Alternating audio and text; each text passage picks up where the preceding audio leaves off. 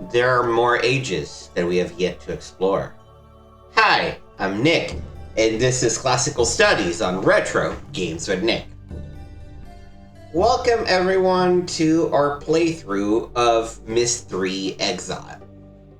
This was one of my favorite games when I was a teenager, and also in many ways the black sheep of the Myst family. I say black sheep, I should say more like the most underrated game in the franchise. That's because by this time, first of all, as you can clearly see from this intro screen, which is from the GOG version, Ubisoft is the developer of the game. At this time, Cyan Worlds, the creators of the original Myst and of Riven, the sequel to Myst, were actually developing the sort of the MMO version of Myst. Because, you know, we're talking, I believe, let me double check real quick, but I think this is probably 2004? No, 2001. This is 2001. So at this time, the internet is starting to boom. MMOs, especially Ultima Online, are popular. World of Warcraft was not quite on the scene yet. It would take another year or two for that to happen. But that was still big enough that Cyan Worlds decided, oh, you know what, we're gonna make Myst in a real persistent world. And that became Uru, Ages Beyond Myst. In the meantime, you know, they kind of needed cash. They were just like, okay, well, let's let Ubisoft develop a Myst game, essentially. And thus, Myst 3 Exile was born. I believe that the later games, Myst 4 and Myst 5, are also co-produced with Ubisoft. But for some reasons, fans tend to poo-poo, at least fans at the time tended to poo-poo on Myst 3 Exile a little bit, as if it were impure just because it was developed by Ubisoft. I think it's a fantastic game. It kind of goes back to the original Myst idea of each age its own separate like puzzle box that you have to solve, but they also all connect together at the end, and I think in a very neat way. So I am very excited to get us to play through Myst 3. Without further ado, let's hit new game button.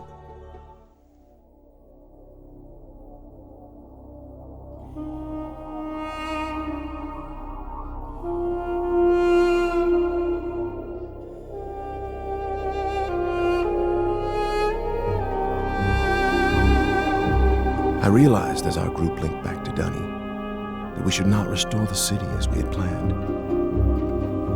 The once magnificent buildings lay in ruin, testament to the hatred that had consumed them. Too many people had fallen victim to that hate, to the prejudice and greed from which it sprang.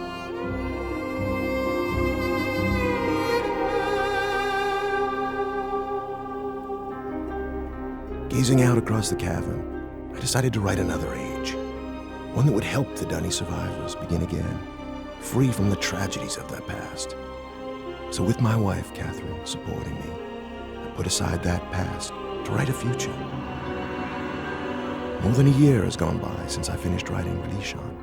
I have a new daughter, who I hope will someday link to that age with me. And as I imagine Yisha meeting the Dunny, those brave men and women who are building a new life for themselves, I realize I've been given another chance as well. A chance to learn from my mistakes and leave the past behind me once and for all.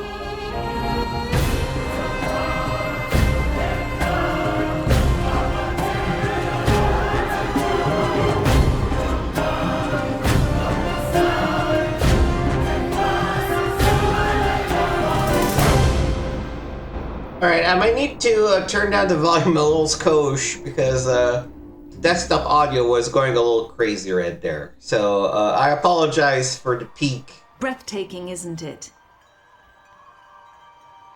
We call it Tamana. We moved here after Atrus finished writing Releeshan. He wanted us to have a new home too. I'm so glad to see you. I told Atrus our paths would cross again. He was just going to grab something for your trip to Releeshan, so he shouldn't be terribly long. Unless he decides to check over the whole house first, which means he could be hours resetting all his padlocks. But I know he was looking forward to introducing you to the Dunny, so he shouldn't be terribly long. Why don't you wait in his study?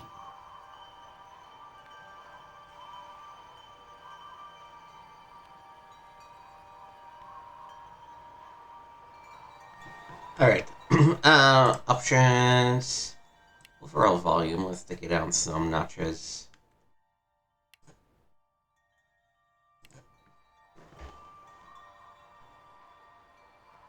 And hopefully this is better. I've never seen the volume in OBS, like, the whole bar was full red. It's like, we hyped it maybe a little too much. But, you know, there was some, like, hype music, 100%. I was thinking, I actually don't know whether this trip is exactly what Atrus needs right now. I haven't been able to get him out of the house for months, ever since he found his journals out of place. But seeing how well the Dunny have settled in on Releeshan should help him to finally relax.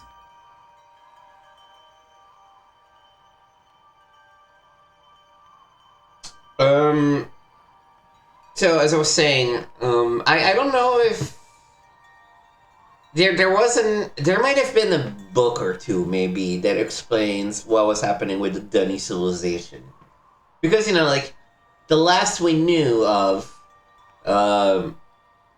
when kind of, you know, freed Katherine from Riven, and the age had kind of gone to poo-poo, but Atrus thought he was the only survivor of the Dunny civilization, and apparently there's a bunch of people, so there's that. But yeah, he's writing a new age for them to go rebuild after the tragedy, which I don't know if we haven't learned what it is. I do not know what it is, if it's explained in the later Myst games. And so we're just gonna go and chill. Can we actually go this way? No, this way is locked. The other door.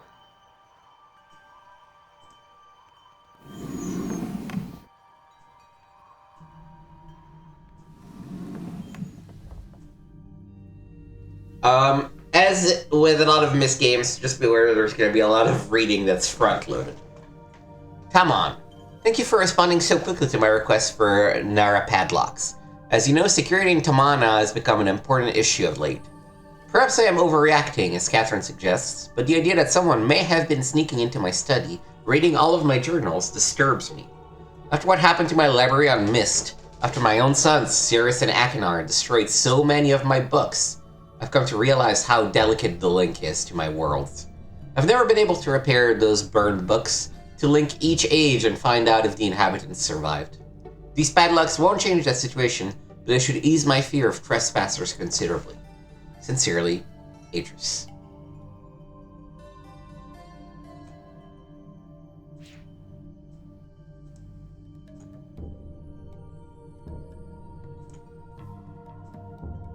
Picture of Sirrus and Achenar.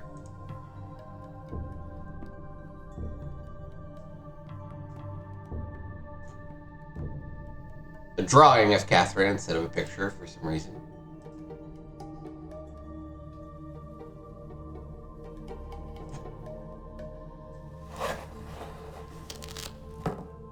This is the Riven book.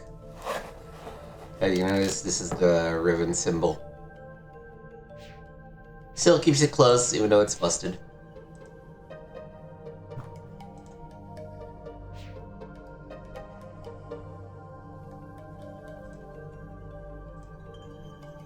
Well, my friend, I see you found the Releeshan book. Katherine tells me you've been here for some time. Sorry if I've kept you waiting. But since we'll be gone a few days, I needed to secure some of my things. And I also wanted to bring you this. It's a journal I kept while I was writing Releeshan. I thought you might find it interesting to read about what I'd hoped to achieve, compared to what the Age truly is. Well, just let me get my keys to unlock Releeshan and we'll be off. Oh, and I'm interested in hearing what you've been up to in recent months. What's happening? Oh no! Someone shut up! Stir the fire!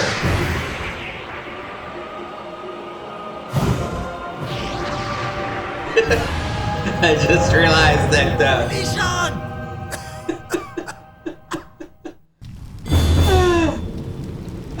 before we hop into... Oh, let's just stop.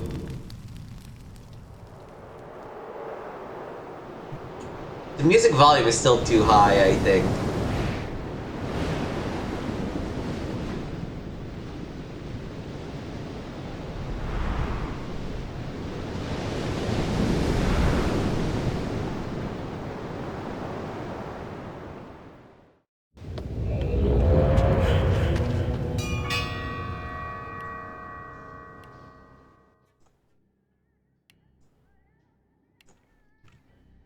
I was gonna say, I started laughing because Atrus was like, oh yeah, let me get like a nice padlock and shit.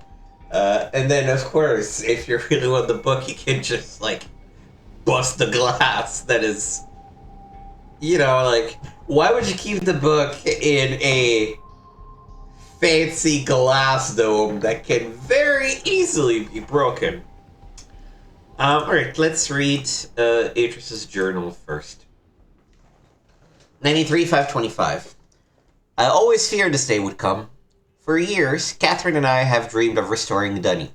We have dedicated our lives to the task, taking it upon ourselves to locate the citizens of Dunny and convince them to return to their ruined city and rebuild. Our dream has become the dream of so many now, and the progress we have made towards achieving it is something of which we can all stand proud. But I know now that it has been a mistake. The city of Dunny should not be restored. It should stand forever in ruins as both a symbol of our past mistakes and a memorial to all who lost their lives when Dunny fell. The devastating events of recent months, the war on Tirani, and the death of Uta in particular, have driven this truth home to me quite forcefully. If we rebuild the city walls today, are we not giving approval to the very illness that destroyed our civilization in the first place? Are we not setting ourselves up to repeat that pattern again in future generations? I have put much thought into this tonight, and have found only one solution. If we, the men and women who survived the downfall of Dunny, are to thrive, then we must break the pattern of hatred which has destroyed so many lives. We must begin our civilization anew. And we can only do that if I write us a new age. I have spoken with Katherine about this, and she agrees. I only hope the others will see it as well. 93-526. Will these people never cease to amaze me? I thought they would object to my decision. After all, most of them linked back to Dunny specifically to see the city rebuilt. But when I told them why we should not restore it, their response was immediate and unanimous. Whereas yesterday they thought only of rebuilding, today they concentrate solely on salvage. They intend to take from their ruined city only that which is best, and move on. Everywhere I look, the enthusiasm for this new task is obvious. It heartens me, even as I face my own monumental contribution. I have written many ages in my lifetime, from my first timid attempts under the tyrannical tutelage of my father to my most recent accomplishment, Averone. Never before has so much been riding on my skill. The age I am about to write must be all that I ever imagined and more. How am I going to achieve it? 9361. Katherine laughed this morning when she saw me drudging out my old notebooks. I must have made quite the picture, sitting near the embers of a fire surrounded by countless commentaries and journals. Some of them seemed more dust than paper, but the hours I spent sifting through them was worth it. Ideas for what this new age might be are tumbling around in my head. There are almost too many to catch hold of. Obviously, I must choose some starting point as my anchor. Writing ages is a science, a precisely structured equation of words. Every equation needs as its foundation an underlying concept around which the age can develop. In the past, I have written my books around whatever idea intrigued me most at the time. I wanted to discover how the age to which the book linked would manifest the results of that idea. Sometimes civilization had arisen, sometimes they had not. But whether society had come to exist on the age or not, it was often in response to whatever concept the book I had written embodied. This time, my search for a concept must be weighed very carefully. I already have the civilization I wish to see develop. I knew our history as a people, and the paths we have followed to arrive here. Today, I must write a book which will link to an age that will allow us to continue on our way, growing ever stronger as one people. What underlying concept must this new age reflect that will best allow our civilization to thrive? I fear I must think on this some more. 9365. It has taken me some time, but I may have found my anchor. It came to me as I was considering what I know about the survivors of Dunny.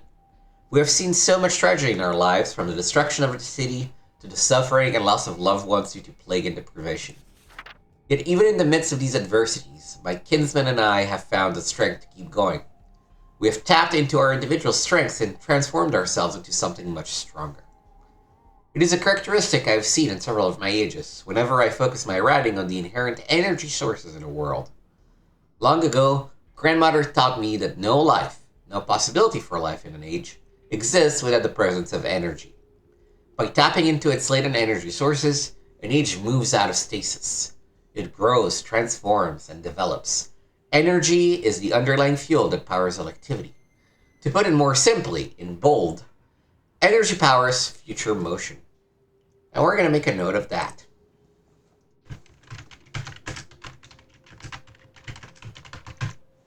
Oh, and I should shift the notepad window a little down so you can actually see the first line. There we go. Yet, as grandmother also liked to remind me, energy in an age takes on diverse forms. Each one has strengths and weaknesses of its own. How many forms will this new age contain? Which type will be its dominant theme? Tomorrow I will link back to Myst, and from there revisit several of my ages. Perhaps in my old worlds I will discover new ideas. 9366.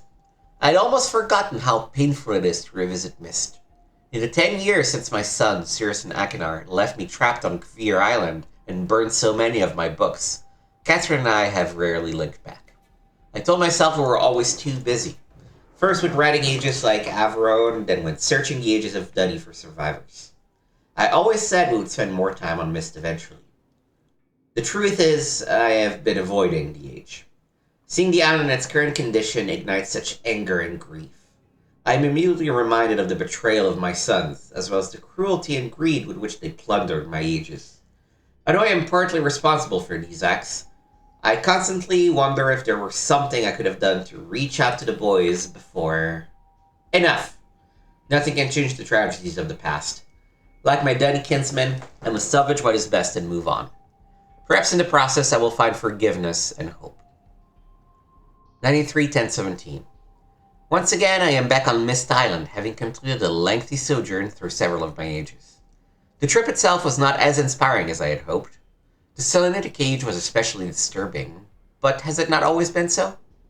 The very first time I linked to the age, its uninhabited landscape was shaken with tremors. At the time, I felt it was because the energy in the age was unfocused, as if it were at war with itself. Stability finally came, but even after it did, I never truly felt comfortable there. I missed the more natural balance of ages, like Channel would. Perhaps that is the lesson to take home with me. The Danny, too, have faced much turmoil in their history. Their lives have been unsettled enough. Perhaps I should be striving to offset the energy that already exists within our civilization by providing it with more stabilized environment in which to grow. An environment in which the natural equilibrium of the world serves as a counterpart to the upheavals of civilization. The more I consider it, the more I wonder if I should make nature the foundation of this new age. Worlds like Channel would attain equilibrium quite easily, primarily because of one reason, in bold. Nature encourages mutual dependence.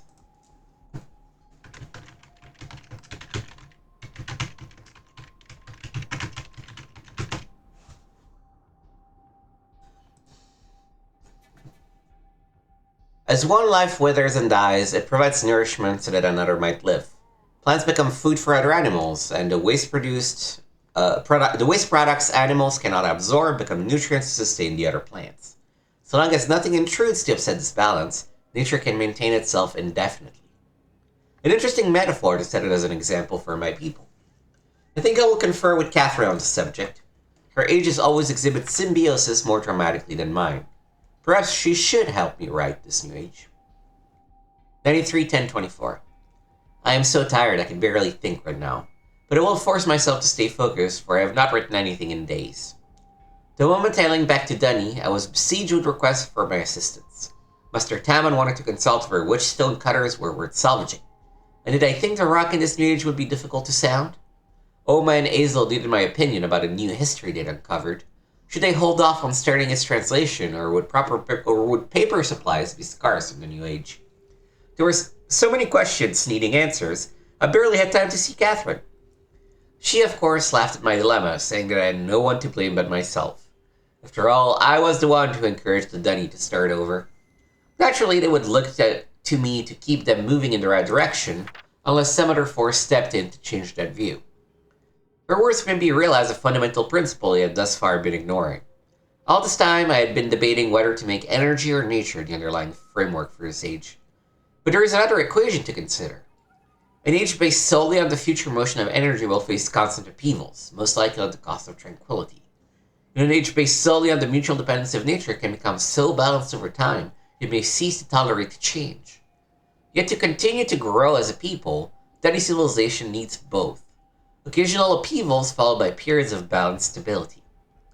I have seen such situations occur naturally on several of my ages. Each time was because I centered a writing around some dynamic force that I decided to make prevalent in the age. Such forces allow the balance between forward motion and mutual dependence to fluctuate. As one concept takes precedence, the other recedes until another force surfaces to change things. As Catherine's insightful comment reminded me, in bold, dynamic forces spur change.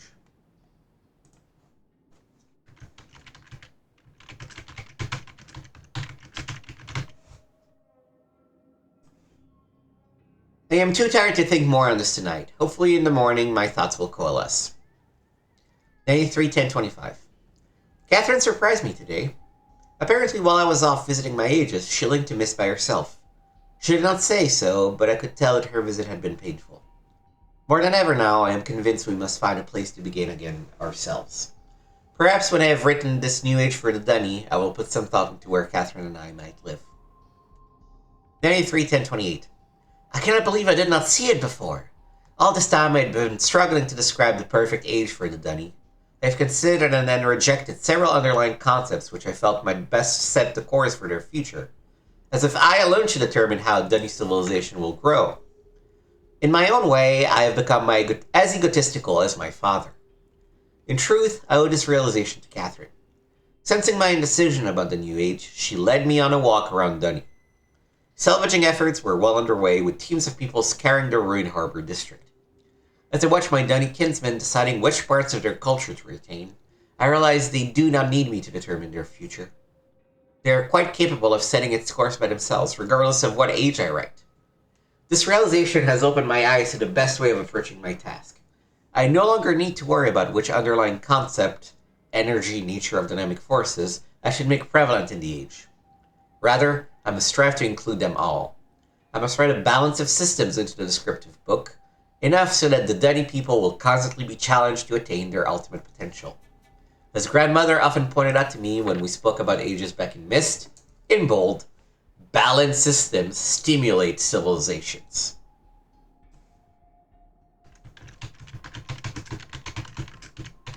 Stimulate civilizations. At last I feel I am ready to begin writing this age. Indeed, I am eager to begin and have already come up with a perfect name. I know grandmother would have loved it. Of course, Katherine could tell the moment I turned to her that I had finally found my starting point. I babbled on excitedly for some time before I noticed the smile she was hiding.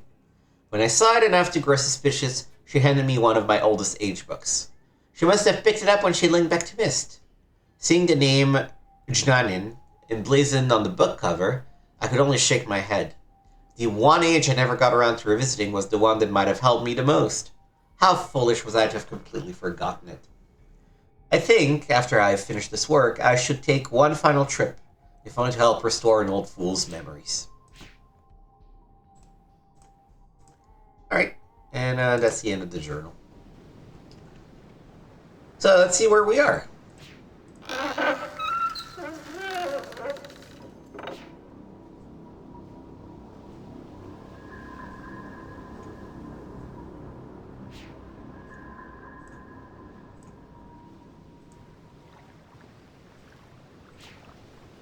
There's a door there, but otherwise blocked by this giant rock.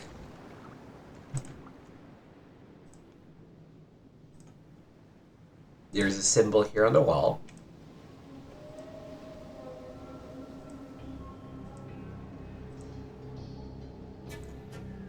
This thing is pointing at something.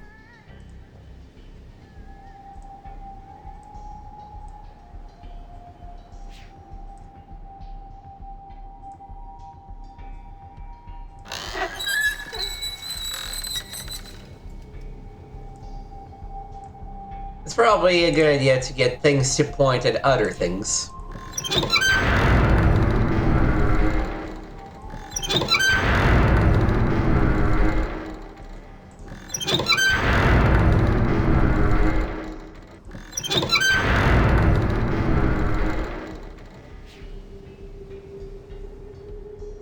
Alright. Sorry, I accidentally clicked off screen, and now something is bugging me, so there we go, that's better.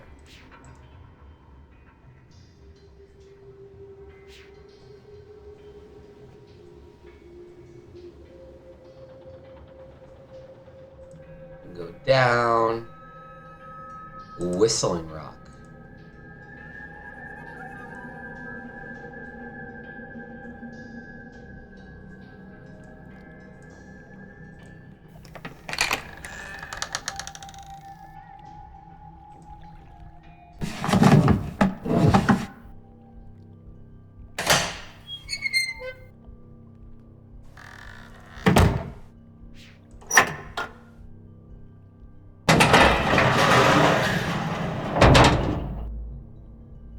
Well, this very much looks like someone's home, huh?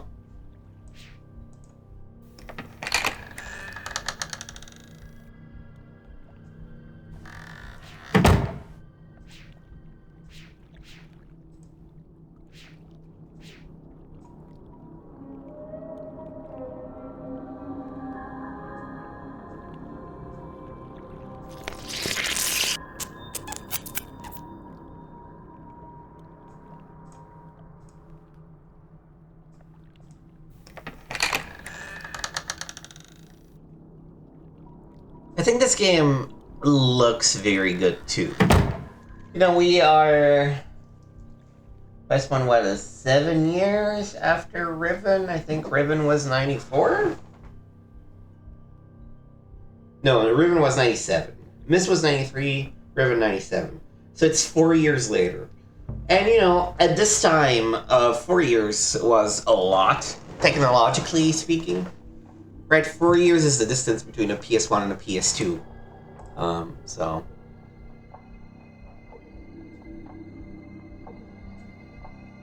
Alright, here's the second book to read. I have done it. I have used his swirling linking books to follow him. I touched my palm to its glowing panel and felt the tingling begin. There was a sudden sickening lurch inside my stomach, then I fell into the page. This has happened before. I know it.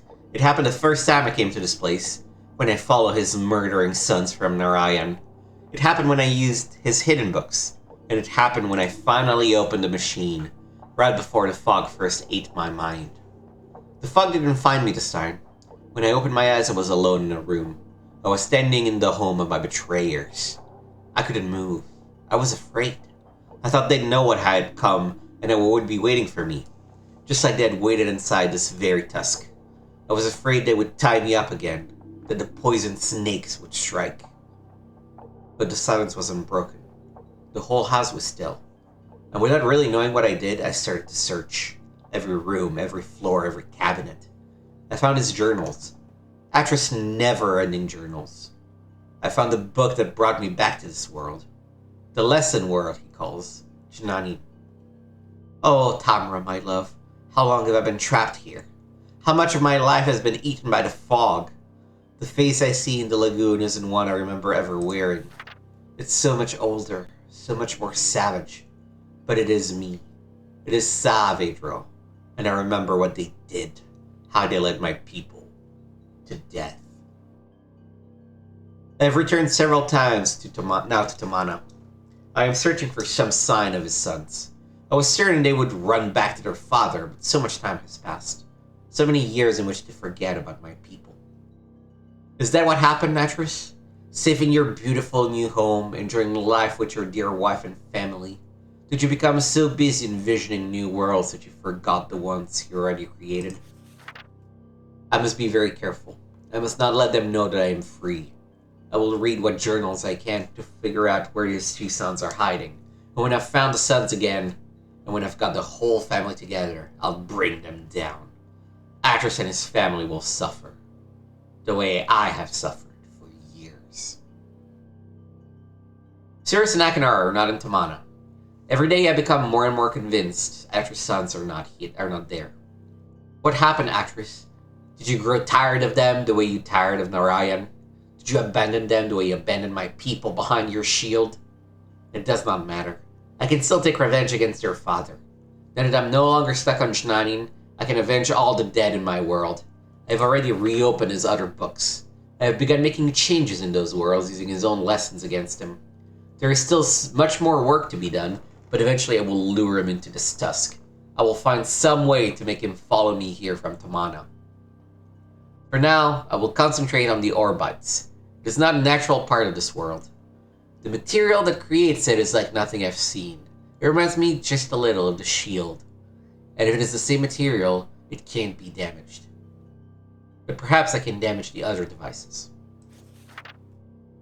No! It cannot be true! Surely his journals deceive me. He says it's brought them back.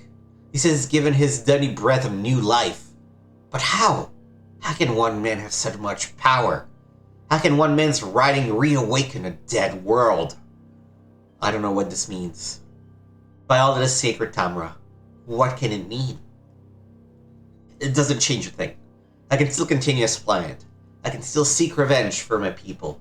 I will make my enemies suffer. By the weaving, Tamra, this changes everything. I have found a way to reprogram his scanning device. It requires scavenging parts from another mechanism in the tusk, but I think the gears I leave can still be operated by hand. It is finished. All is ready for Atrus' arrival. Tonight I will sleep among the ghosts. Then tomorrow I will link into Tamana. When I link out, I'll be carrying his book. May the spirits of my people serve to guide me in this. And so as we keep exploring the ages that are linked into Jnanin, we will get more pages of Saavedra's diary and learn more about what happened to him and how he coped with it. But now we already have some important things to pay attention to. Specifically, these things that we'll need to use to unlock something in a minute. Alright, for now, let's head out.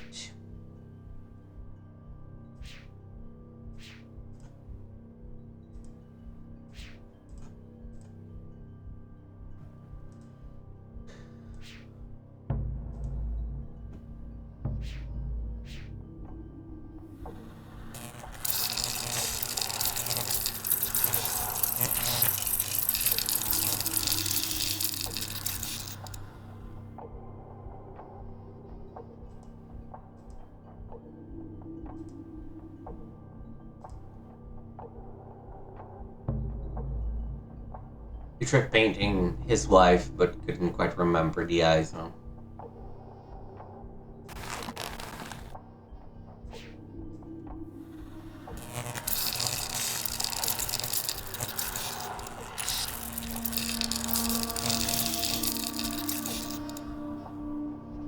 So we learned from these two animations that electricity can open up these carnivorous plants, and also sort of create an anti-grav thing.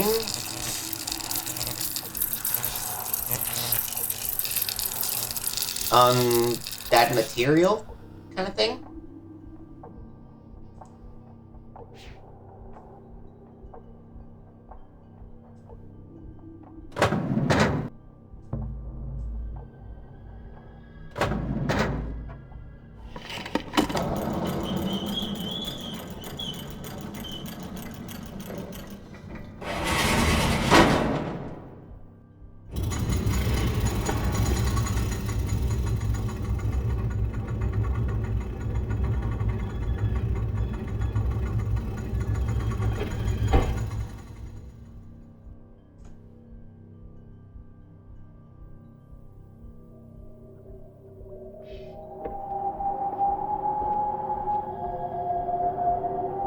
Atrus? Is that you? Come to rescue your book so soon? Not yet, old friend. Not yet.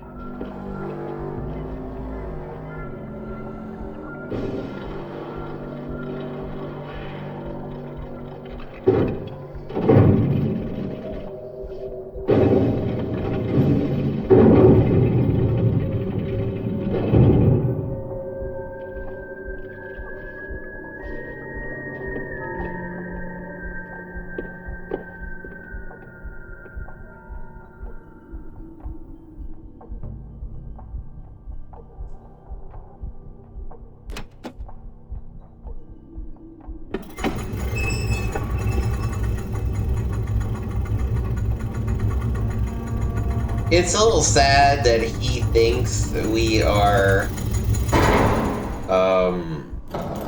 Atrus. And, he's about to be, very badly surprised by, who's actually here.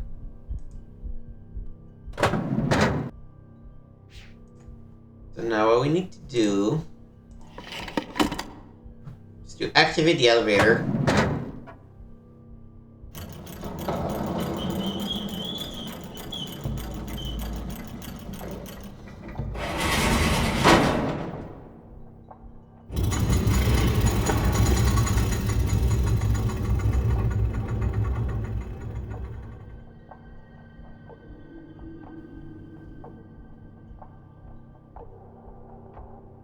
So we can go down the pits and move some things.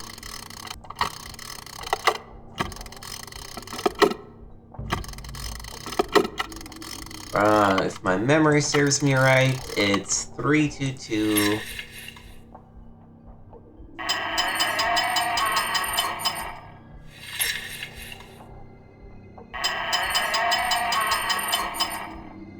Two of them should face out. These like little roundy parts should face out, and one of them should face in.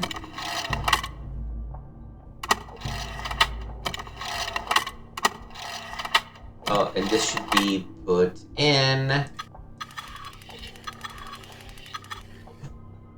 And these should be like that. Let's double check the journal. 2 thingies out, followed by a thingy in. 322.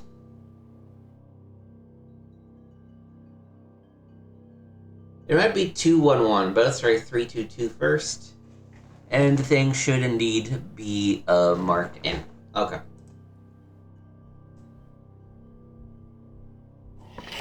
Call the elevator again.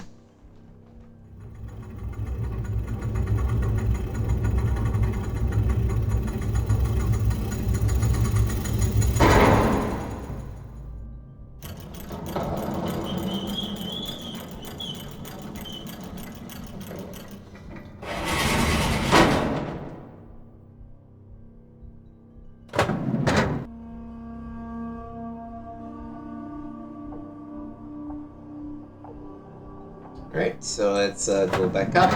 If we've done things correctly, the elevator should sort of rotate. Yeah! And when we go out, we should be able to actually exit the elevator.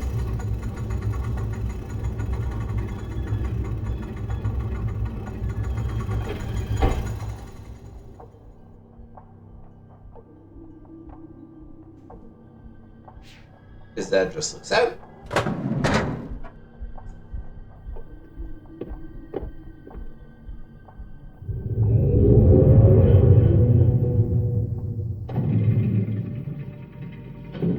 Boop.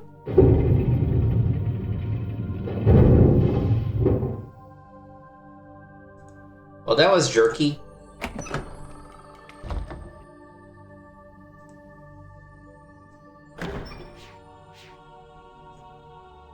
It's just gone.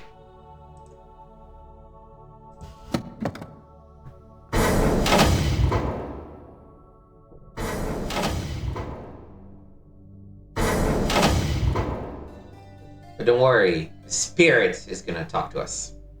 My sons, I promised to teach you the secrets of my ages. This world is the first step on your journey.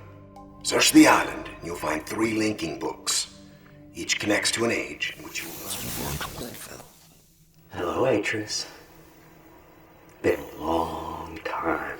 Sorry I'm not there to greet you in person, but I just didn't think it would be wise, considering how long I've been stuck here. Trapped in these lesson ages by 2 very greedy little boys. Your sons, Atrus, Sirrus and Achenar. Of course, they're not so little anymore, not so innocent. I thought a lot about innocence these last few years and what happens when it gets lost. Worried about Releeshan? I have it. Worried about friends, relatives, people you can't get back. I know just how you feel. But if you want to do something about it, you're gonna have to open this device. And there's just one problem. I've changed the 3 symbols that do that. So if you want to reclaim Releeshan, you're gonna have to take your own class.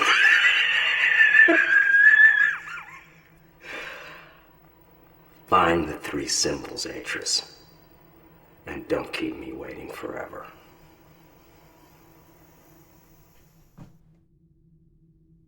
See, here's the thing. This is a dumb plan on his part. Because, as we learn, the symbols that will lead to the final age can be directly translated if you know the phrases and the symbols representing the phrases without needing to go through all the ages. But I guess you just wanted, you know, some revenge. Okay, so we're looking for... Zoom out first.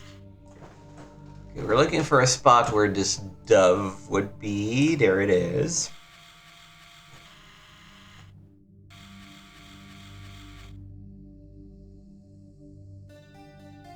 No, that's the door. Where's the dove? Oh, there's the dove.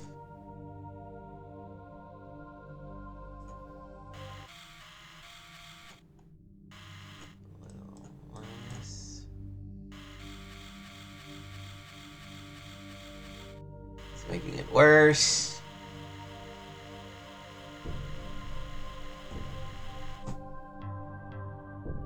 That's pretty good, right?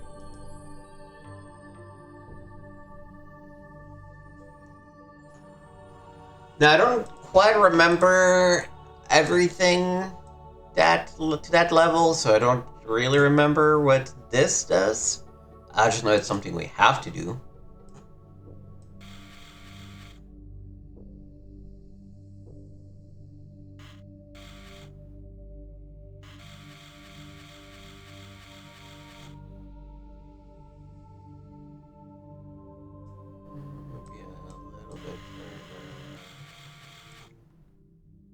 Yeah, that looks good.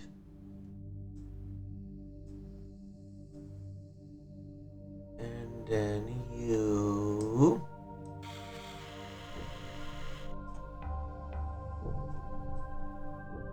There you are.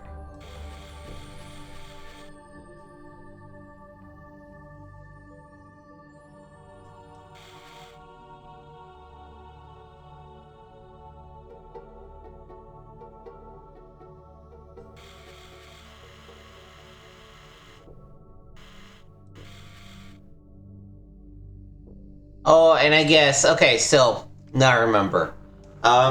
These dots represent, things that we're gonna have to fill out. So, I will leave things here for now, I guess, now that we've identified where things are. Let's go back down, because there's a lot more to discover in Saavedra's, house. Things related to... how the various ages around here work.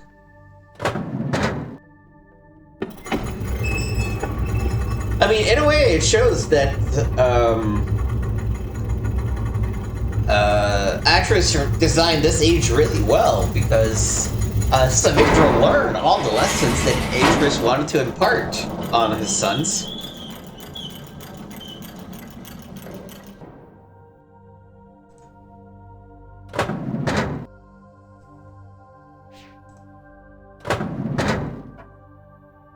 Alright, what else do we have around here?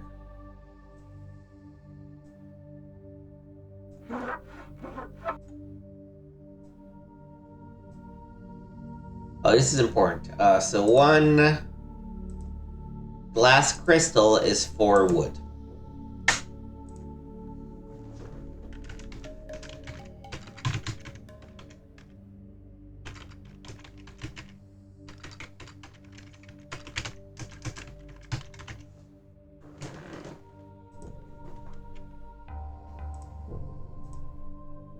Okay.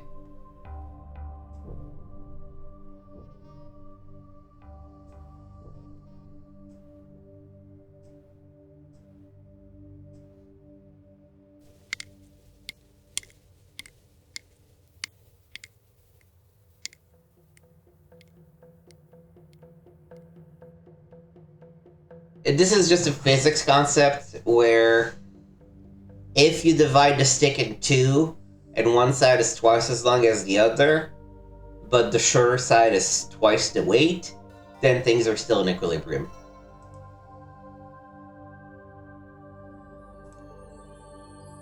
So I do not feel like I need to take notes on that. That's just physics.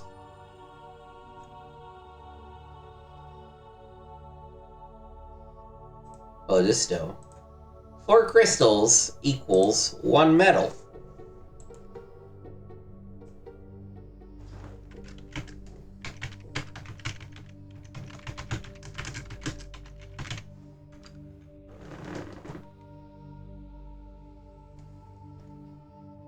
It's a pretty easy conversion at the end. It's just 4 for each of them.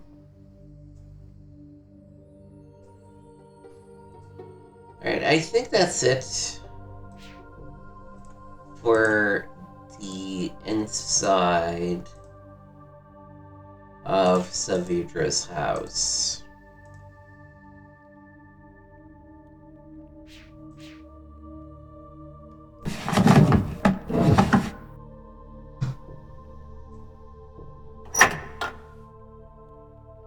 Yeah, I think it's just a one-way thing. There's no...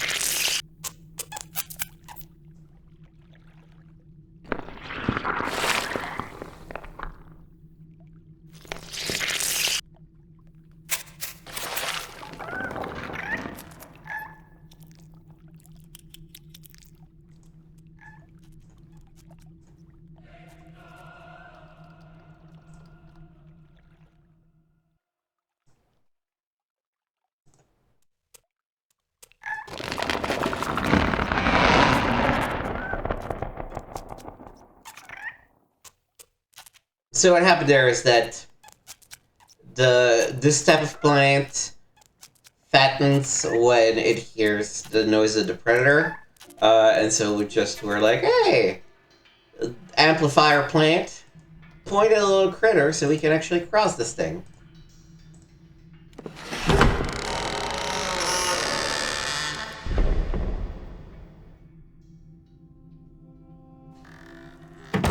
Yeah, and this is where I have to pick which of the 8 quadrants the things go in. Okay. So let's go back inside the tusk.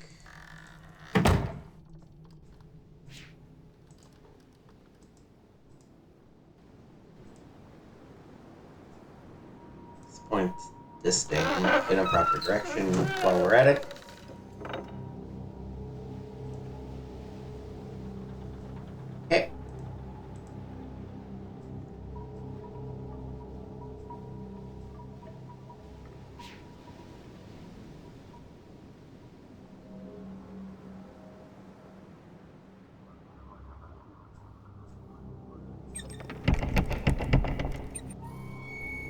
Oh, I need the elevator. Okay. Just for convenience sake, let's go back down. And reactivate the elevator.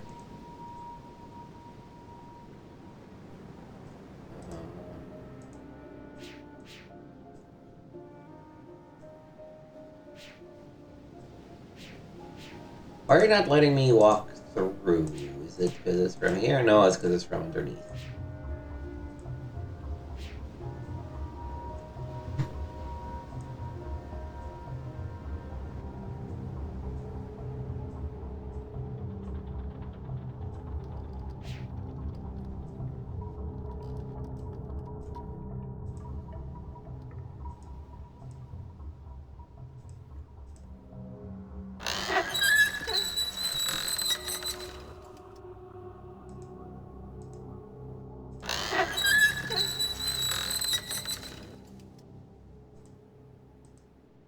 Alright. That points to the green. We should probably actually keep notes of this sequence too. Red to green.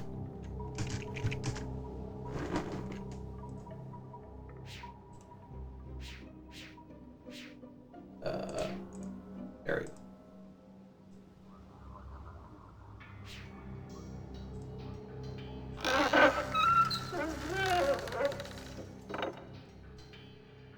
To blue.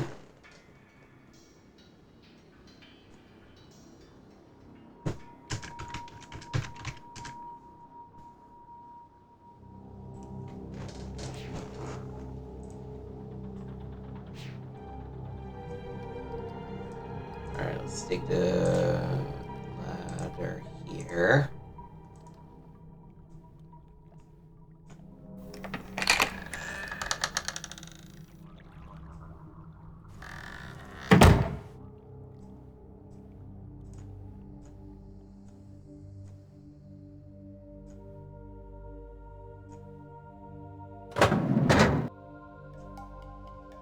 Up it.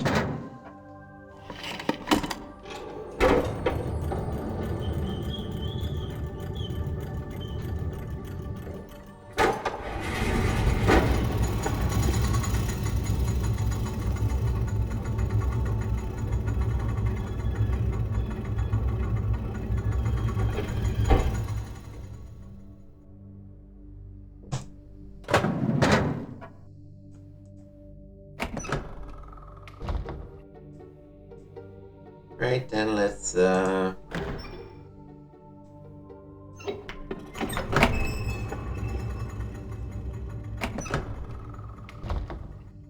that and unlock the door.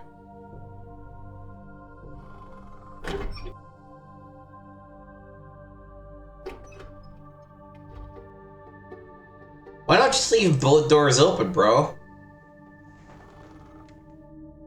Let me skip some animations here. Alright, so...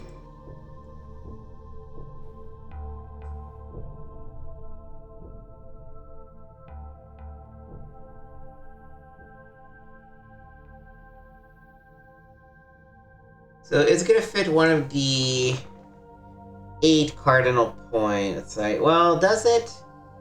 Maybe the in-between works. So, this is... How do I denote this? Let's call it Weird Creature. It would be going from the outermost ring to the innermost ring. We're looking at west, south, southwest, south, southeast, and east, south, southeast,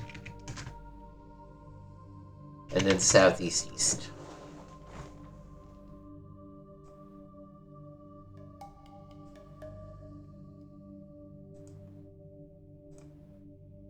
I don't know if we can put the things in between stuff, but... okay, so this is a bird. Clearly a bird.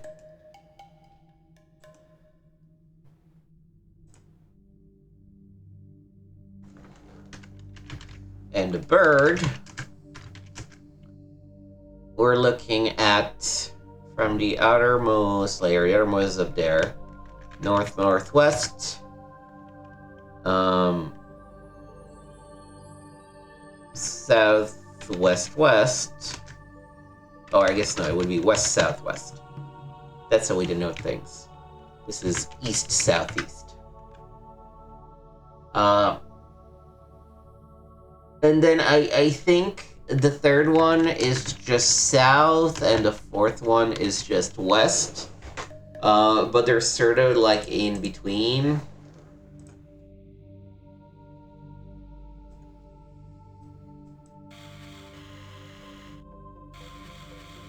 Oh no, you know what? This is a lot more clearer picture. So the last one should instead be southwest.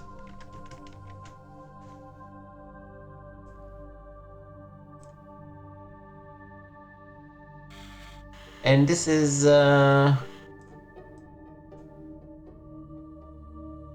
animal one, okay. Ooh, mild spoilers, I guess, but the type of puzzle you have to solve to enter the age kind of tells you which of the teachings that Atrus is trying to impart to his sons we're really looking at.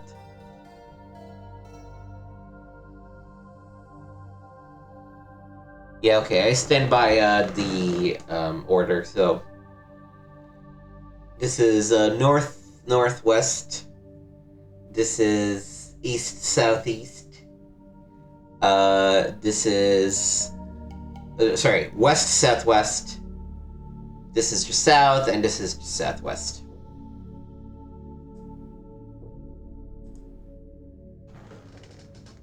Alright.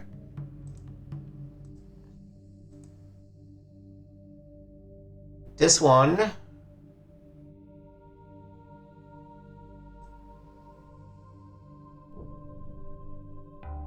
think I'm happy enough with where the symbols are. Let's call this one a lantern. So we're looking at northwest, west-northwest, south. No, sorry, I'm looking at them in the wrong order. North or west, east, southeast, pure south, and then west, northwest. Yeah.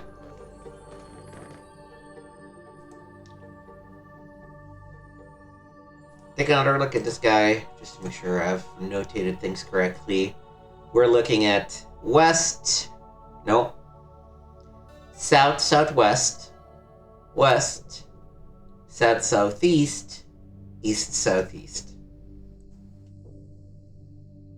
Okay.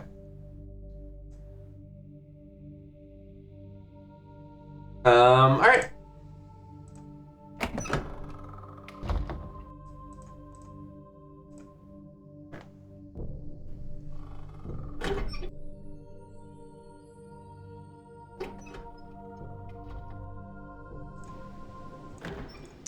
Let's first go unlock every age, and then do them one at a time.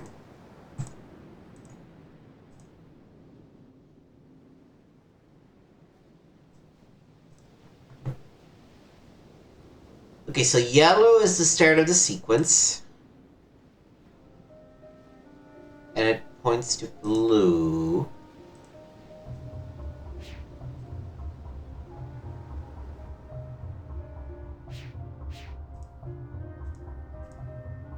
Which is where? Far side of the cliff.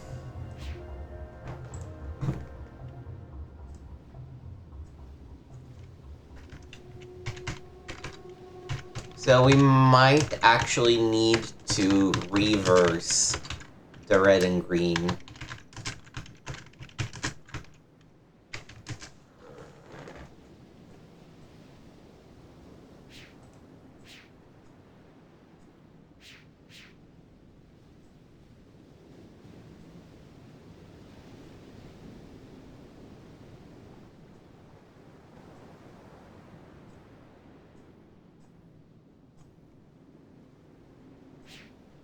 Like, this red right now is pointing at purple.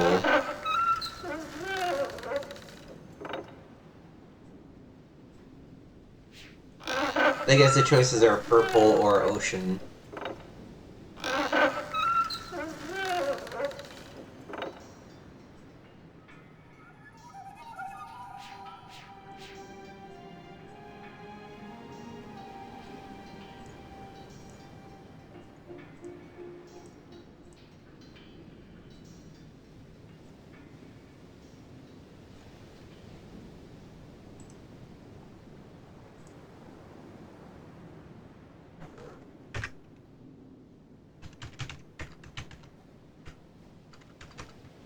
I feel like this is a separate sequence.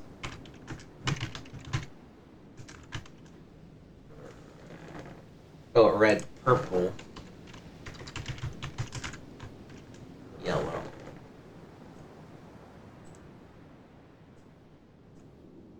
There might be more than one color thing after all, right? So.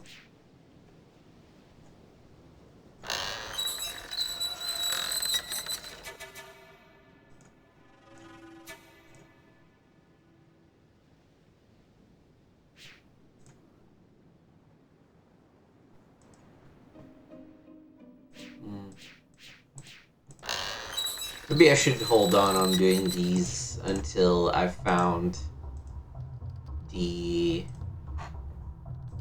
Let's start by opening this guy up.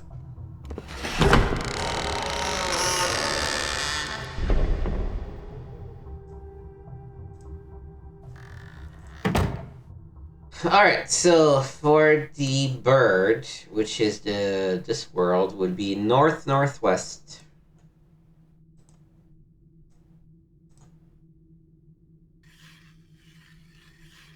North-northwest.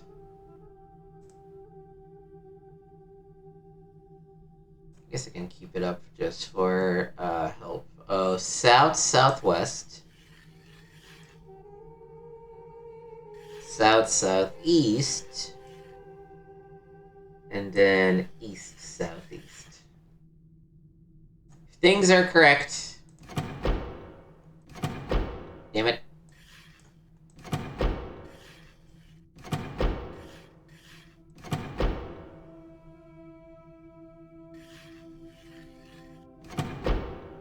Okay, we're gonna have to go and look at it again. These things can be a little finicky because they're analog, so they should snap in place if you're reasonably close to the spot that they intend.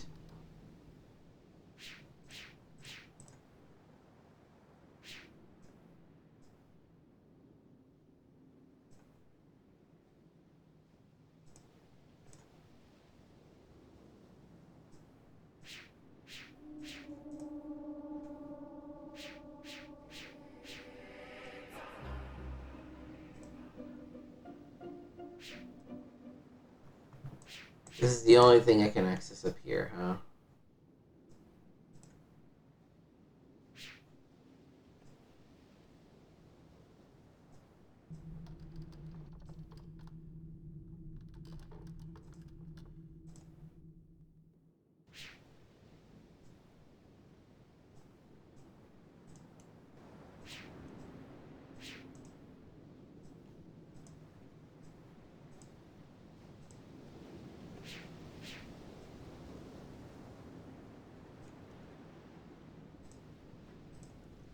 Right, it starts off yellow and then blue. And it's pointing this way.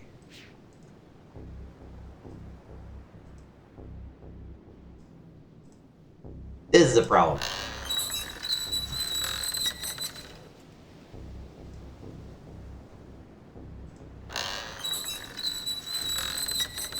So I can either point to the green or to nothing. So I clearly want to point to the green.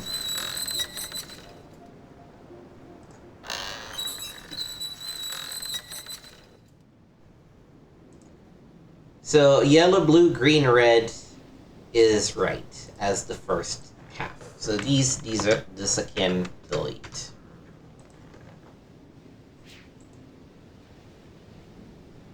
So let's go back around the island. I don't think there's any way for me to actually get across from... Oh no, there is. Okay.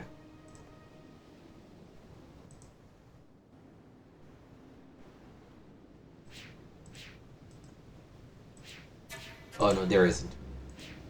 See, to unlock this, you gotta hit the colors in the right order, right? Kind of thing.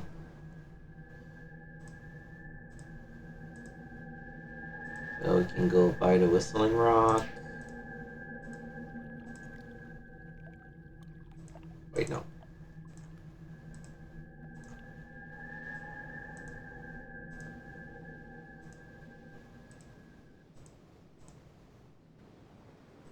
So we did the green and the red on the far side.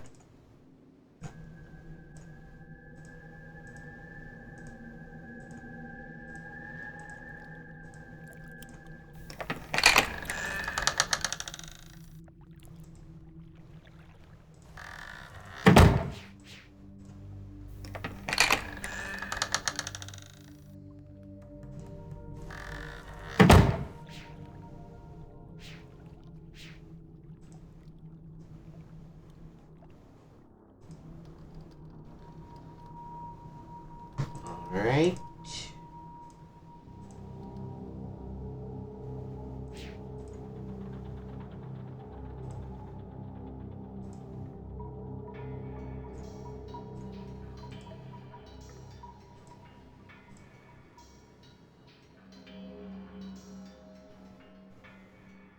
Okay, so we're getting green, red, then it goes to yellow.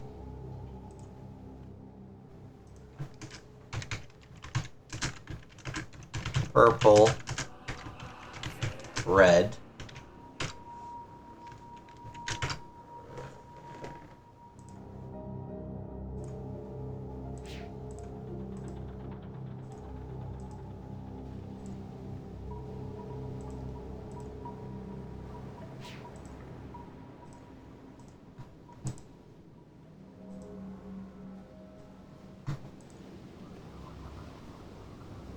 And red is pointing at the thing. Okay.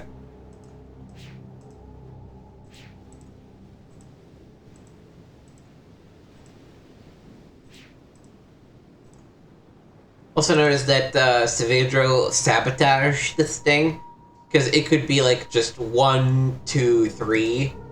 Instead, he forced us to go around the whole thing. Go down and up. Alright, so the order that we wrote down, assuming it is correct, is yellow, blue, green, red, yellow, purple, red. Hey! Alright, I might as well keep the thing on screen, because we need to do this. This, I believe, is the weird creature one, so if we are correct, west, south-southwest,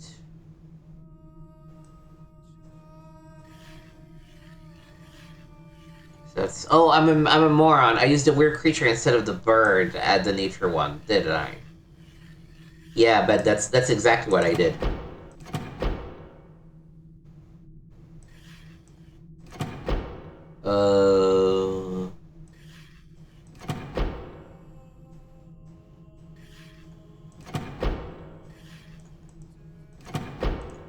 Okay, well, that's another bust. But, let's go back to...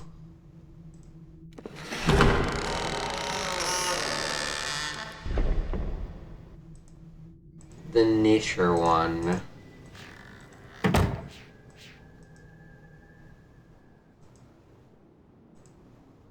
Except it's all the way fucking over there.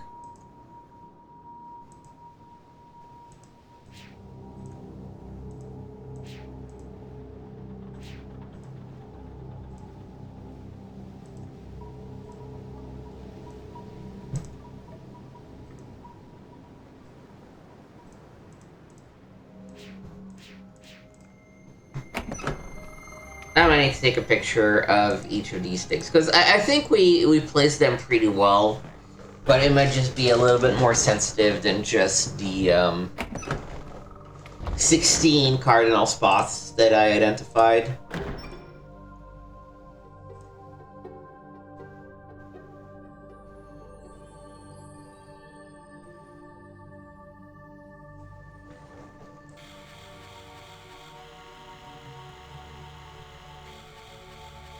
It's also kind of hard to tell, you know. I'm looking at a tusk. When is it at its crispest?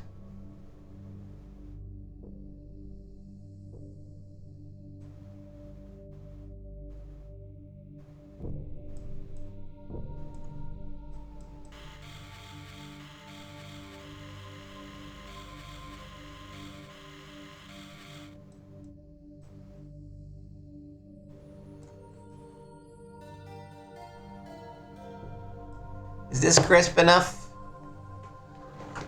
So maybe east it was? But if we're not sure, I think we can just rotate to the innermost until we find the soft spot. So let me take a picture. Okay.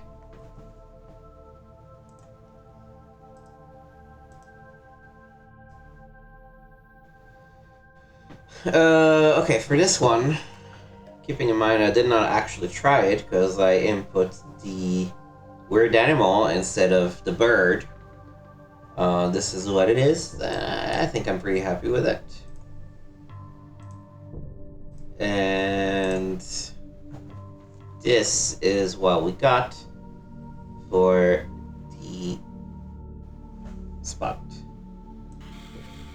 And again, the innermost thing is the one that controls the focus. So, worst case scenario, we can just bullshit our way through the last one, more or less.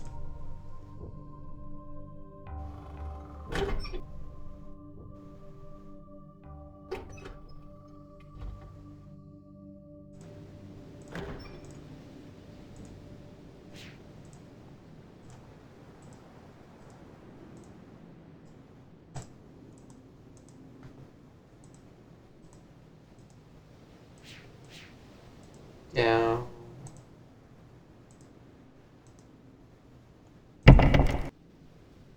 I gotta reopen it? Oh, that's some bullshit. Alright, so... yellow, blue, green, red, yellow, purple, red.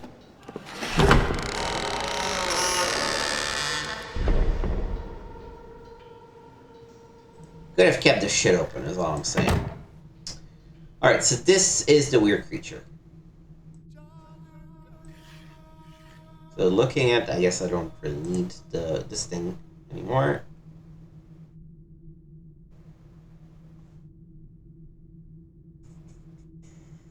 Okay, so kind of look like.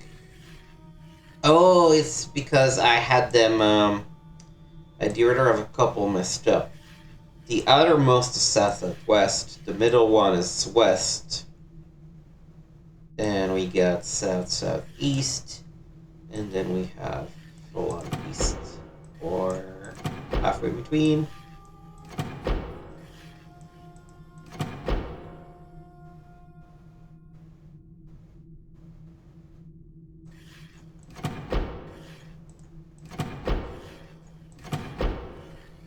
Okay, turns out south for the third ring is where we're going wrong. Alright, and we found Voltaic.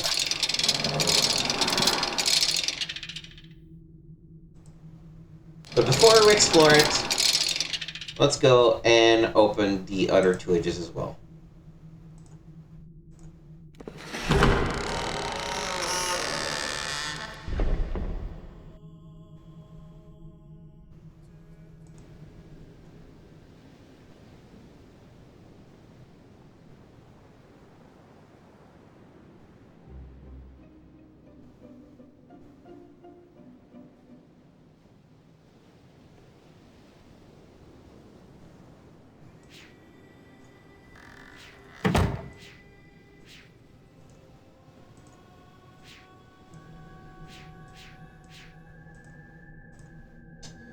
Yeah, I think the fastest way, or at least the easiest way for me to get to the nature one is through the thing.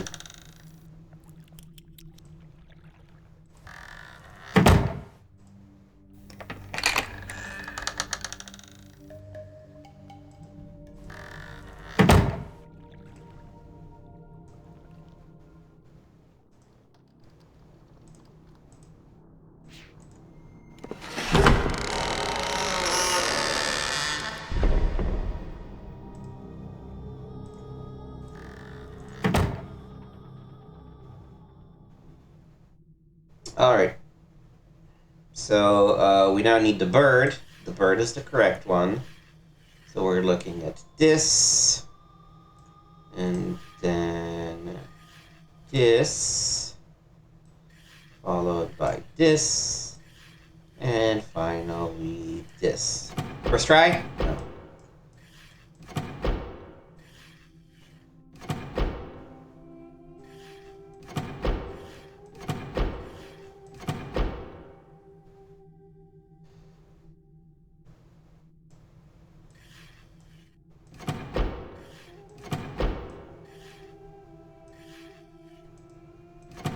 Oh, I'm way off base.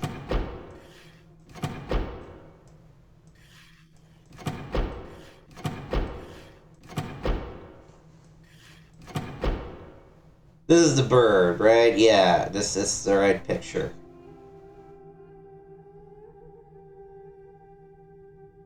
No, I got the order mixed up again. That's why. The third one is south. The fourth and innermost one is this. There we go.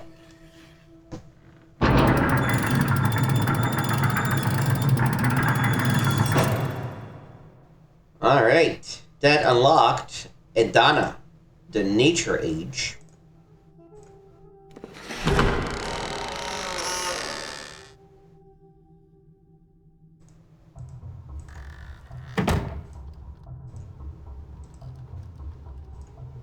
And then last but not least, let's go back to that tusk.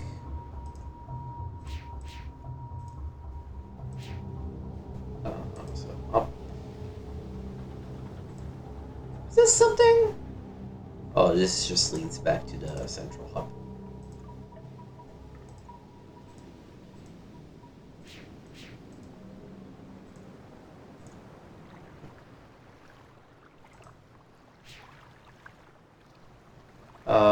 Ooh, we gotta, that's what we gotta do. Hidden ladder.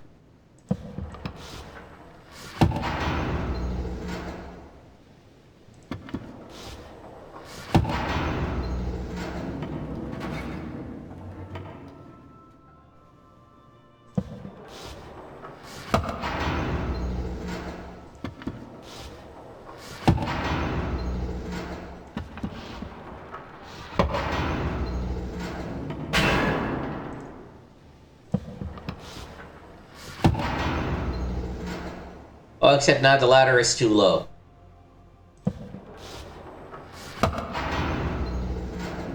Oh, and I messed it up.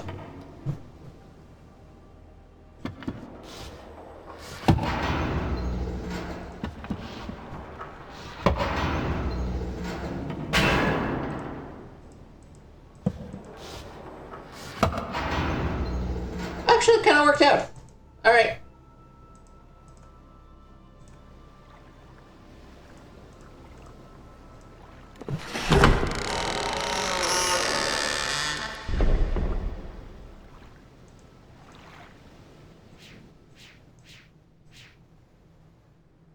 Oh, okay. Back out. We need a floor. Turns out there's a giant freaking marble right there that we could use. Oh, not the way that I was thinking this was going to turn.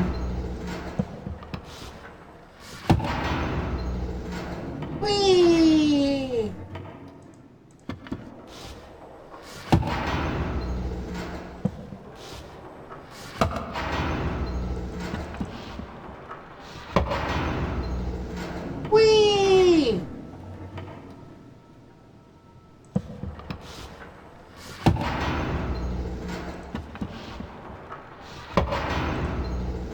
It's funny, I can never figure out how to move it the way that I want to move it. Alright. Now we do have a ground to walk on.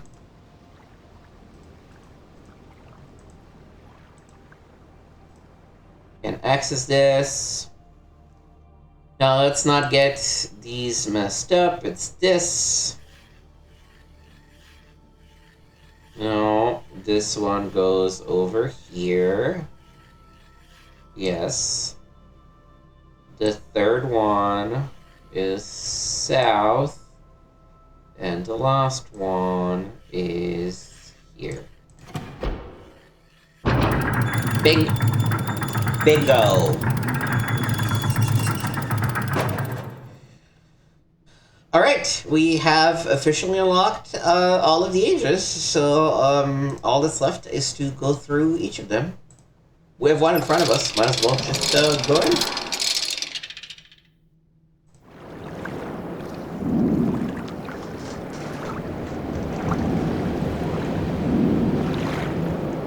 Now, do we accidentally start my favorite age? Which is basically just a giant marble track? Maybe. Alright.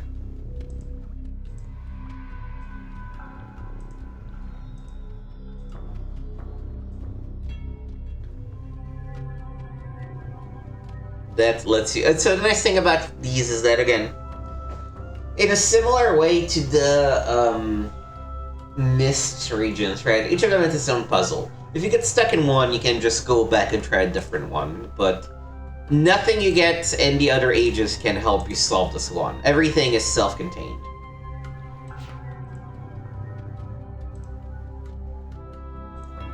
An eye out for pages.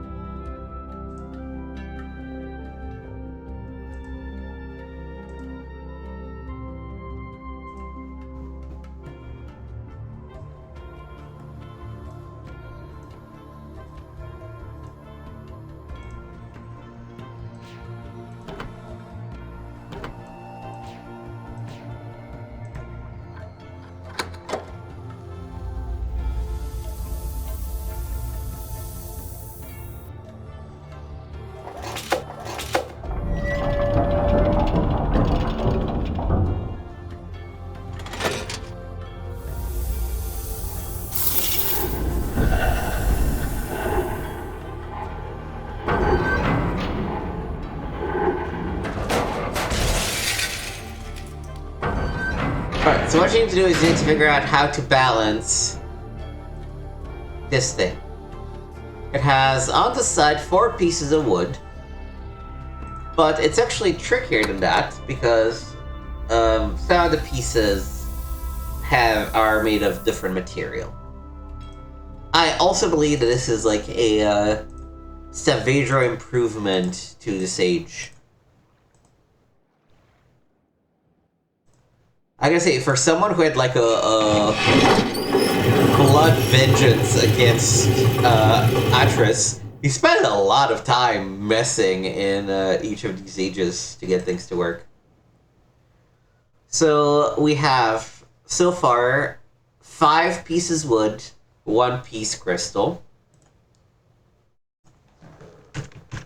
Ball composition. 5 wood, 1 crystal.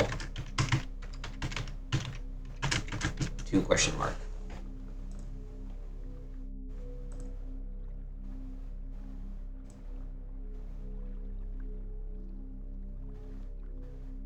Oh, some extra pages.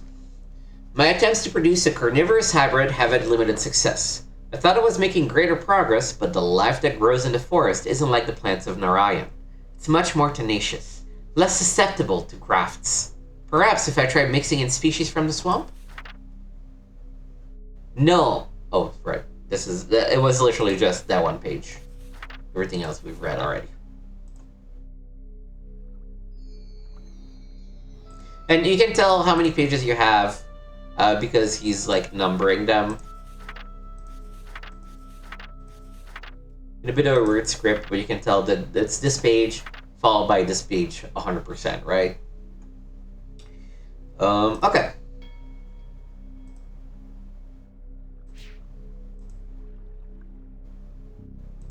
Let's go back down.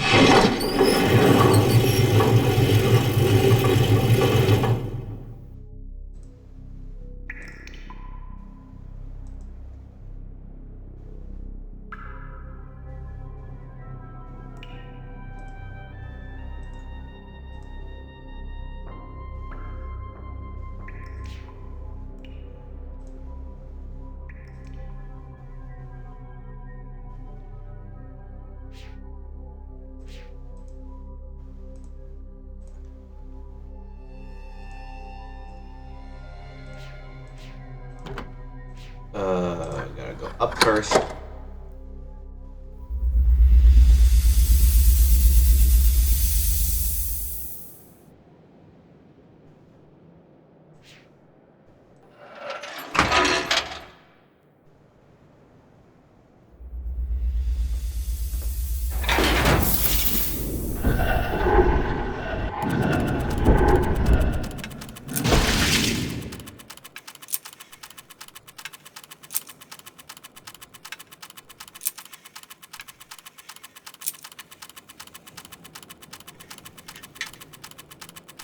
So essentially, I think when the ball hits one of those blue thingies, it blows up. So we're gonna have to go do something. Oh, page. Focus, Saavedro. You must not let the fog come and swallow you. There are long spells, I think. Days, maybe months at a time when I can't remember what I've done. The fog rolls so thick around me, even if I hold my hand in front of my eyes, I barely see it. I strain and strain and strain, but nothing sticks. I think his sons came to visit us twice, on Narayan. The first time, Atrus asked me to meet them. He told me that they would come through the book. He says, they will not understand how your words fit together, but they will use them to open the shield. Narayan, he says, is where their lessons come together. Narayan is the sum of what they must learn. I remember Tamara was carving a spirit mask into the tree the day the boys arrive. She tucks my sleeve to get attention. Points at a glide ship in the sky. I am shocked by how young the boys appear. They look so much like their father, yet they are different somehow too. They're more impatient. And they are angry not to be treated like men.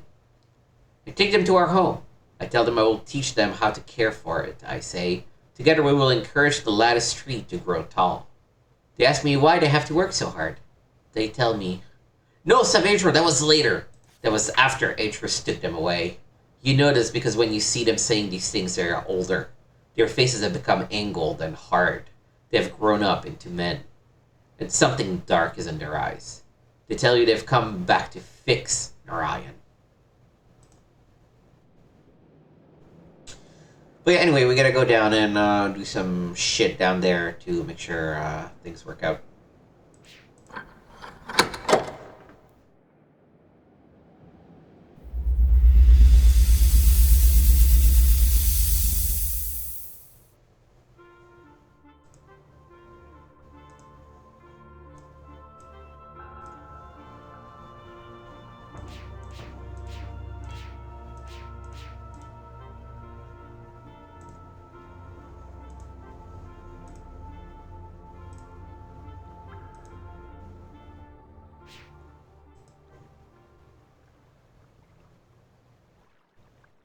So they seem to have caused a rift amongst Saavedro's people.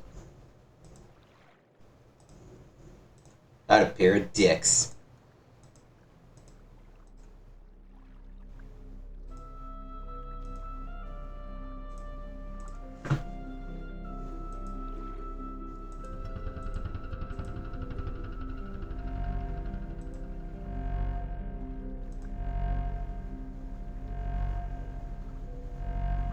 They're like resonating force fields of a sort, right?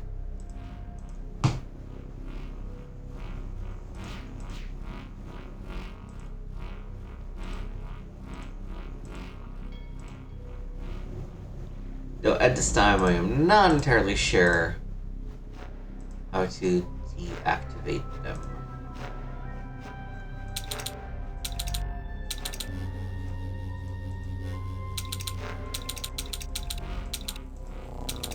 So again, you can't pick the option where they're just deactivated. Rather, you sort of pick...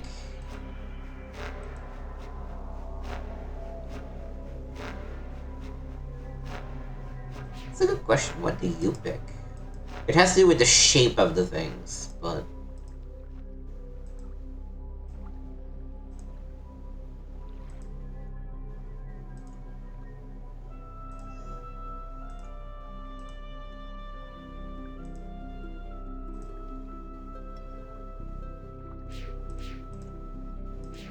Gotta be a way to go up and around, isn't there?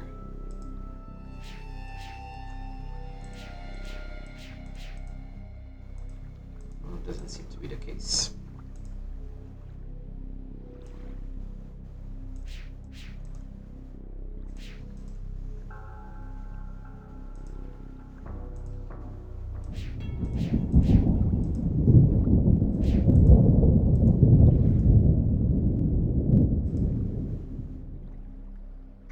Alright, so we've gone around. There's one puzzle we still haven't managed to figure out how to access.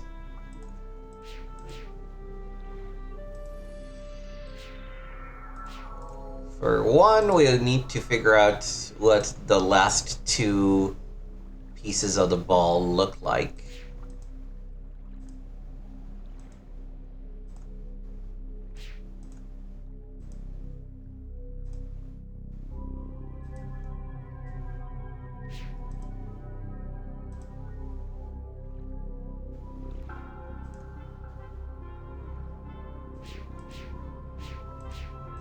Oh, I feel like we're very close to being able to see it. There we go. Alright, looks like the rest is wood, too. Yeah, because it's these top two that we're missing. Alright, so it's 7 pieces of wood and 1 piece of crystal.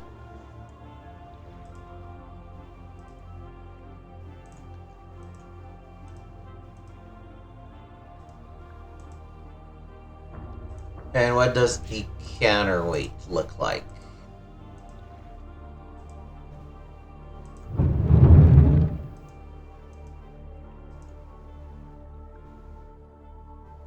Oh, you gotta pick the appropriate counterweight. Okay.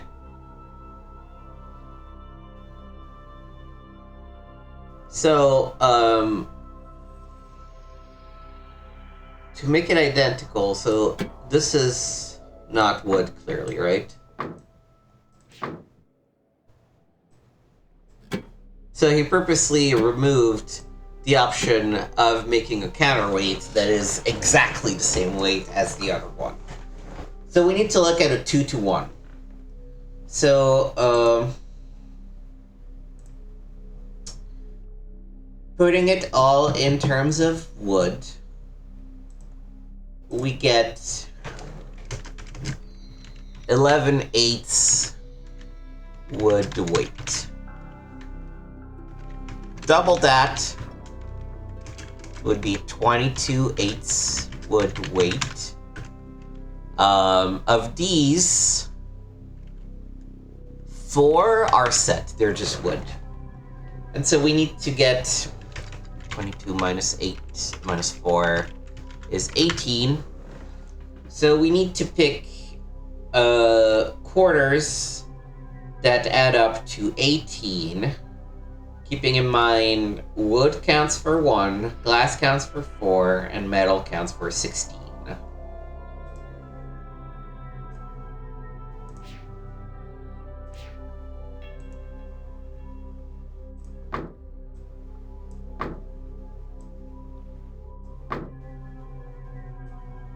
Boom. 2 pieces of wood, 1 piece of metal. That's 16, 17, 18 plus 4. This thing doesn't need to roll, right? It's clearly attached. So this will be enough to counterweight it. And now what we need to do, but are there pages around here-ish that we could collect? No?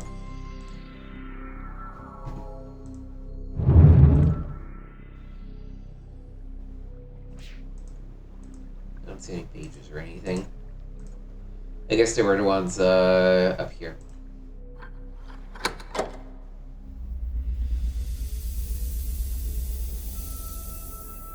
And of course, because the left side is heavier, we do want to move the counterweight that way.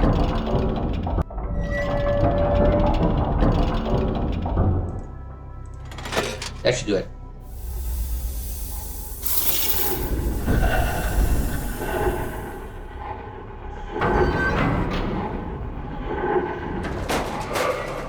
Boom! Puzzle number 1 solved.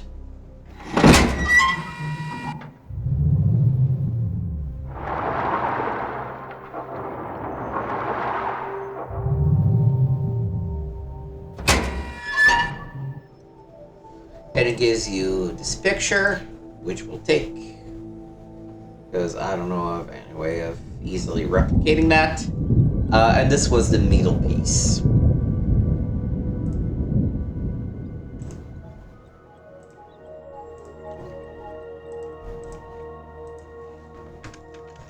Middle piece equals first picture.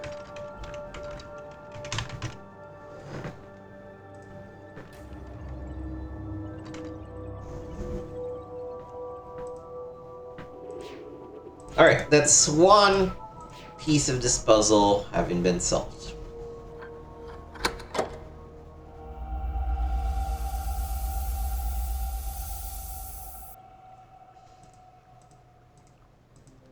The trick there is to realize that because the thing doesn't need to roll, it doesn't have to be a full ball. Right? You're very happy with just having 7/8 of a ball as long as the counterweight matches.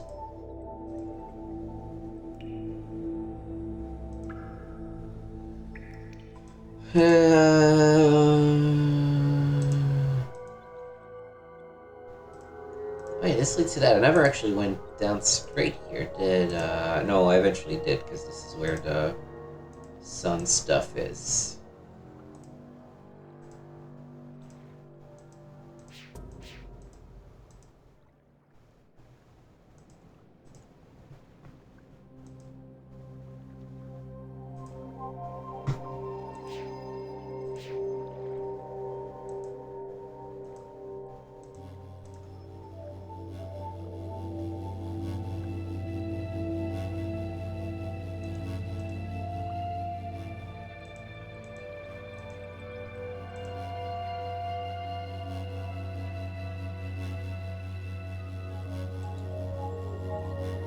So these have to correspond to the pieces of the puzzle or something?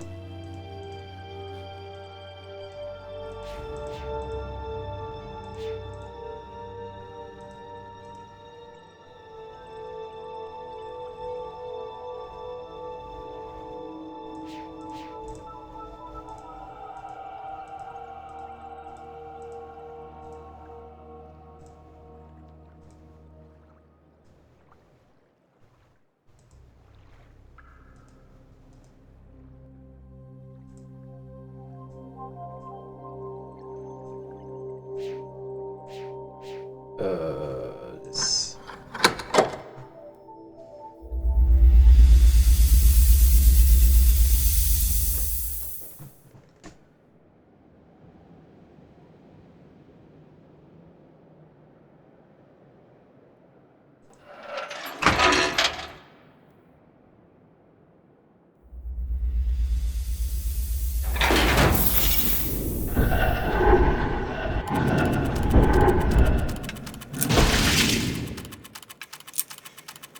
So you gotta list the order in which you cross the gates. Okay, I see.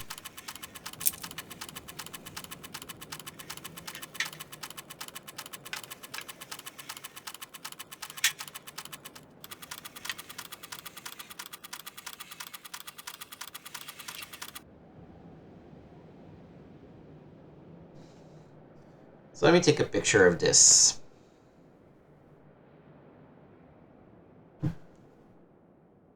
So we try to match it to... Alright, go down.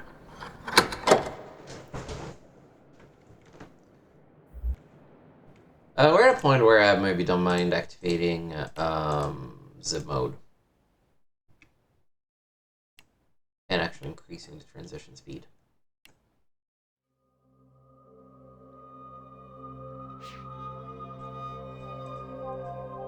Okay, so we go back down.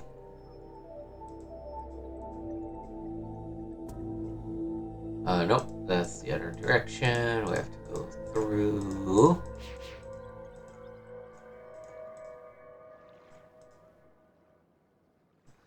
Alright, so this is the first one we cross. So, oh, I don't even actually have to take the picture. They're in order. So this is number 1. Then from here, it's gonna go over here, and this is gate number 2.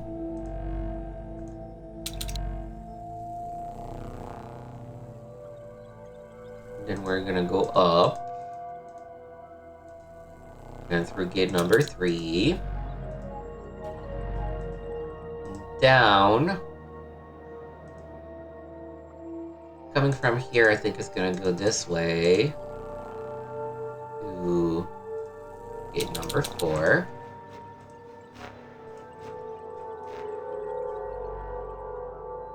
And then we're at gate number 5. Oh, fuck. I got turned around.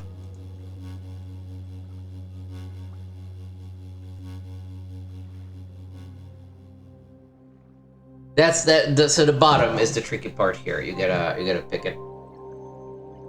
So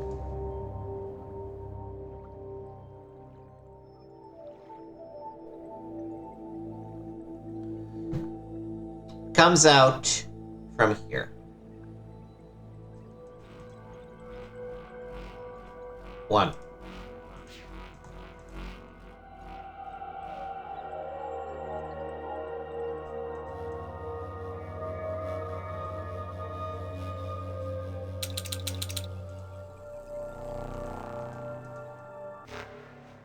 No, I feel like I got turned around again.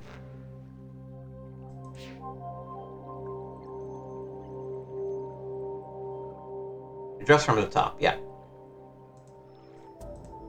Go straight. 1. Then we go down.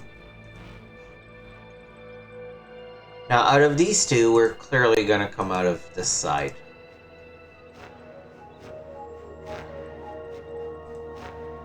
Which is why this is number 2.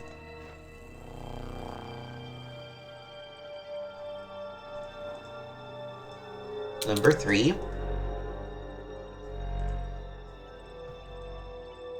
So we're gonna come out this side. This is number 4.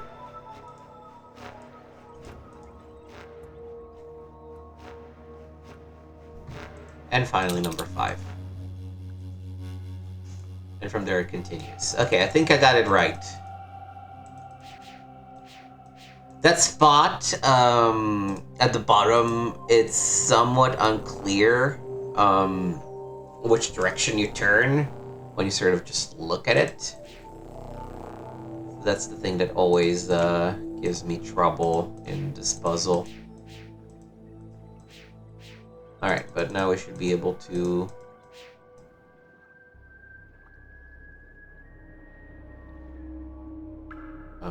where's the... Oh, sorry. There we go. I'd accidentally right-click outside of the game window, and so it had gone a little cray-cray. No, yeah, this is correct. Go up.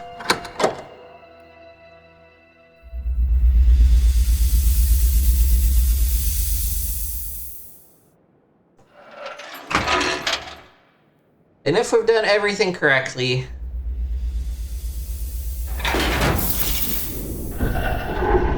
the ball should just roll through. 1, 2, 3, 4, and 5. Booyah.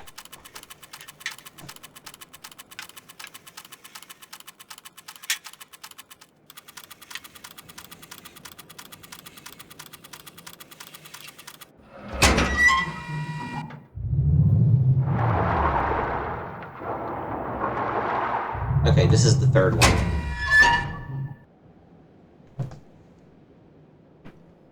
I guess they have collars around them.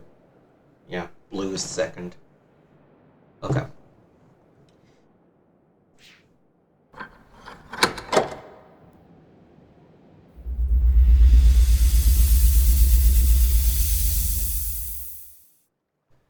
Now, the only thing I'm missing is figuring out the last puzzle, or just literally where to fucking find the last puzzle.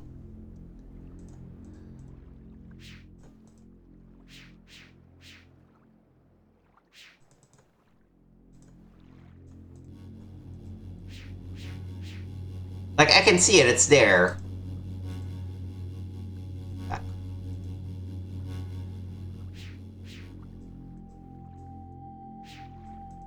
But how do I get to it?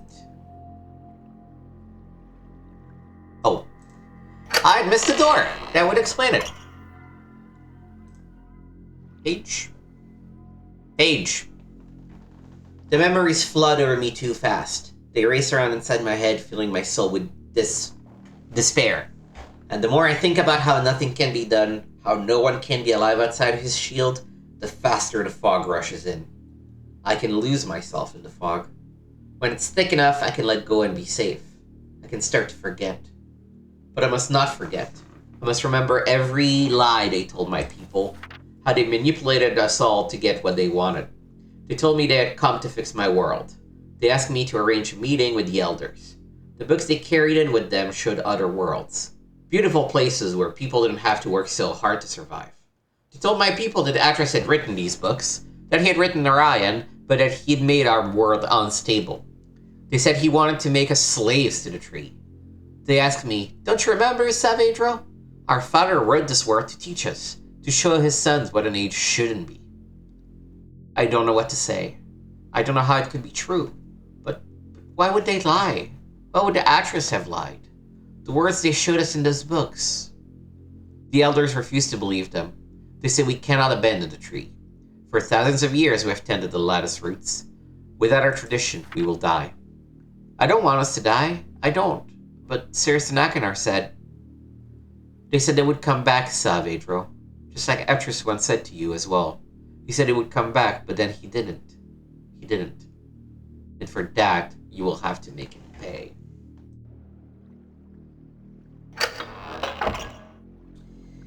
Alright. So, let's, crank this up.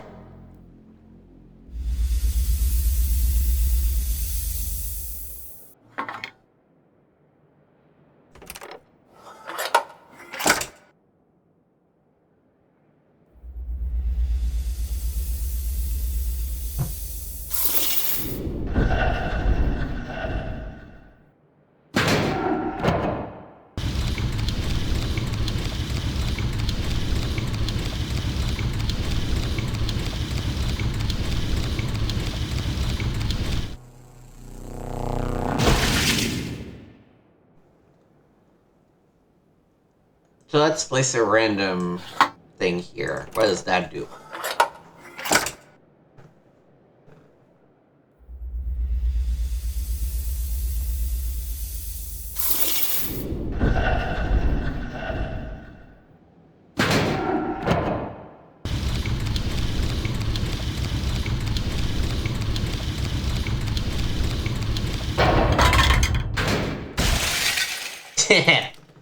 Alright. So, when the thing gets to the bottom stop, it pops the thing around. And we are trying to send it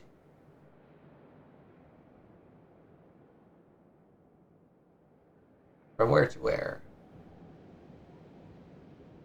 Let's play it again.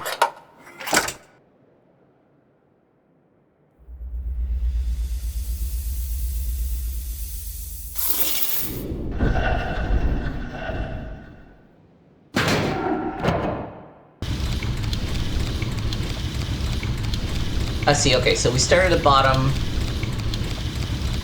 And we need to,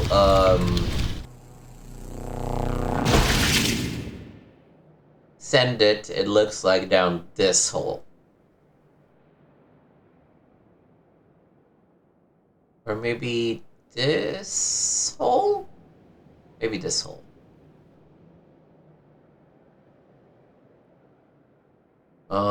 Okay, so is there an easy way to... So if we could put it here, then it would turn twice and pop out into the hole as desired. Of course, Savedro was very careful to make sure that wouldn't happen. So instead,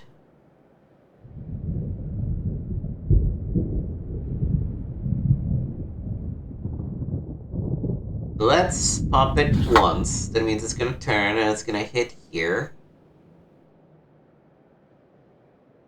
And I don't know the order in which these turn. I'm gonna assume these turn clockwise, because these turn counterclockwise. So we're gonna use that assumption. If that's the case,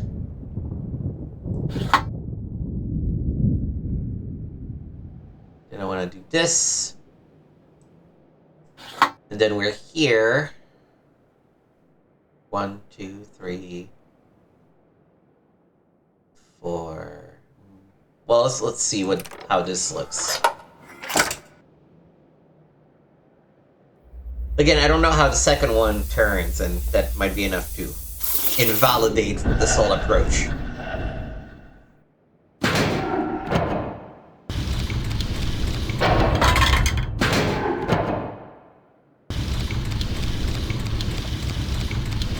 Alright, my idea was correct.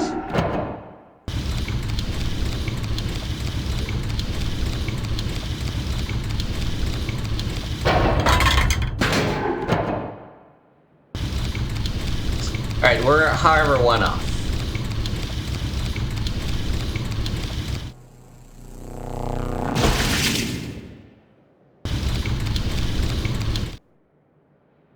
So let's instead have it hop onto this one. So if that's the case, we need to get to here, which means we need to turn it by 4.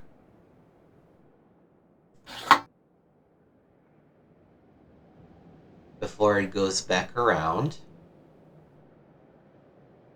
And then it just needs to move by 1 more, and then it's going to be in the right spot.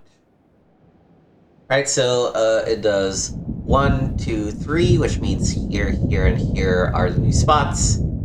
It turns over to this side. 1, 2, 3, 4. It goes into the next spot. And then this one moves again by 1 and pops it down.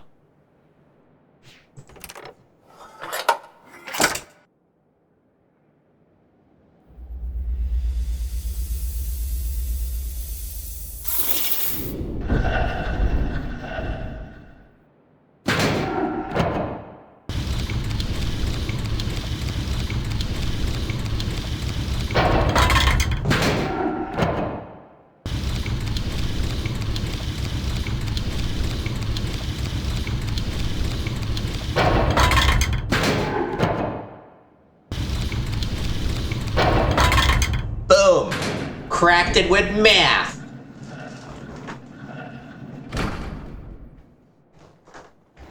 Tell this is my favorite age of the bunch.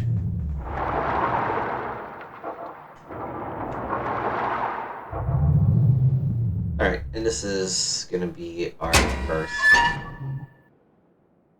I guess they're color coded, right? This one's green, so. Alright.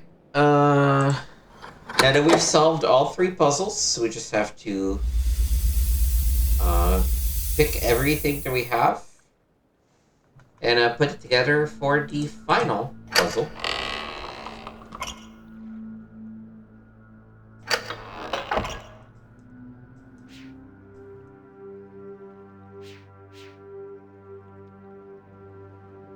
Alright, so this is gonna be the first one. I guess they're not color coded in the thing, but it's gonna be.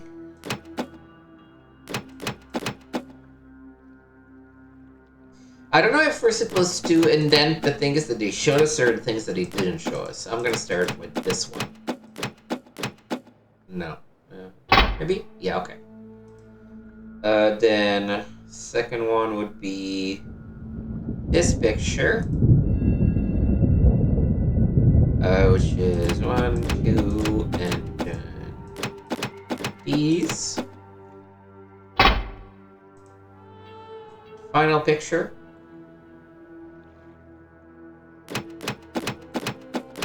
Not you, but you.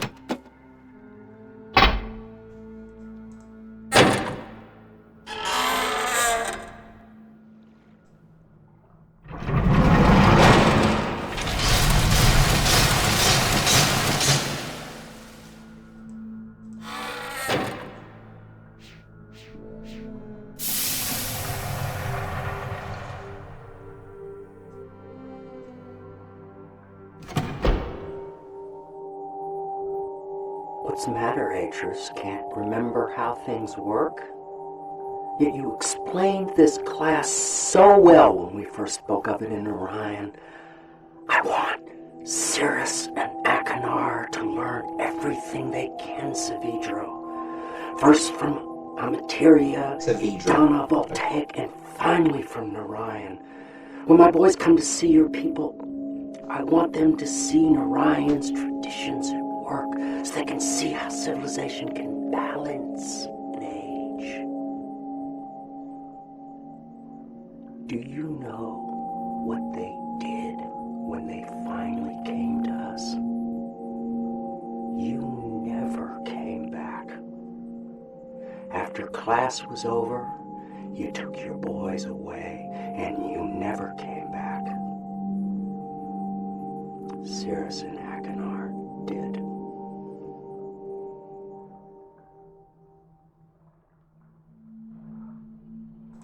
Alright, okay, so that's cool.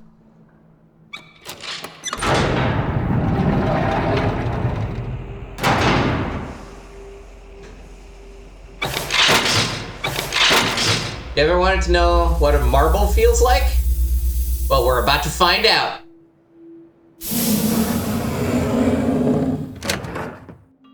After we solve the puzzle. Alright, so...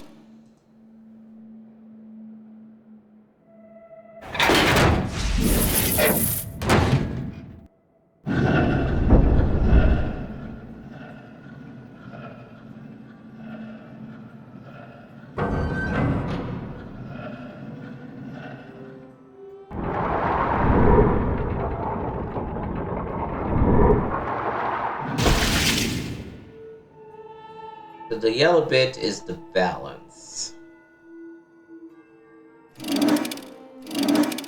Okay.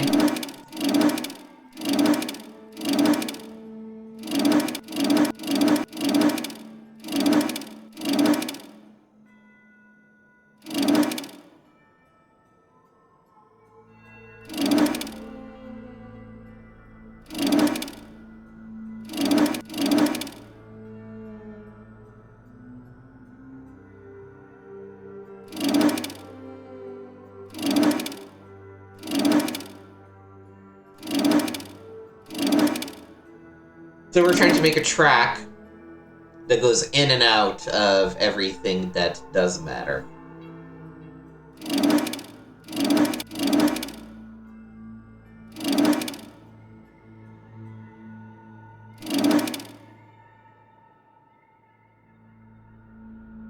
So we go pew, pew. Don't come out of the red. That's not great. But everything else is thingy. But that's fine because we don't have to come out of the red because that's the end of the track. And I guess the blue is gonna be our starting point. So I think that does it.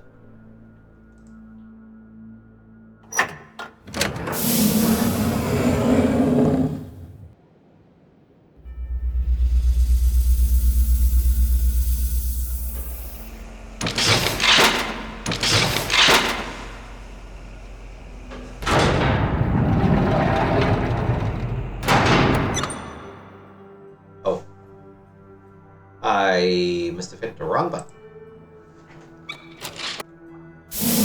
Skip all of this.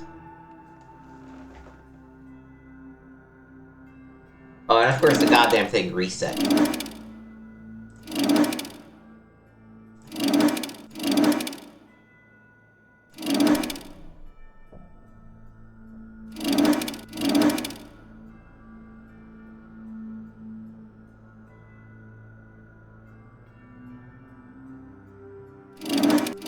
Alright, so nothing connects to the red exit, so let's walk backwards from there. We gotta go, this has to come from somewhere.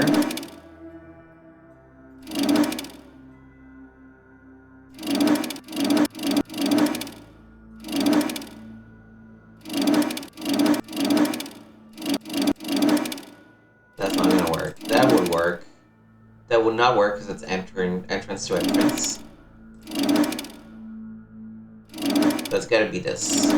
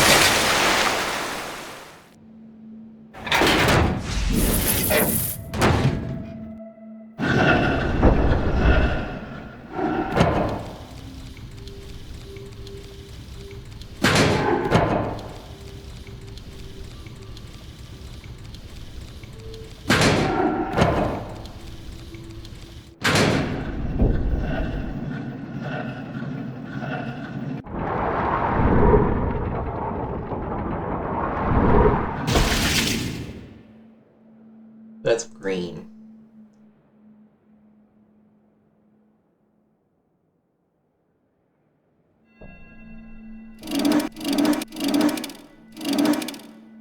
So clearly this one goes there. This is a cross, so it cannot change.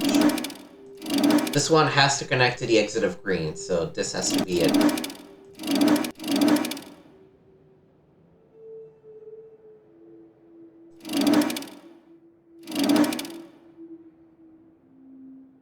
So then, exiting green, we go through red, which is fine. That's fine.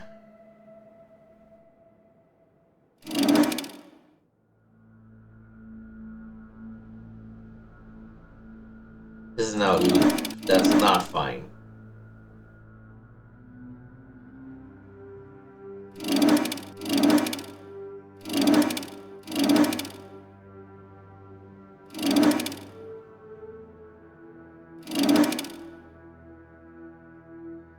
This works. Then I think blue is the start.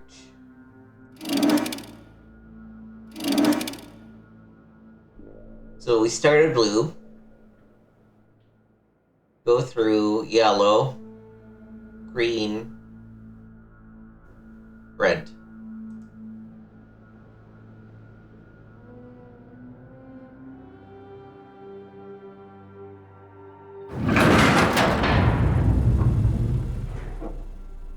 Oh, and then you pick your starting point. I see, okay.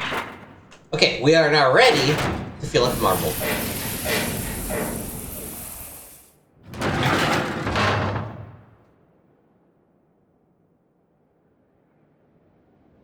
Uh-oh.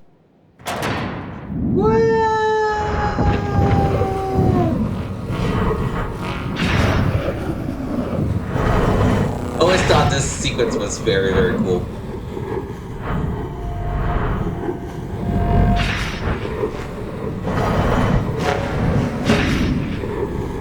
He was definitely like a physics geek in the puzzle design team kind of thing.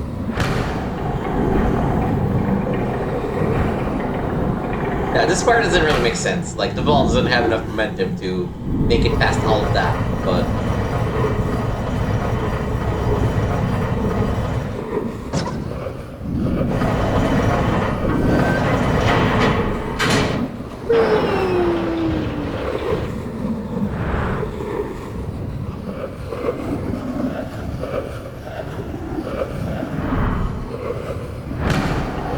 could bypass the puzzles if you knew the codes. Probably not. Because at the end, it probably still checks whether each of the puzzles has been actually done.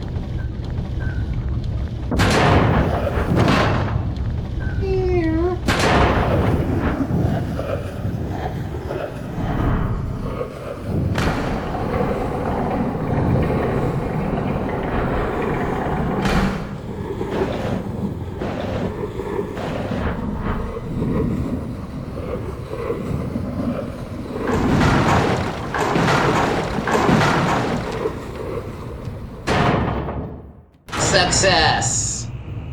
Oh, and there's a symbol on the wall.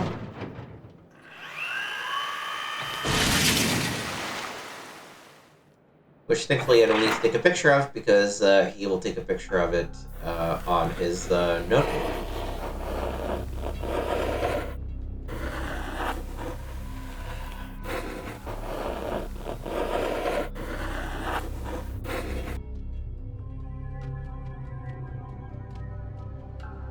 Alright.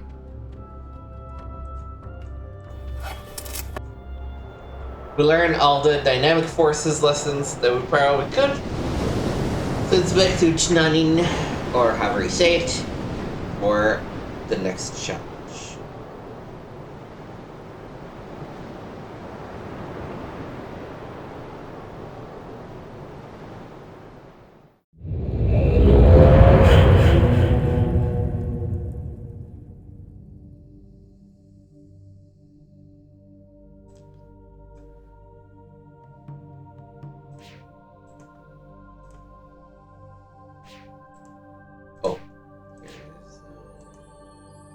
That work?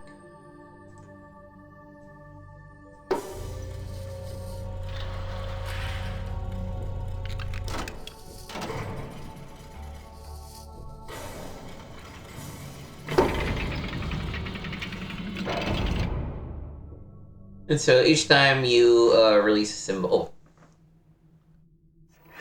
Not so easy, is it, Atrus? Running like a rat through a maze, looking for some sign that'll help you save your world. Is it over here? Is it over there? Is it someplace I can't find? Sirrus and Achenar didn't care about saving Narayan. All that talk about fixing instabilities, rewriting the age so that we would be free to live our lives, that was just talk, to hide the truth of why they had come. But we believed their lies, Atrus. So we abandoned our traditions, forgetting that those traditions were keeping Narayan alive. And when the lattice trees started to die, I followed them here to tell them what they had done. And they laughed. They said they would never fix Narayan. They said that they had already taken everything it had worth saving. So, my dear old friend, Atrus, I brought you to this place where your education begins. Find the remaining two symbols, and then come see what your boys did to Narayan.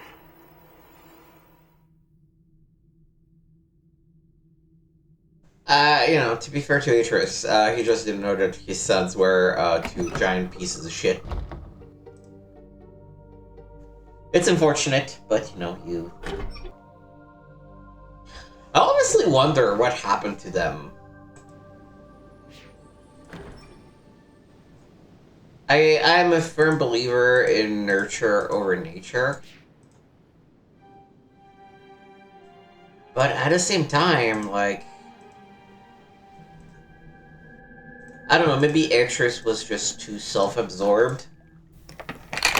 And too, proud of his mission as a writer of books or whatever, to pay attention to his sons.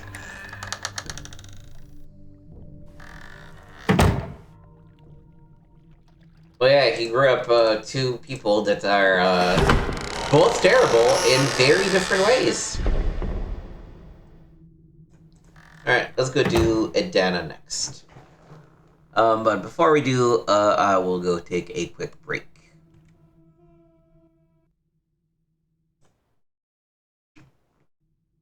Alright, and let's disable zip mode. Just in case we would be missing on some animations. Then we're entering a new area for the first time.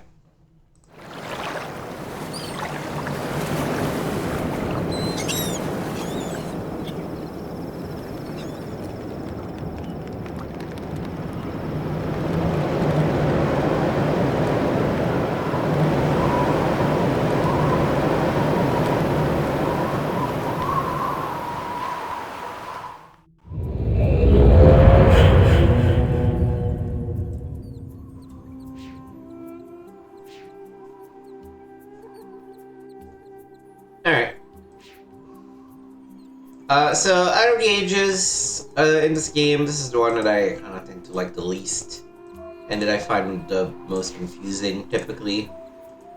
I don't know, there's just something about navigating organic things that throws me off a little bit.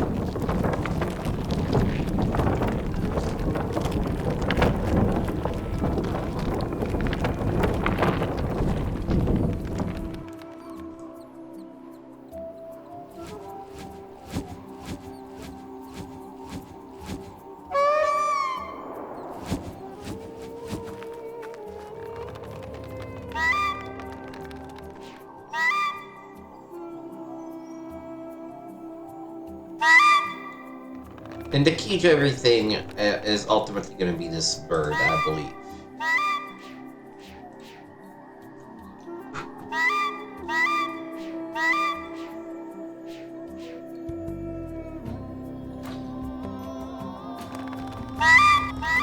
But these plants let you kind of zoom in on things.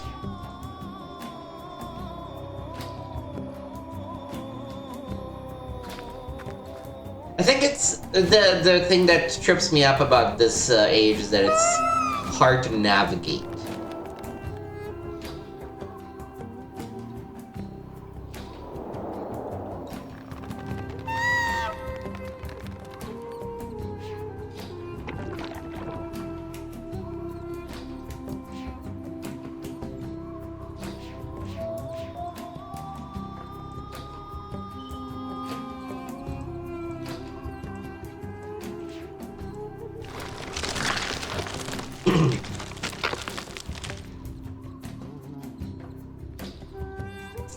Okay, so that's our return back to Nani.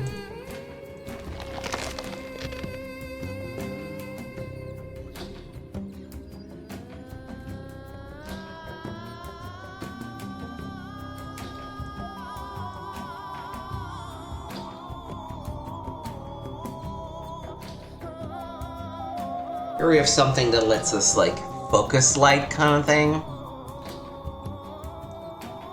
This feels like the proper thing to focus it on.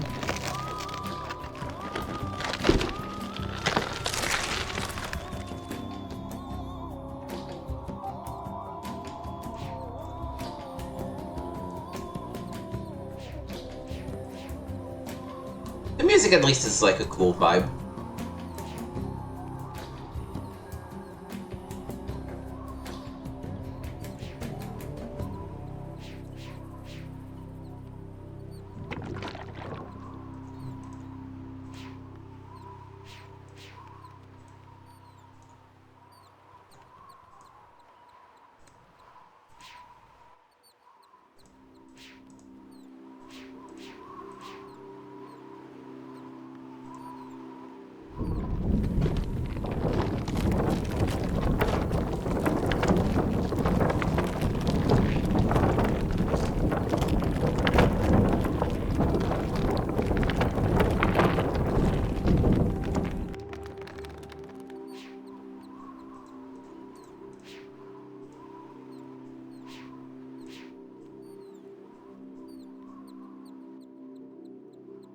So that must be the goal, right? We need to do something to this planet to access the book.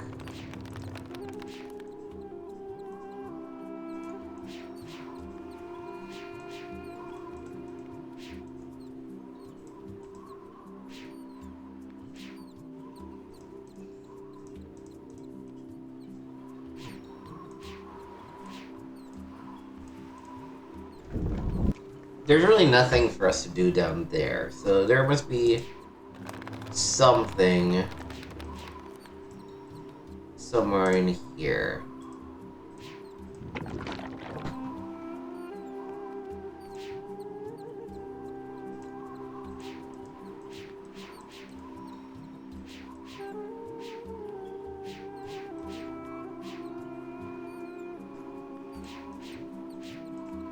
Sometimes it's just a matter of like, oh, I did not see a ledge. And that's all it takes for you to sort of be stuck in what you're doing. Oh, okay, I bet I needed that plant to stay up. So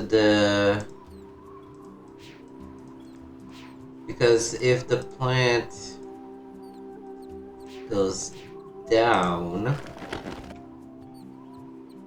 Yeah, the thing is in the shade, okay. So you stay up.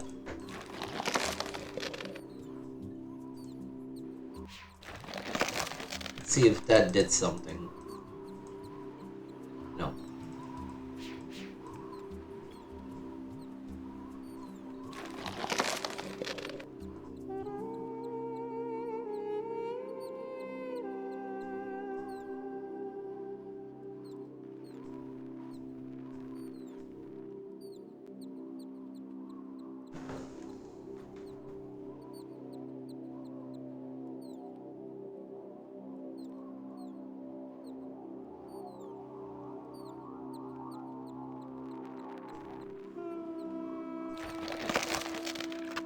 Then it closes back up.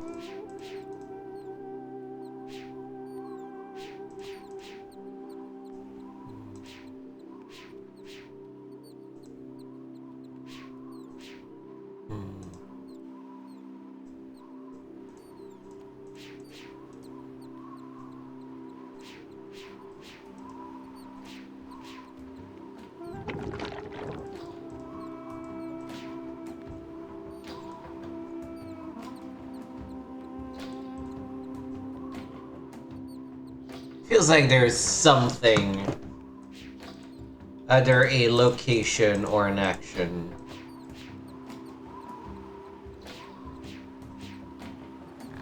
that I am missing.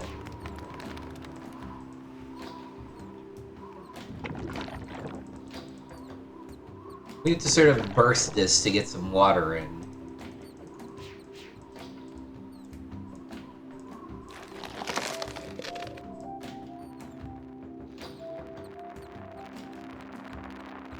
I need to hold on to it. There we go.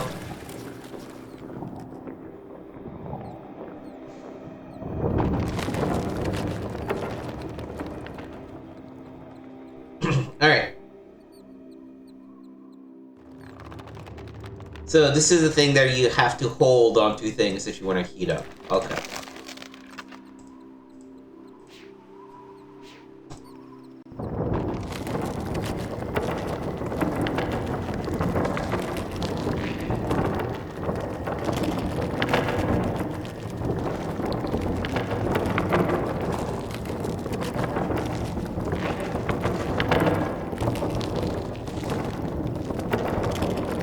Whoa.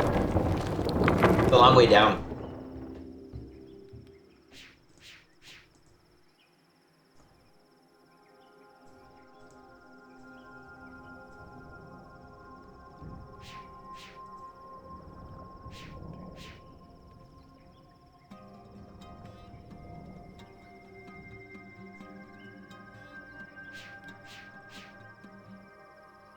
Vidra should also have dropped some pages somewhere in this world, so I'm gonna try and keep an eye out for them.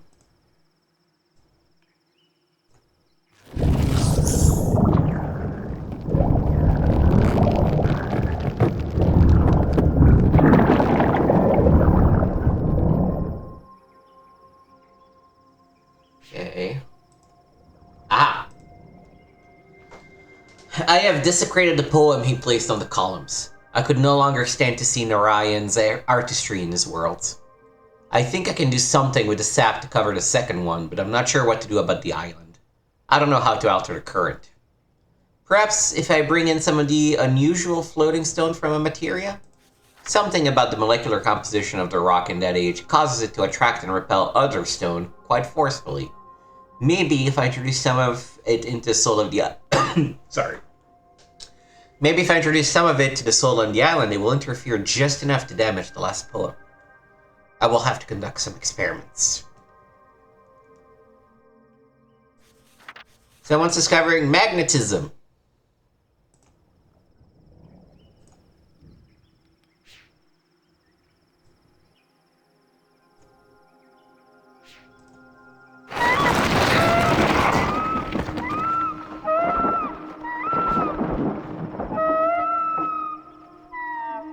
You sound in pain, bro.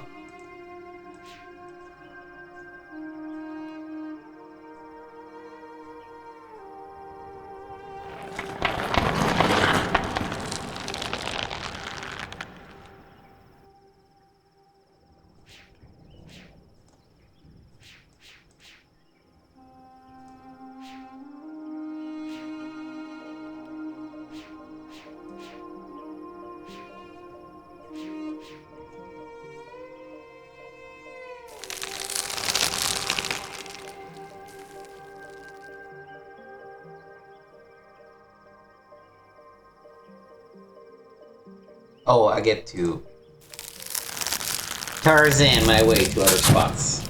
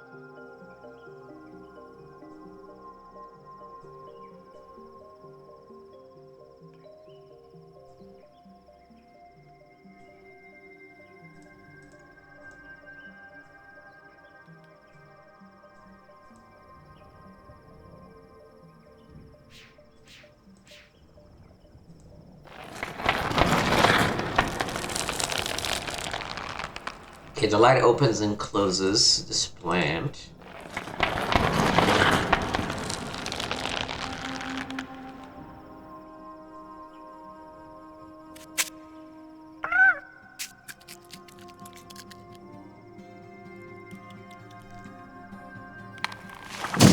Bam!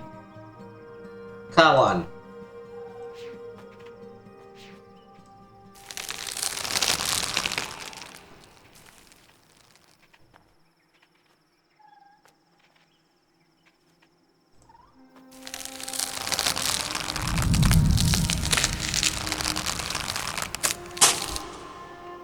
Alright, we need to break this bridge to advance.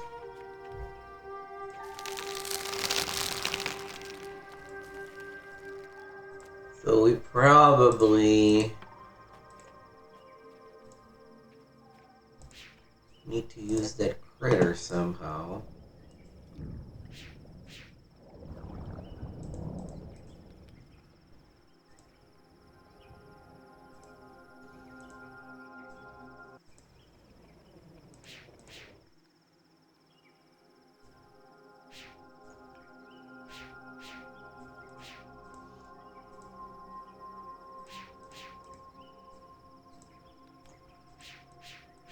It can go further up. I could go back up, but it's probably not useful at this time.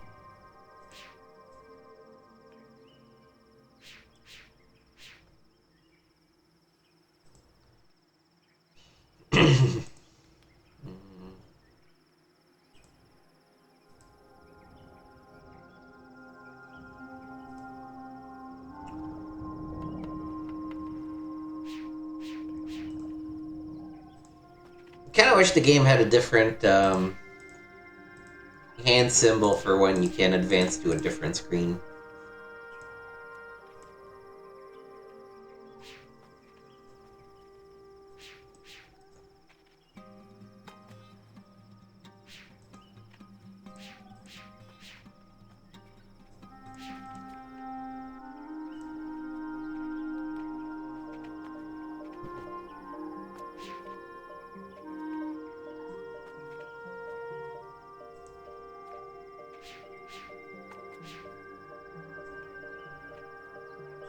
kind of hard to tell what's a path and what's not a path.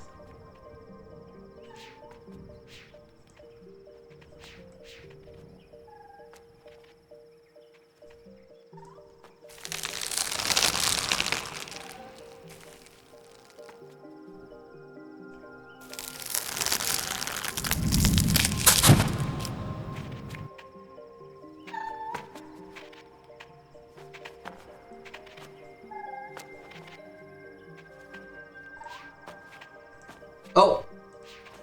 Can I not? Can I not activate this? Oh, come on, this is the kind of plant that, like, moves. Ah, bollocks. What happens if I try and free the little tyke? Yeah, Huron's back that way.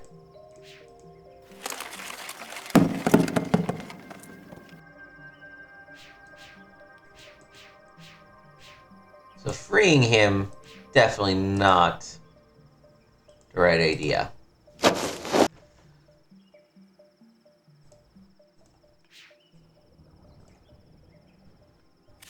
Okay, he's back. Pop this. Capture him.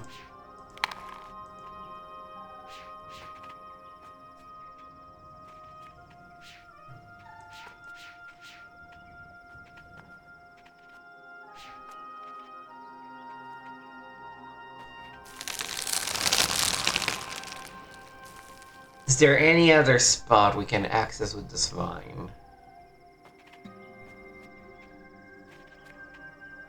No, it's just the two.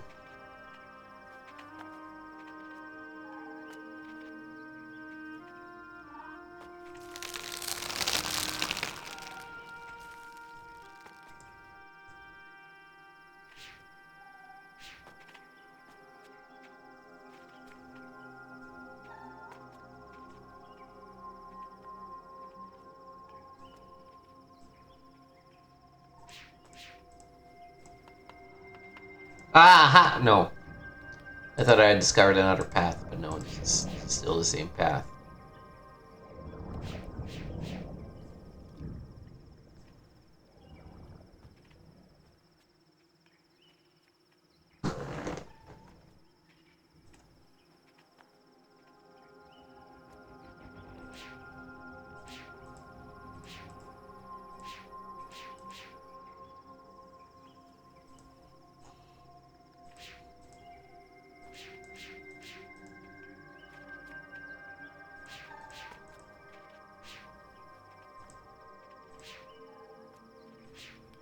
We need to break this shit to be able to move on. But how can we do that? We know that when a critter is near, or the plants hear the critter, they get bigger, kind of thing.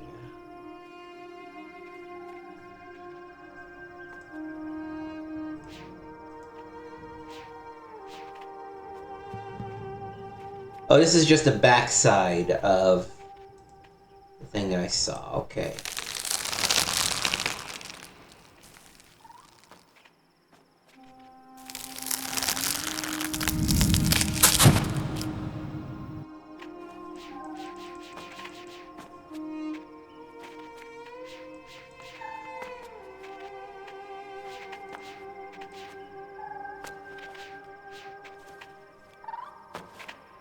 One thing I can do is free it.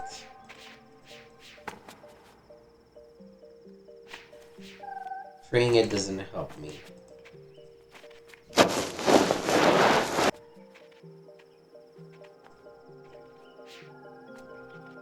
Ooh. Give me a minute. Alright, sorry for that unexpected phone call. Okay.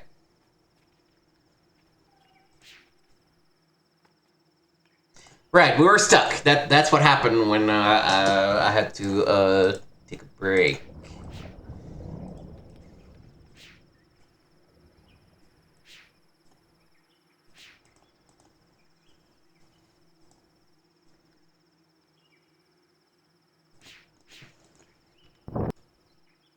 let's try seeing what's up around here again, because there has to be something we're missing.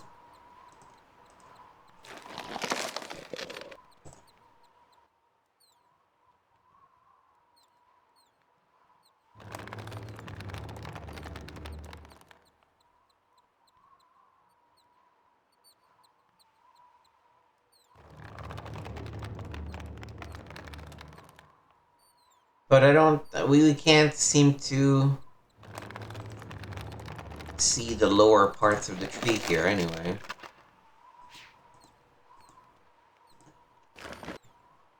Moving this, I don't know that it makes any difference now that the water is in the puddle.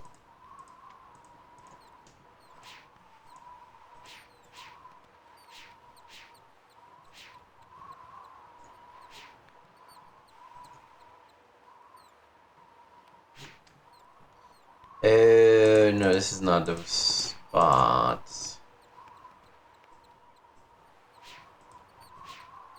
How do we get back to the middle level?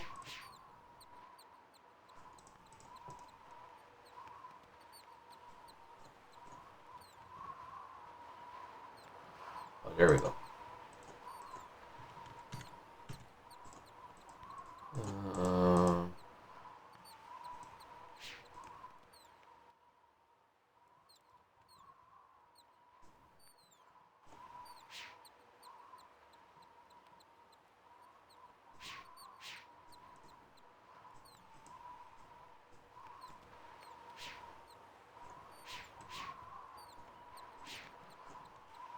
No, I don't see anything up here that can be of help.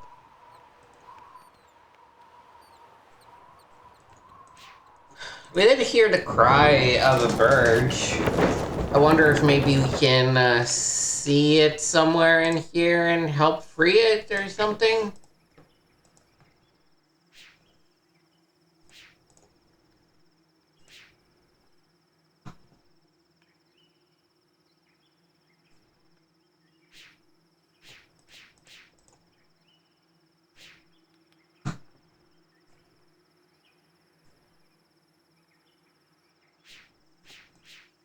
Still believe there's probably just a path that I'm missing.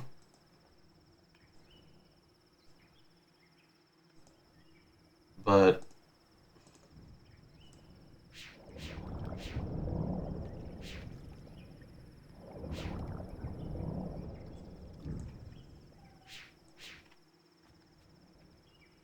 I mean, we're either missing a path or an interactable, right? Because we need to do something, and we have to activate something to get it done.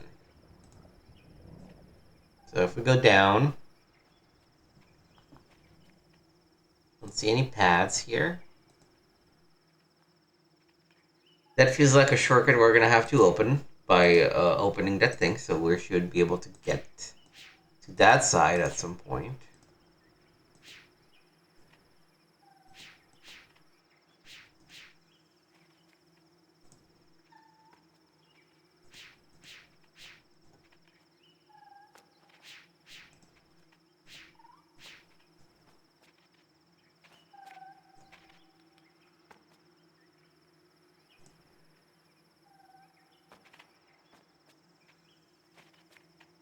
That's the slide from where the little chipmunk is.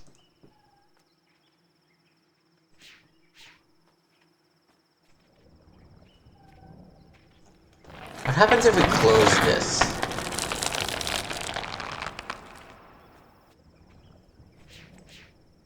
Is there something that activates now if we close that?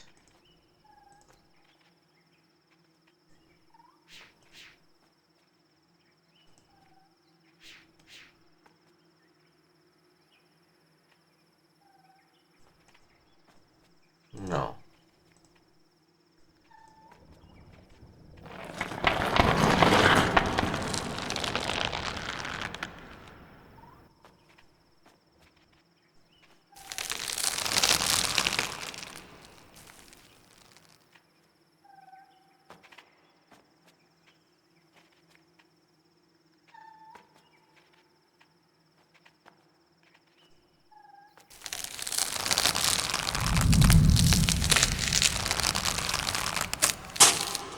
So I can either try crossing, but I'm stuck by this tree.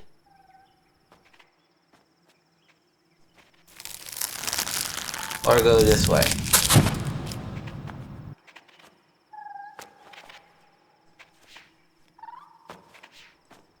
And of course, I accidentally clicked the direction to drop down.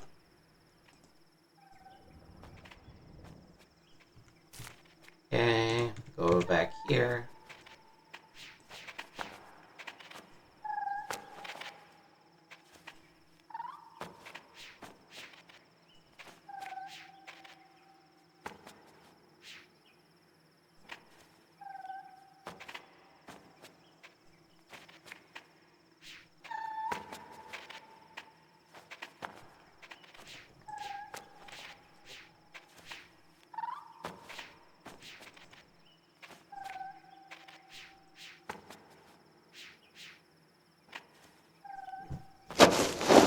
There has to be a path I'm missing.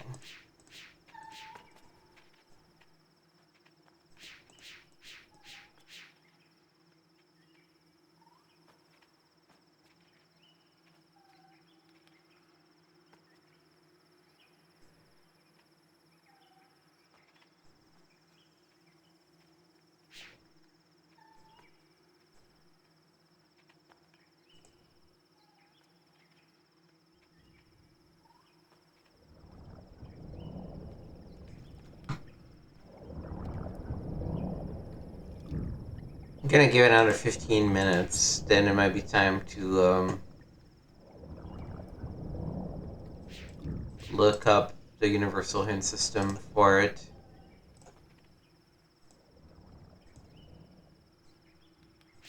I knew this fucking age would get me.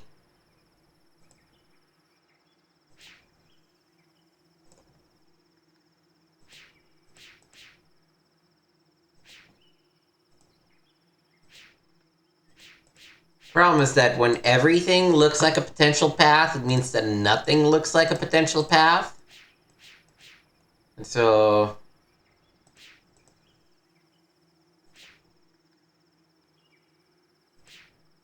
except for trying to click everywhere and everything, I don't know what else to do to get unstuck from this.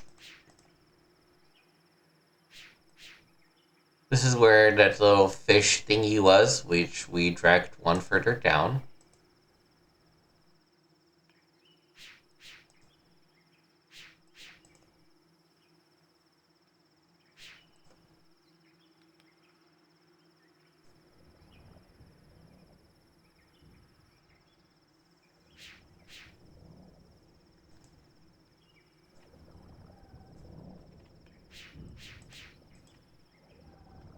See, some of these look like passages, like... there could be something down there, but... the programmers didn't put anything there, so I guess there isn't.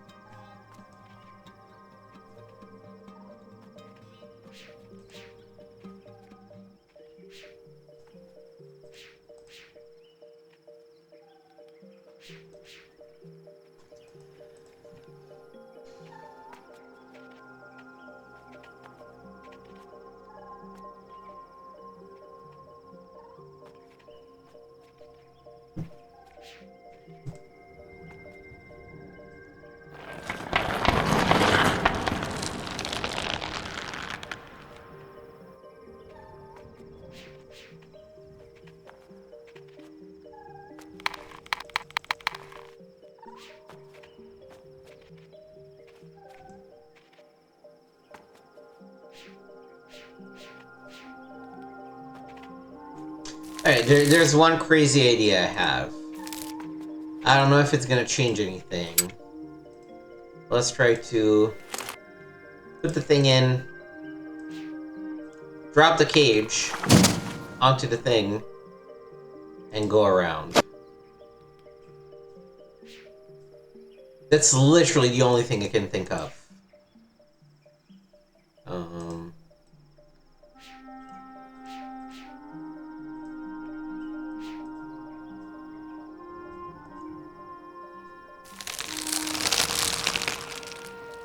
But of course, if you drop the cage on just a fruit,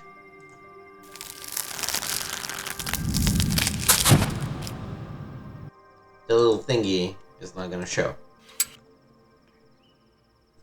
And if you raise the cage...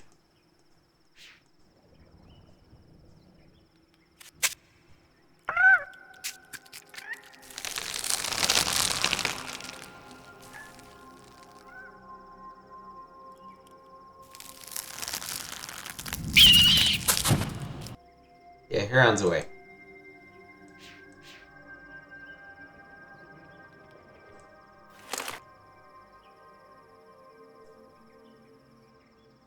So, legitimately, the only thing you can do is strap him in there. It's also like I should be able to interact with this. That's just bad design.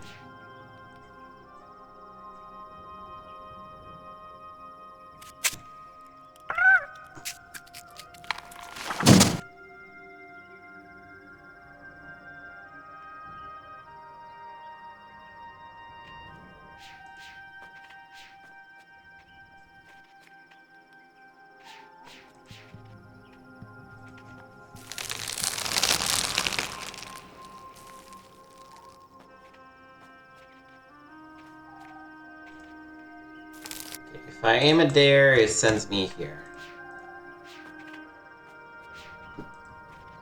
Is there a Tarzan passage I'm missing?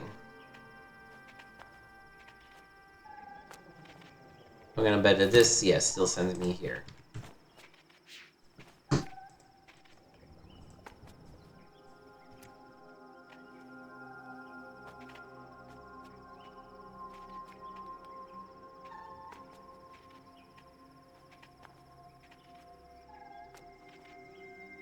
And everything in the middle is me trying to cross and being unable to.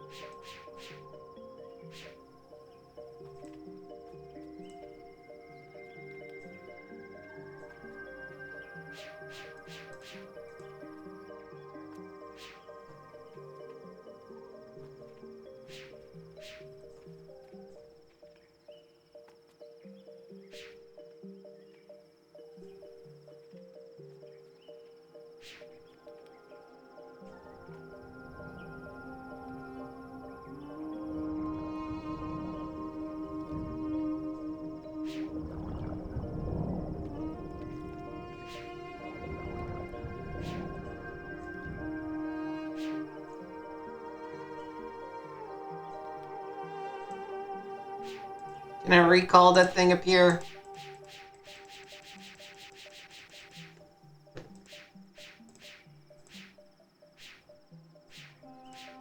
Doesn't look like it. At least there's nothing that I can clearly interact with in this pool. And it's not my... like, this is the only perspective that is right next to the pool.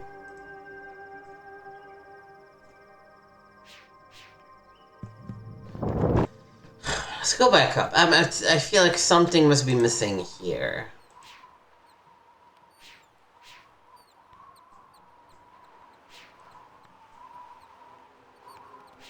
It's just one path.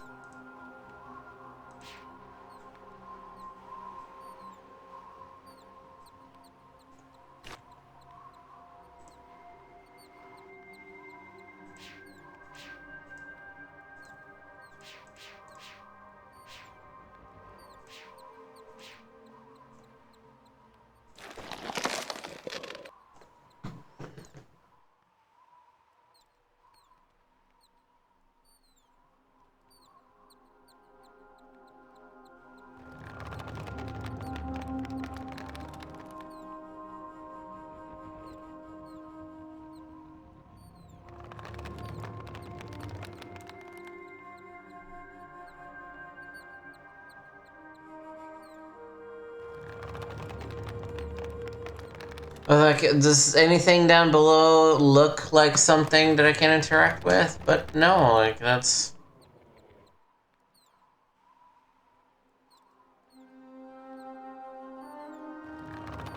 There's no other... I cannot distribute this light to something else? Or use it on anything else that I can tell?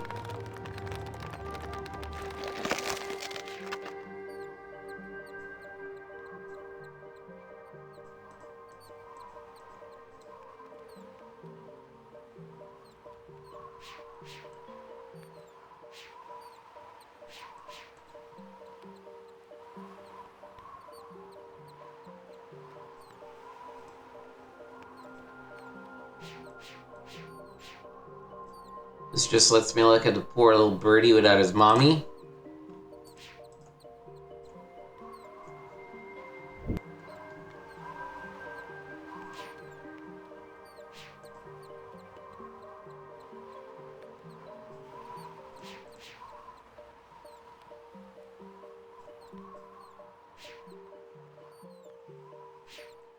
This is teasing me.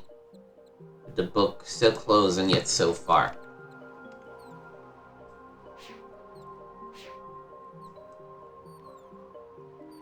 But as far as I can tell, there's nothing we can do here.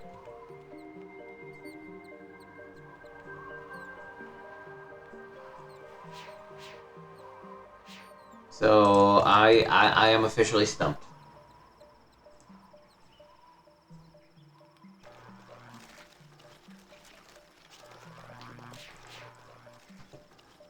I'm sure it's just a matter of either an interactable that I've missed, or like a path that you can go down to that I missed. But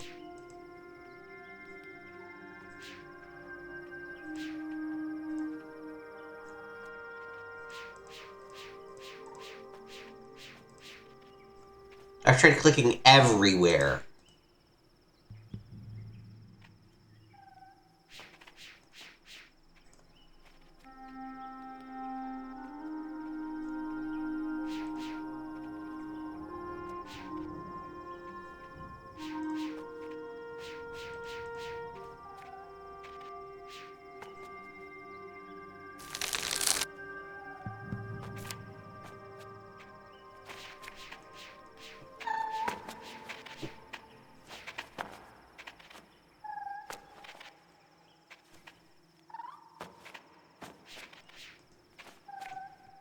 Yeah, okay, I'm out.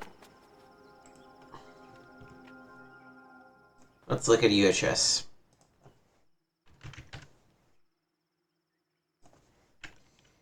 Myst 3. Alright, so we are in Edanna.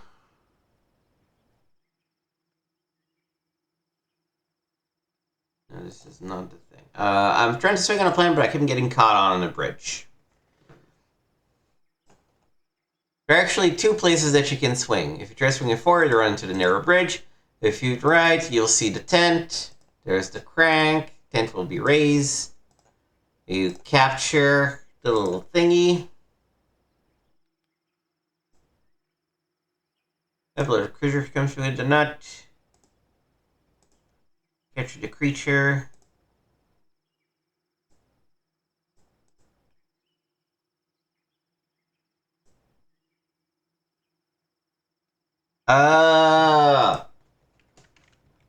Fuck's sake, okay.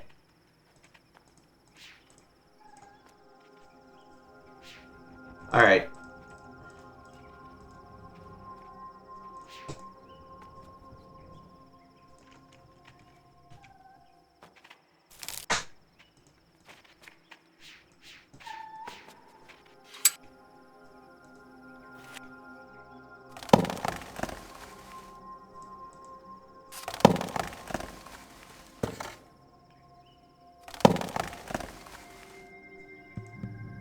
So if you move it...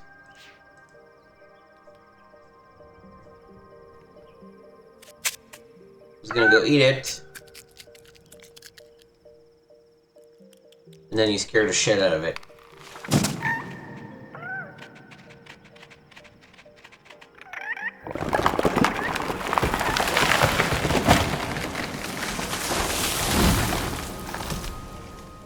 But also, I think the thing that I did not realize is that this thing being down kind of sort of blocks its way or something of the sort. Anyways.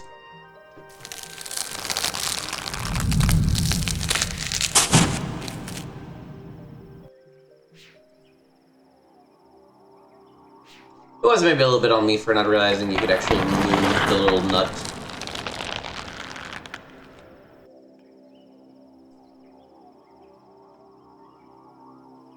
So this connects us back here. Which is good, because the other passage is now permanently blocked. What else do we have?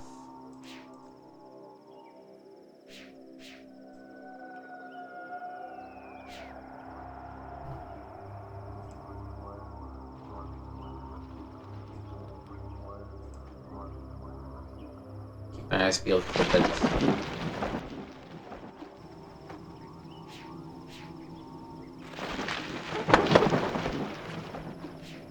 Oh no, that's not good. Well, we know that those things open up whenever electricity is fed to them, so that's probably our next objective.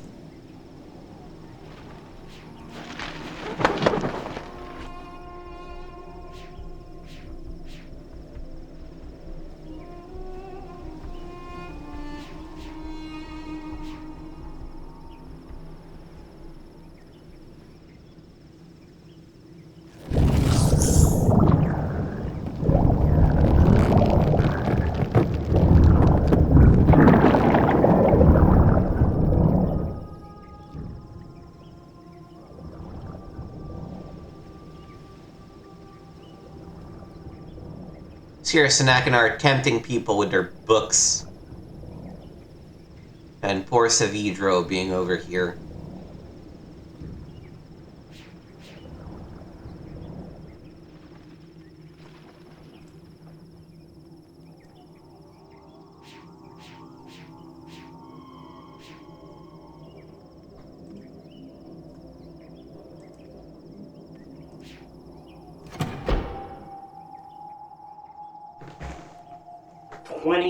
Years, Atrus. 20 long years alone. They tied me to a post. They burned their Myst linking books in front of me. They took everything I had. My wife. My 2 baby girls. And then, when I finally made it back to Narayan and I saw...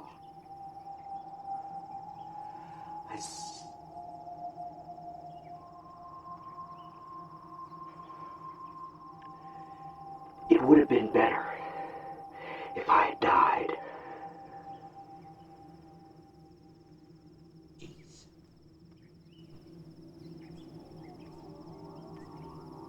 That's the nice thing about Savidra is that they really gave him some depth. Okay, we're blocked here for now, though this looks like a shortcut to open up eventually.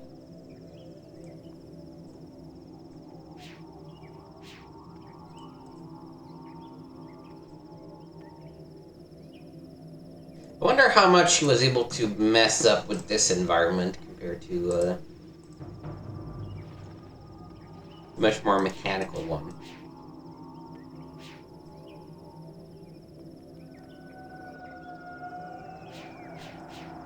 Now the path.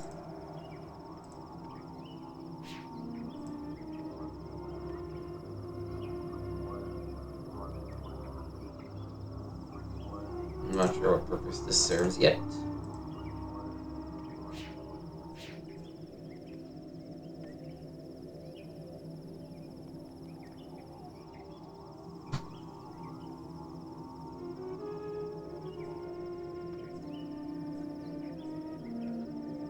It's sort of transfer light. Oh, there we go. That is the purpose this serves.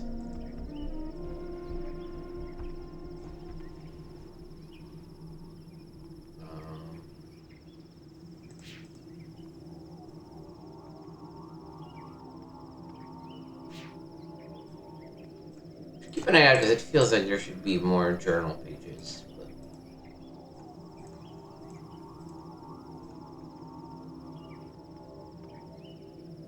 Okay, we're in a trunk. I'm in mushrooms.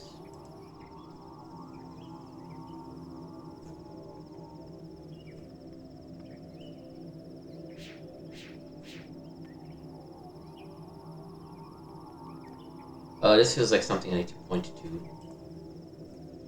First, I gotta find a way.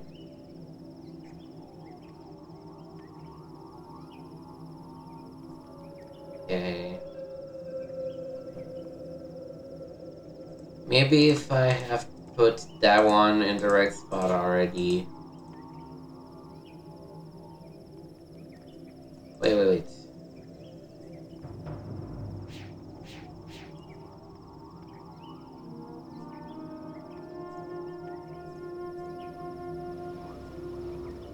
Oh, this is a different mushroom path. Okay.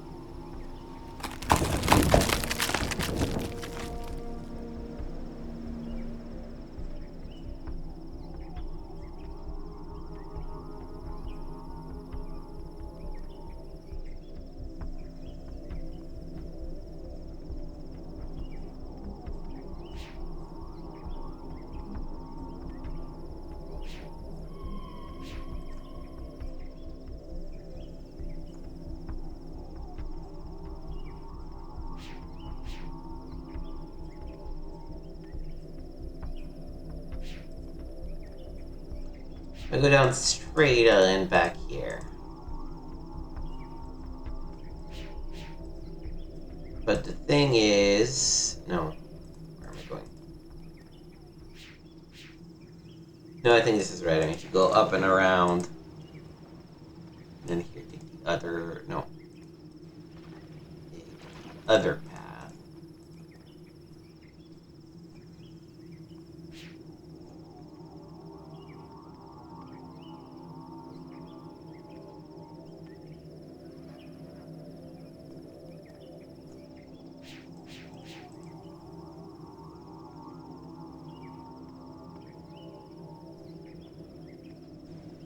The thing is, if I do that, yeah, this re-unfolds. Okay. So let's go down the second mushroom path, and we probably need to do something over there to get a way back.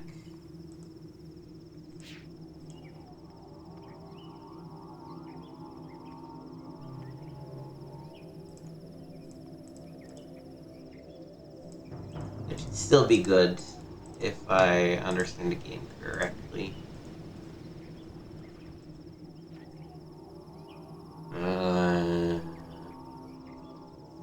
Wrong path.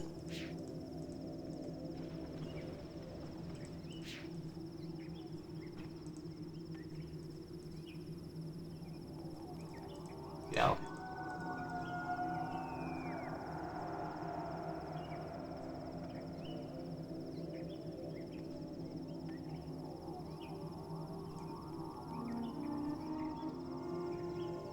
We go the other way in the mushroom cave.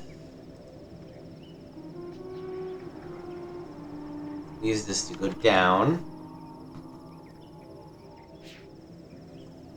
Now that we're further down, it just takes us back up. So that's not the point.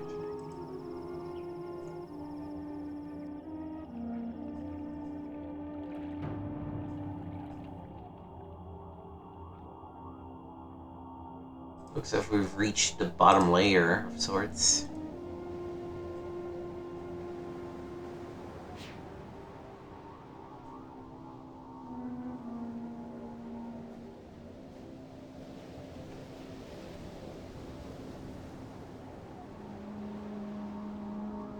I don't think that's enough to do anything. But it is the only thing that I think I can point it to, so I will do so.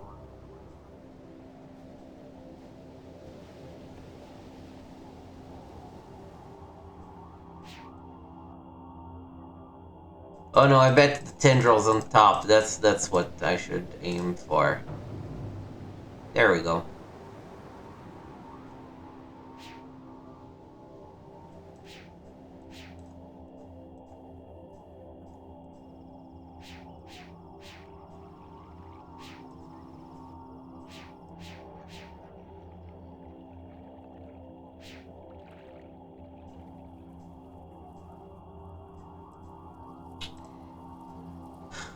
Oh, then I can move this.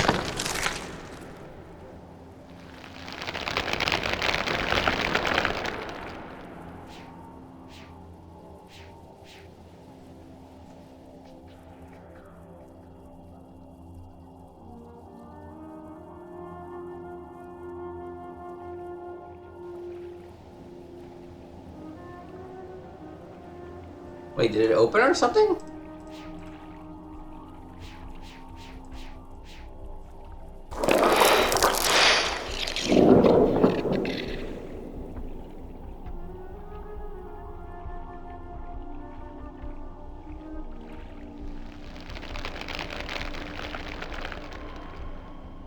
Seem to have moved those bugs.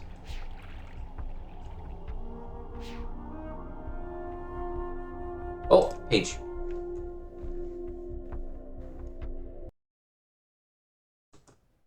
The final painting is almost done.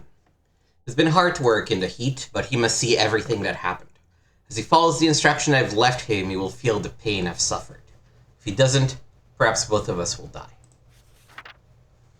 Oh, and of course, the AC is going on, so give me 1 second. Alright, that was a pretty short entry, but, damn. Okay.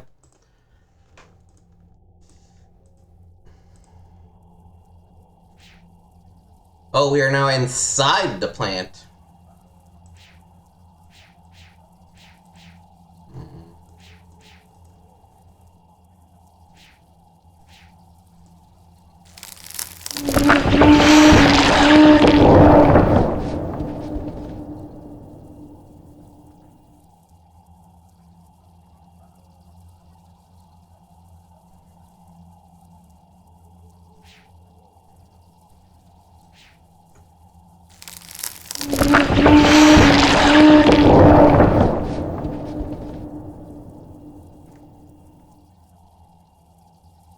Then to move the mosquitoes so they get to middle of the plant.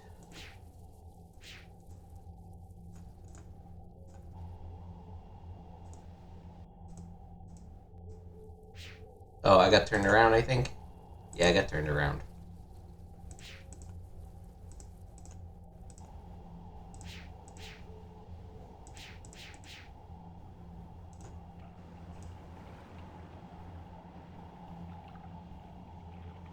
Oh, the interior of a different plant, probably.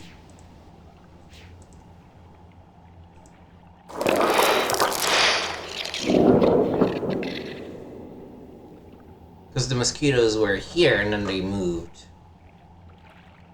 So maybe if I go back up.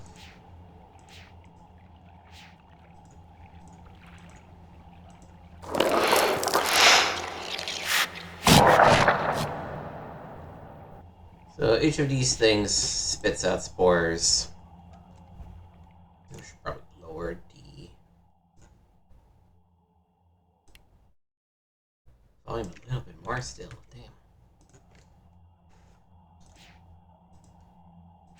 Damn.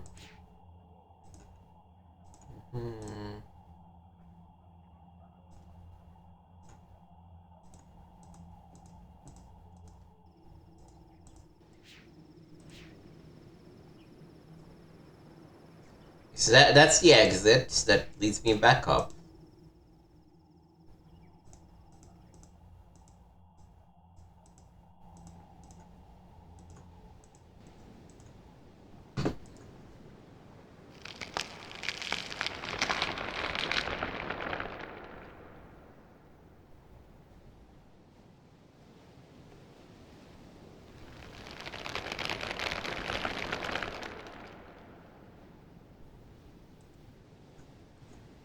I don't know, I feel like the plan needs to stay open.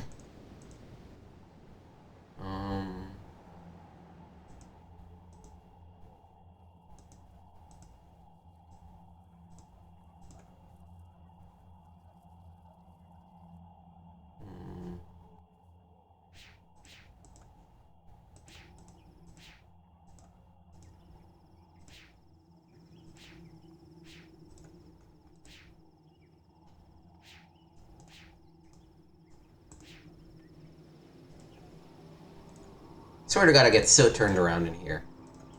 Let's go back up. I need to revisit the upstairs to sort of see what can we do.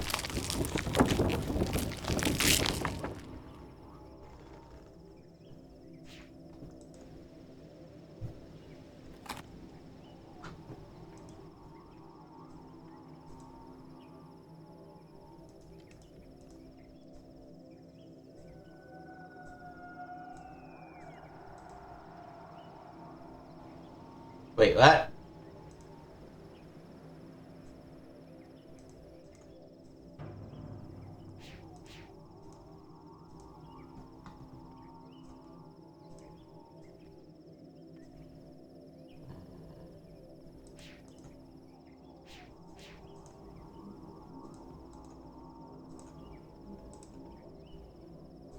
So I definitely want to point at that thing. That is also pointless unless I push that thing down anyway.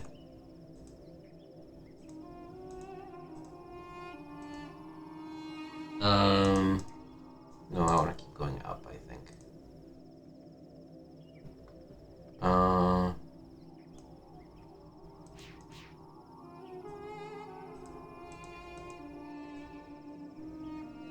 Do I?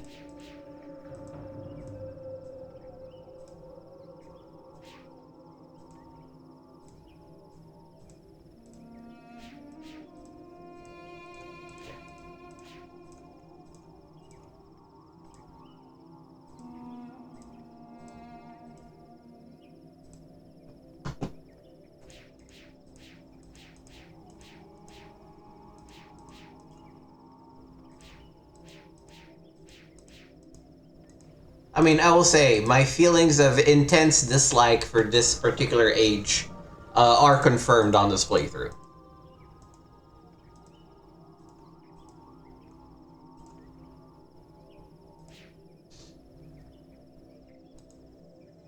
We moved this to this one. I know I can't access the other stuff anymore, but... Oh, hold on. Alright, apologies for all the interruptions, but, you know, when family calls because you're like, your 70-year-old mom is not doing well and she lives very far away from you, you know, you kind of want to follow up and stuff, so.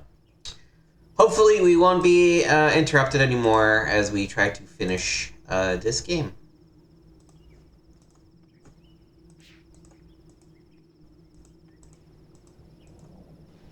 I kind of want to still do it in one episode. Partly to free the slot. And partly because the final... There's one more age after this one, and then the final age is not that complicated.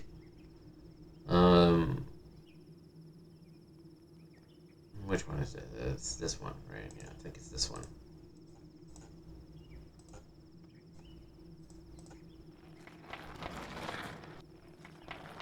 It was indeed this one.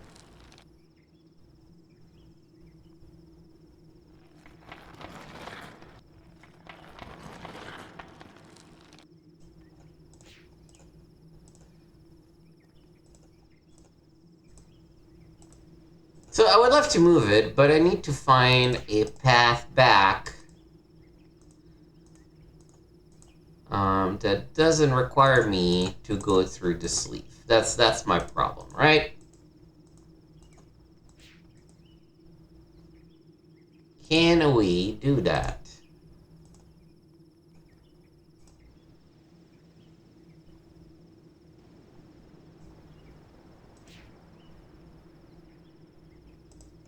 path that leads down to the giant flower.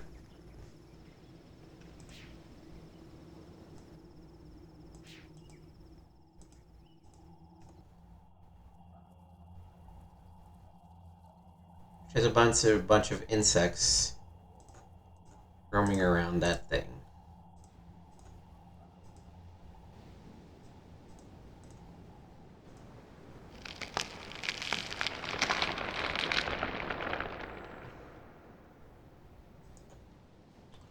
If we leave the flower close, and we go in.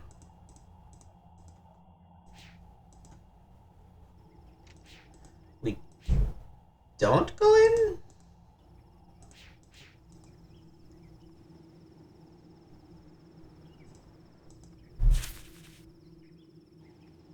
What?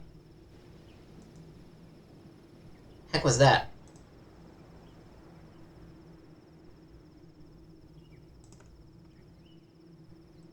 That was weird.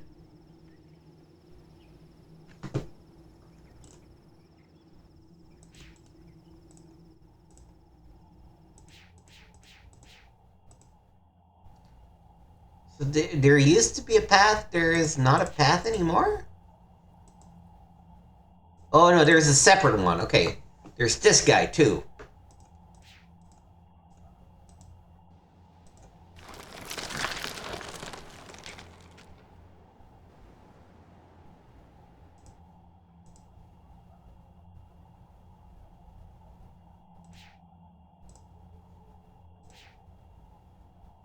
Okay, and moving that either gives it light.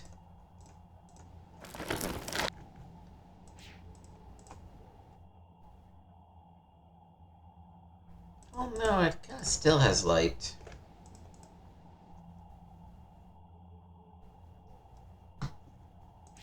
It has more light, though.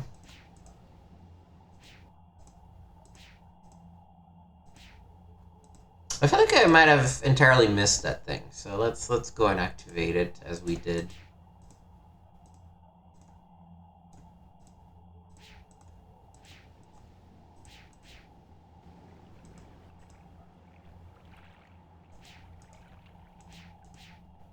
Alright, and we can go in.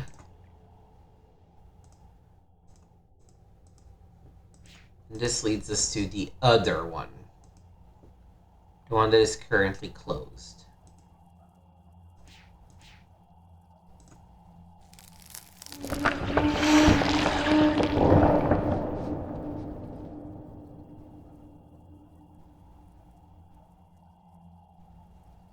Now it's closed so the spores don't go out. So let's try reopening it.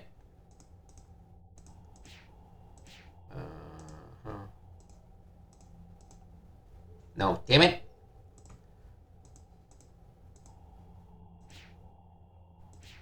Oh, there's the exit, okay.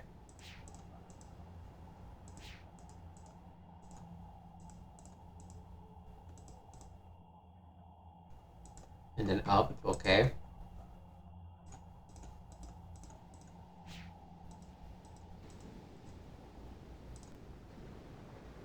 There's nothing else for me to do with this slide, right? Yeah.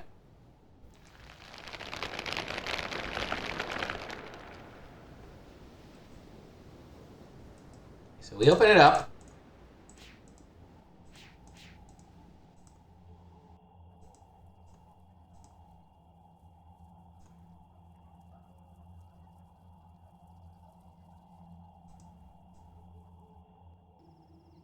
Okay, I gotta find a path again.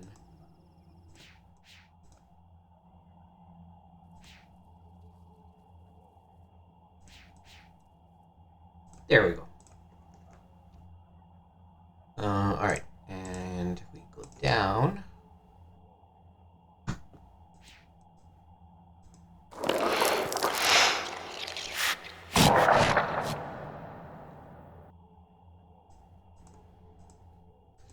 I feel like the goal is to guide those insects to somewhere.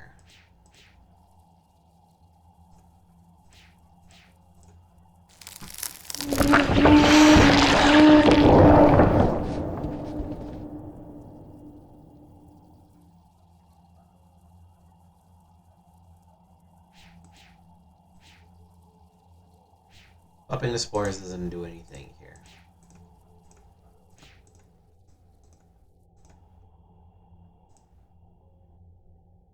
We got turned around again, didn't we? Yeah, okay, that's why. Because I get to the final screen and I don't recognize it as the final screen. That's what always fucks me.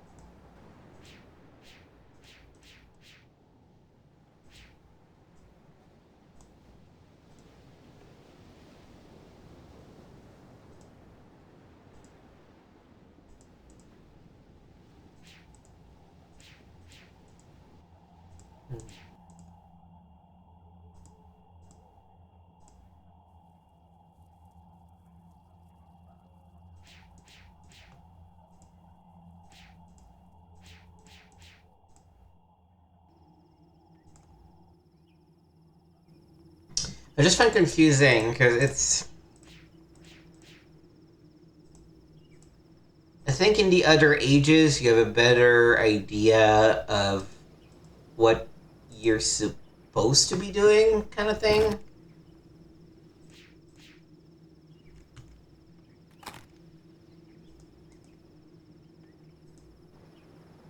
Whereas here, you're kind of just, fumbling your way.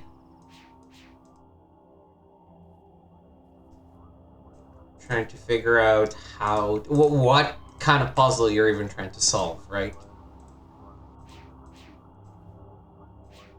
And you can see, okay, if I do this, then this happens, and if I do this, then this happens. But it's the putting the pieces together that I find particularly challenging in this one.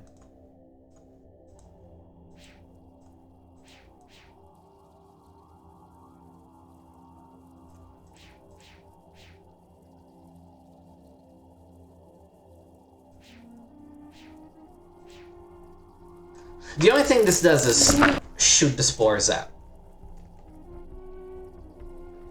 It can't shoot the spores out if it's closed. But if we open, the insects are far away.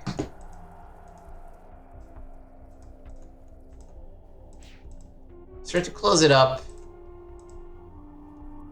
Damn it, every time. 1, 2, 3, 4.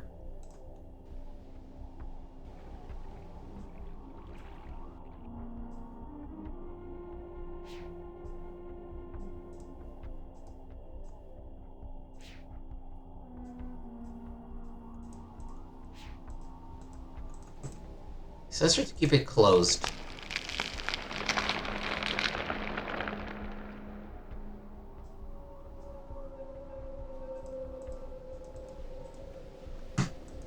See if I can find some way of moving those jackasses.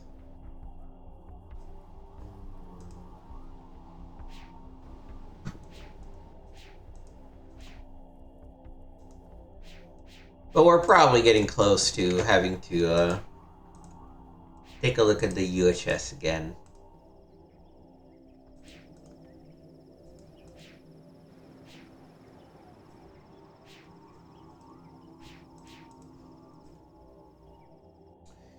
Okay, so it's 3 up.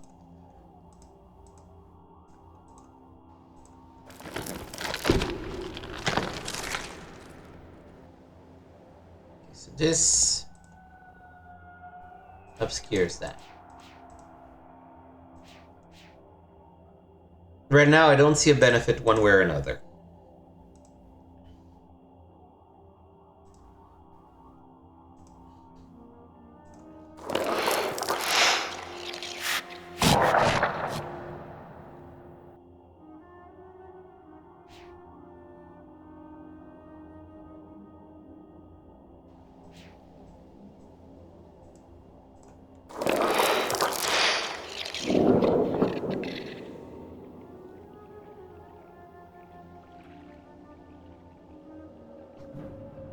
It's not drawing the mosquitoes or anything.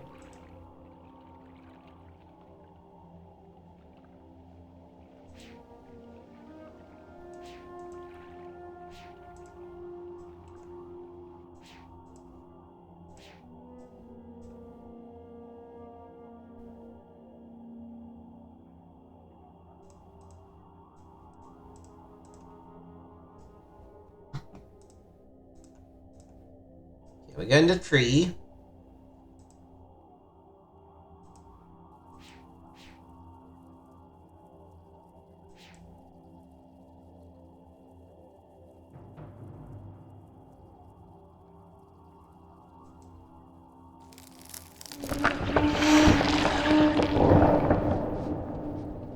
The spores we release are stopped by our mouth.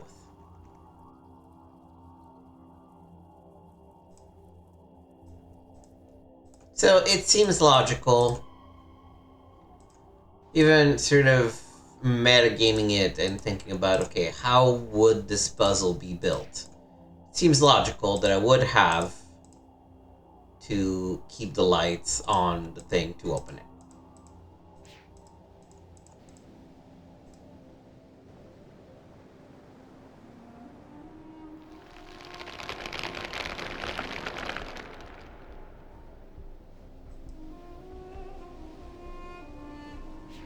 So it is open now.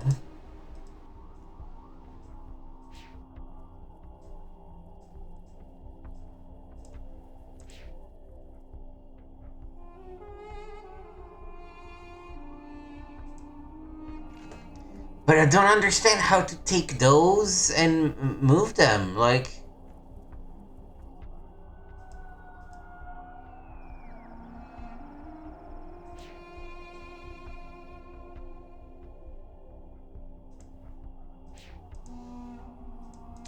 The only thing I can think of is that I'm not supposed to do this part yet because I'm missing something.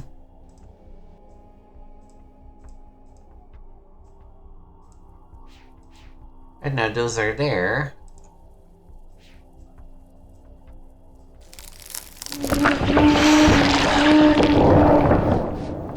And then we pop the spores and nothing happens.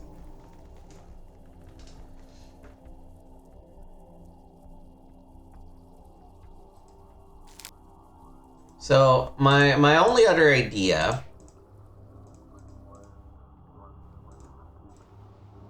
is that we need to go back up. And we just need to adjust those sun plants.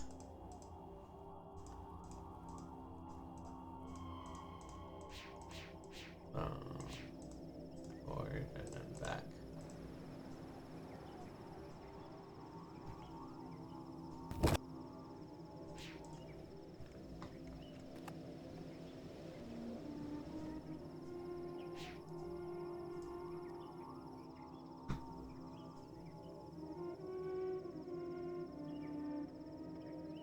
This is automatically pointing to the thing, but the thing is empty anyway. So that's probably not what we need to do.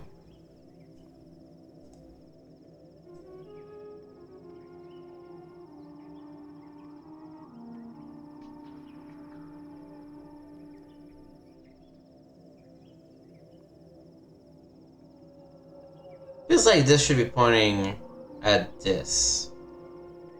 Let's keep it there for now.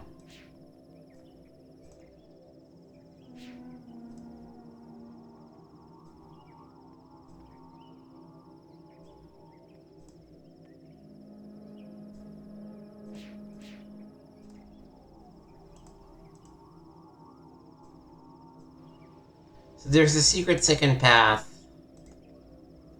to the mushrooms, right?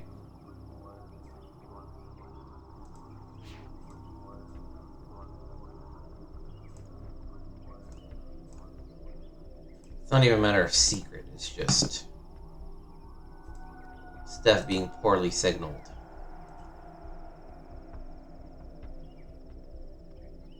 There's no way for me to keep this open without the light pointing at it. Oh, no. Okay. I have an idea.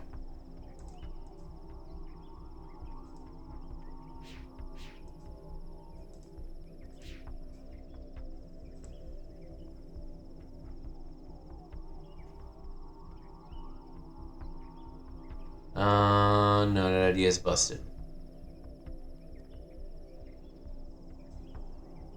I thought maybe I can see that leaf from here and I can point to the leaf. But that doesn't seem to be the case.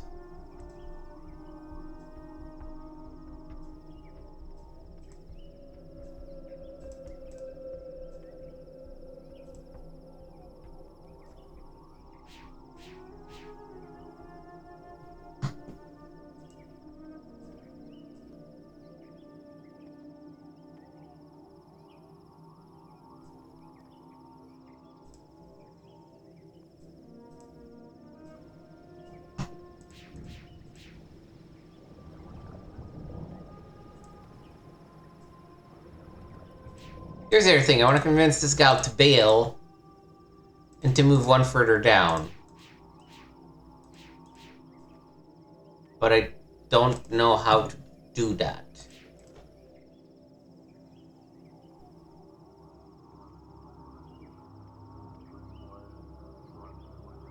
Oh, there we go. I'm a dum-dum.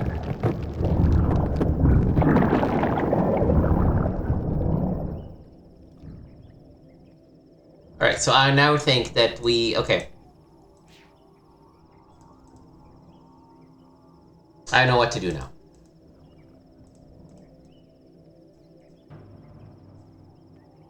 Okay. I hope that things are well set. Because if they're not, there's no easy way for me to go back.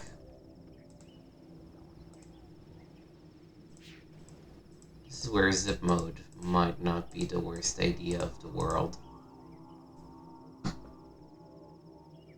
Yes!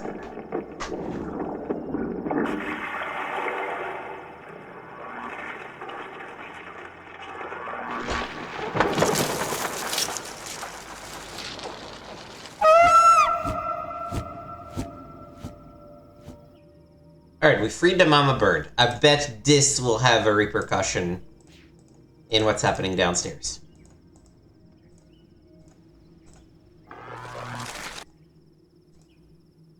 Am I going the right way? Yes, I'm going the right way. Let's go once again. This doesn't really matter anymore. We need to go up and around. This giant has shrunk.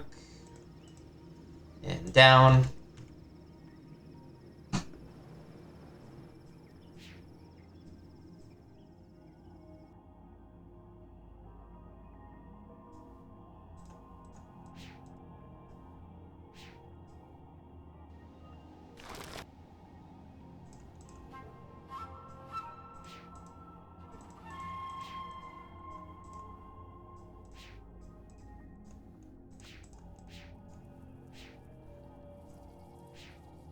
Please do something.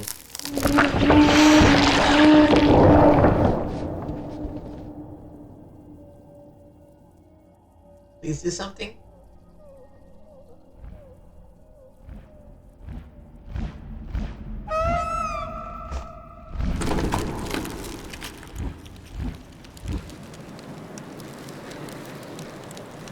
Oh, I think we might actually have solved it.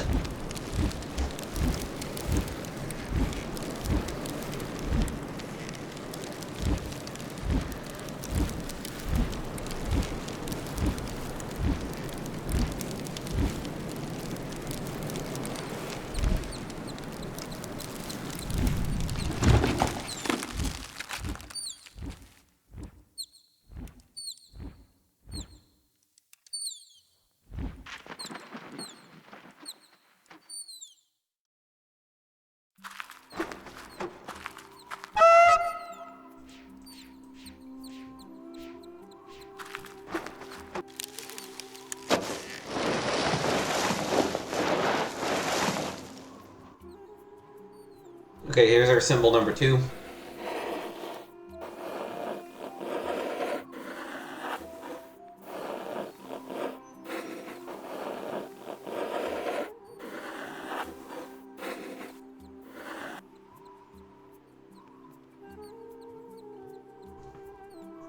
I know, what's frustrating is that we spend about an hour in something that could actually be solved in 5 minutes once you know what to do.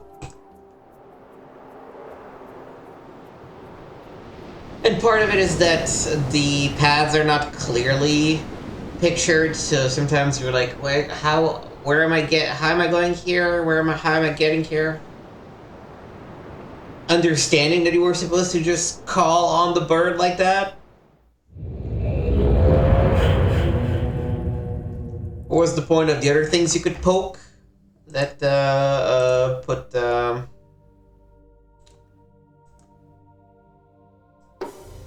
that threw spores up? Who knows?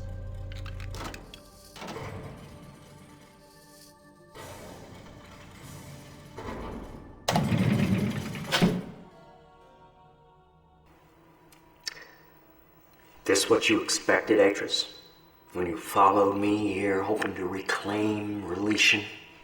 Is this classroom what you expected to find?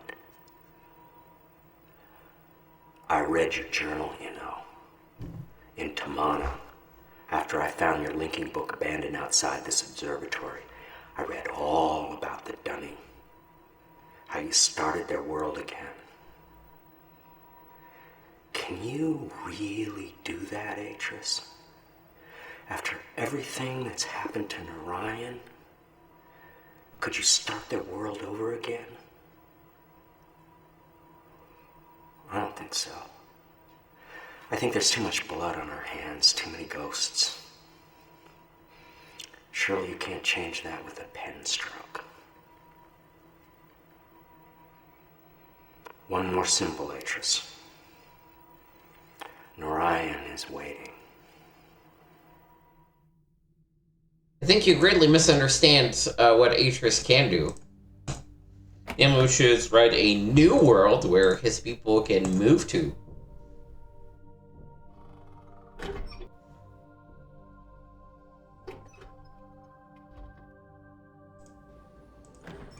Alright, last but not least.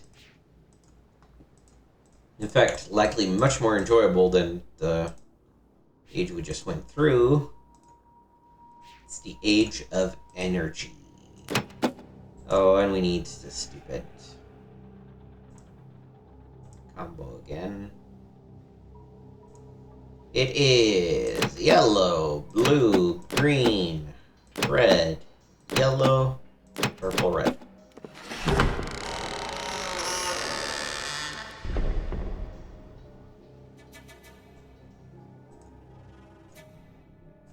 Alright, Voltaic.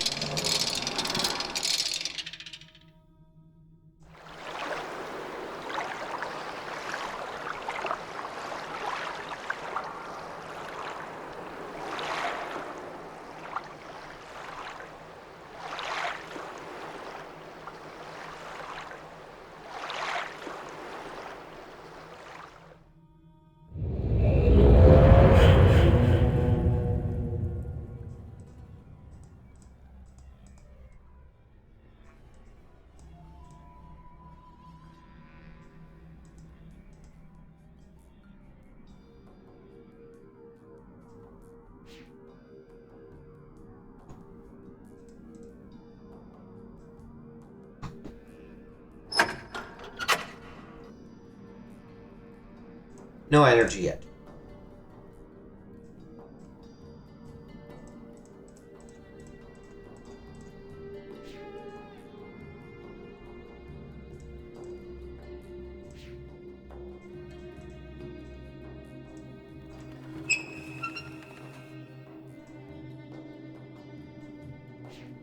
So basically the goal of the sage is to figure out how to power this particular ship up.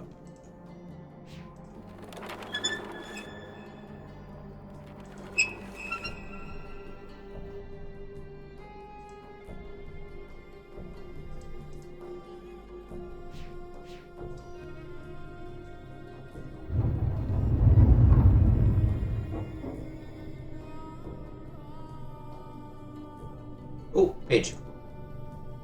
The cavern wall is almost ready. For weeks I have been polishing it, rubbing away at the cracks to obtain a smooth surface. I haven't been able to sleep much these last weeks. I was afraid I might never wake up. But if I can make him see all that happened, if I can show him the pain his family caused, it will be worth it. Tomorrow, I begin mixing the paints.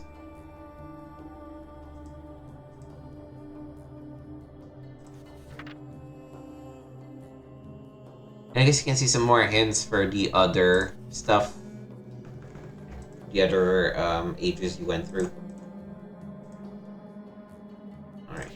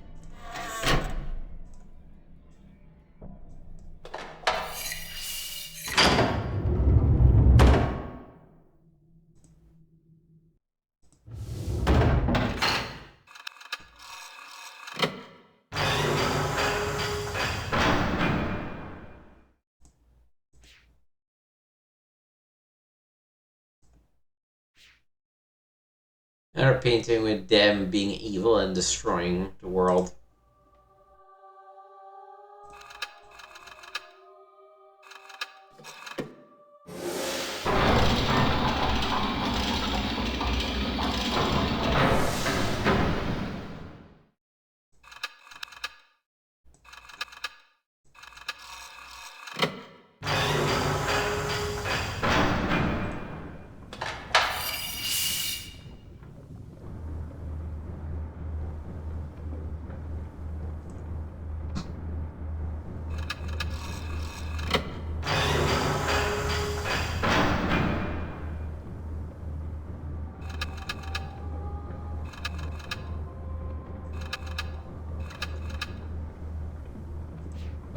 Okay.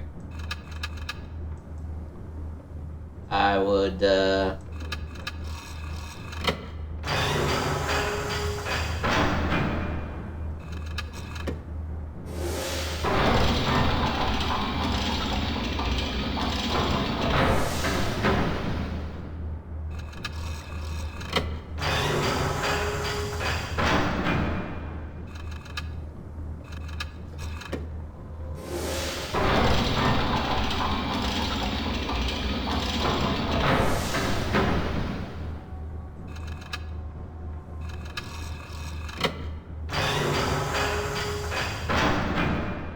Alright, now we can get out.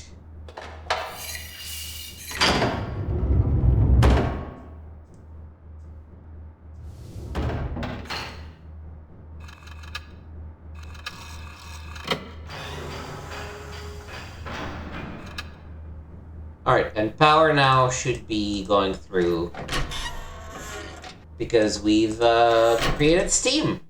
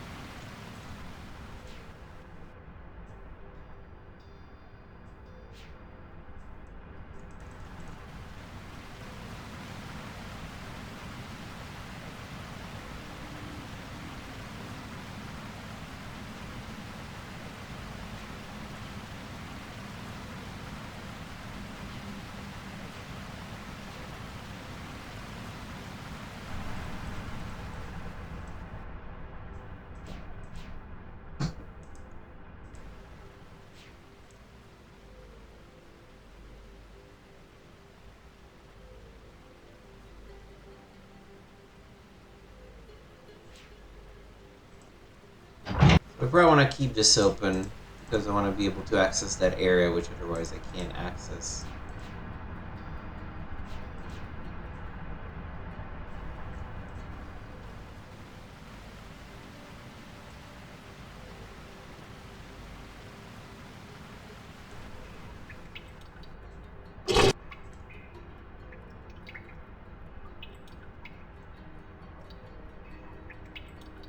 This raised something.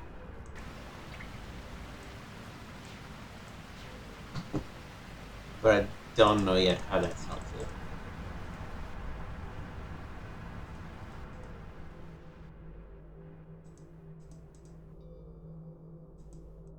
Oh, page. It is coming back to me, slowly. The knowledge of who I am. How long I have been trapped here. So much of it is blurry. Whole blocks of time still floating in the fog that eats my mind. But if I concentrate, I get pieces of it back. It was the dream that first helped me remember. I was lying in the reeds near the tusk. I don't know for how long or how I got there. I'm staring at the sky, seeing a man grow out of the cliff. First his head, then his shoulders, then his torso. Sunlight rims his body like a halo. I cannot move. I think that death has finally come for me. The man stands on the cliff with a book in his hand, staring down at the lagoon as if something made him sad. I wanted to call out to him, to tell him it was me he'd come to find, but my mouth is dry. I can't remember any words.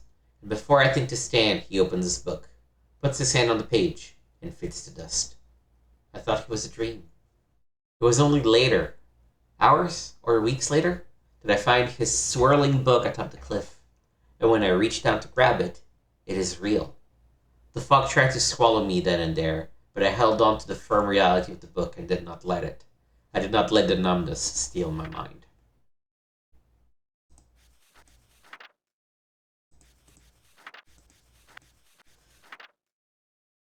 Four, five, six... No, there's probably... I bet... This is 1, 2, 3, 4, 5, right? So this is page 6, 7, 9, and then this would be page 10, 12, 13, 14, 15, 16, 17. Okay, yeah.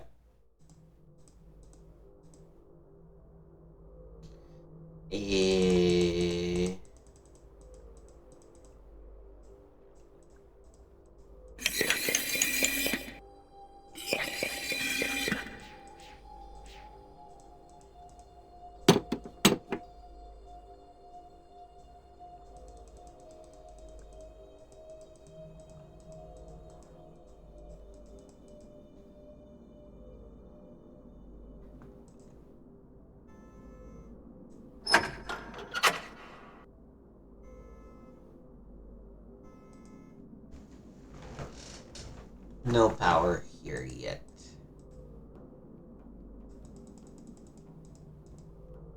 I activated the lava, but did I correctly activate the lava?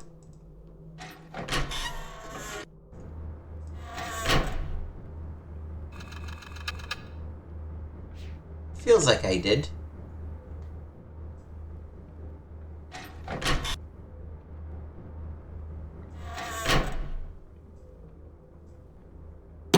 There's lava. Things are moving. The hot air, I believe, is being circulated.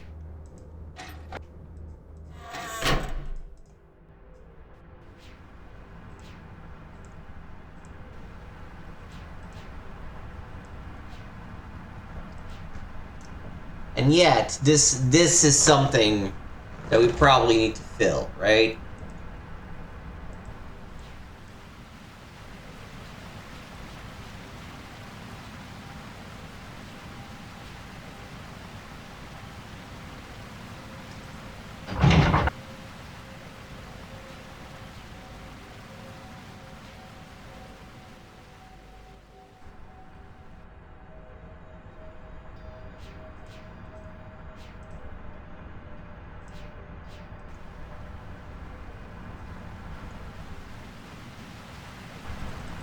just don't quite understand the geometry of this place.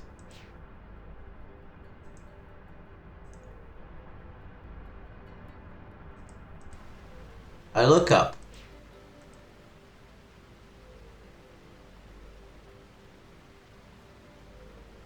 To my right is this thing.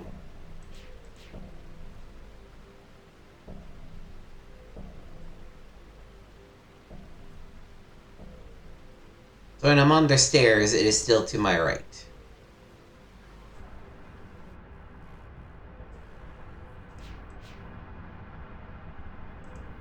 Aha!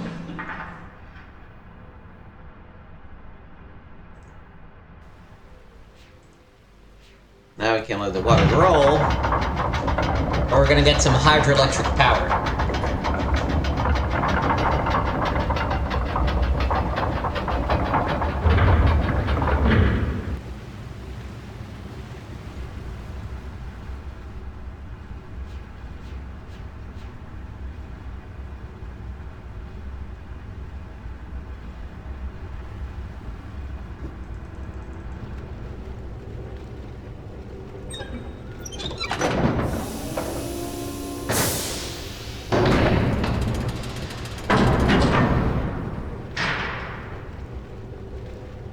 Get to open this.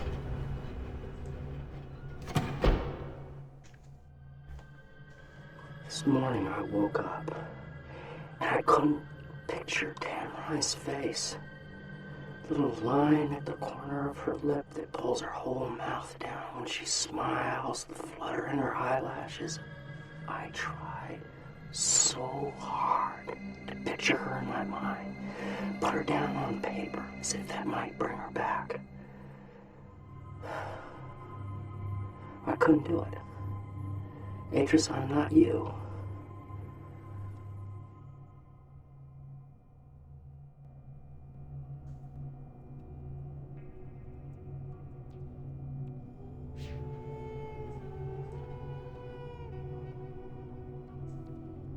Feels like there should be another page nearby.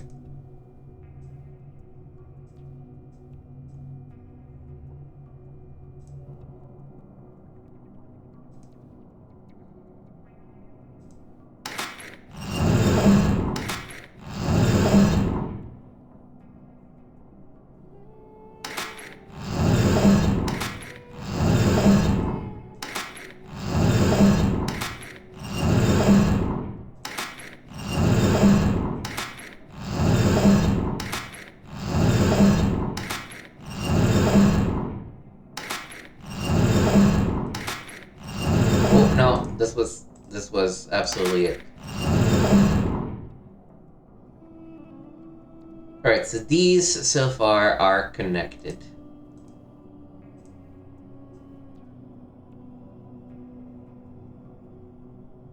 These are also connected. The middle layer that we gotta fix now.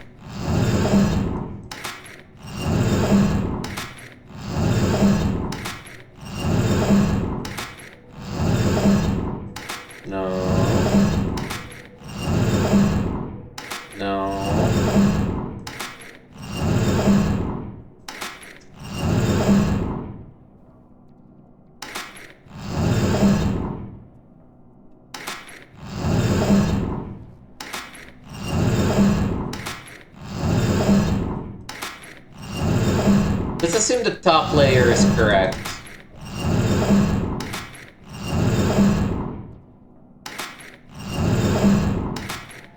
There should be a spot with no... Then this is correct, then this bottom layer is not.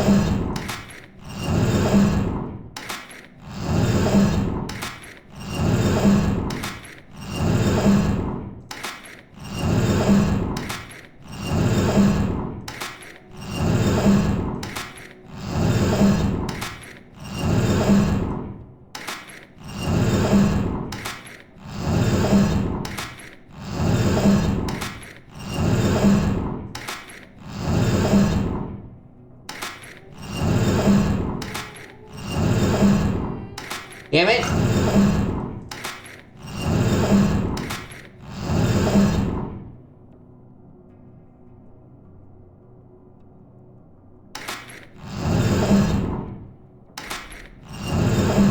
I don't know, I like how the bottom one fits.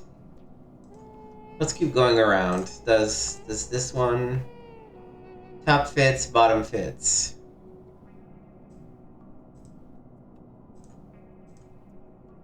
Top fits, bottom fits.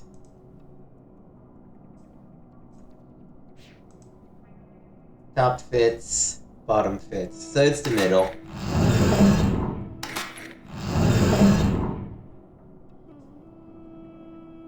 Just gotta get the middle figured out.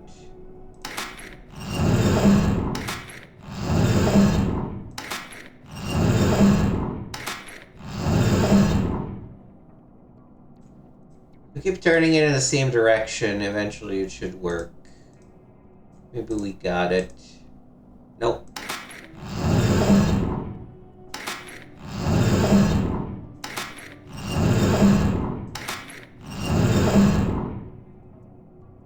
Alright. That doesn't work. That also doesn't work.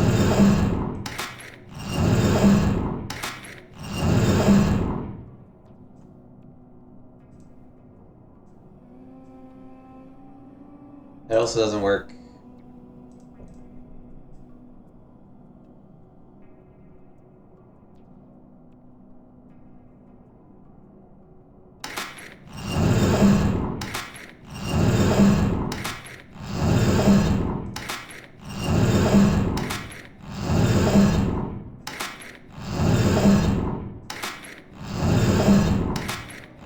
Let's assume the top one is actually messed up.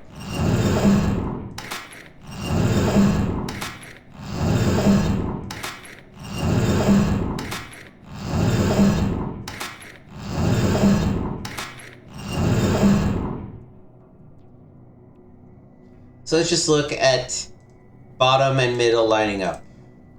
Yeah. Yeah. Yeah.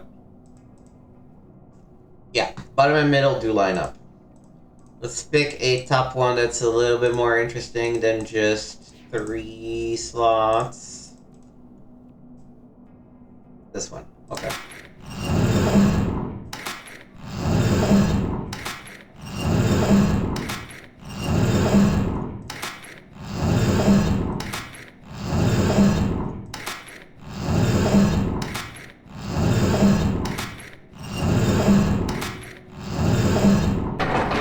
There we go.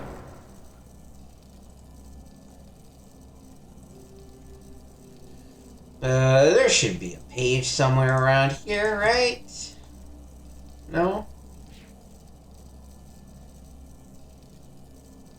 Not the place Savidra thought he'd drop a page? Alright.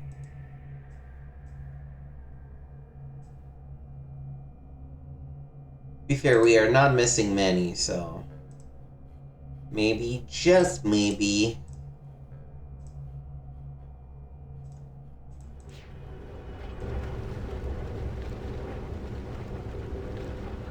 Whoa.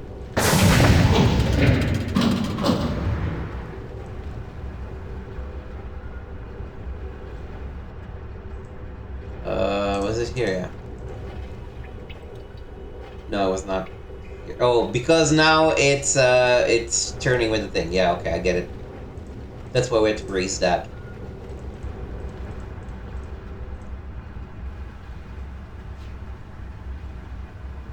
So I guess we didn't quite connect the Steam the way that I wanted to.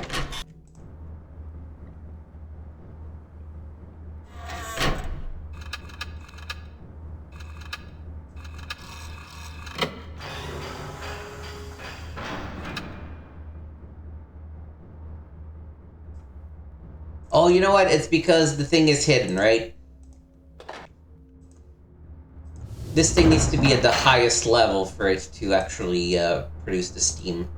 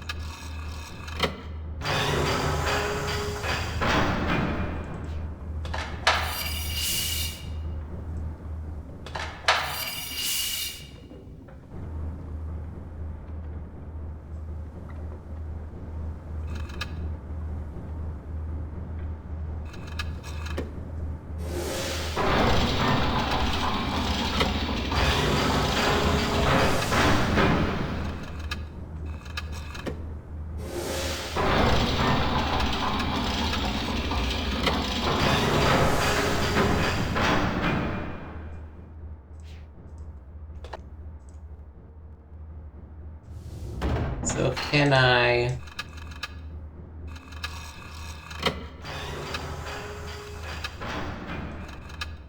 See, the problem is that I can't turn it twice.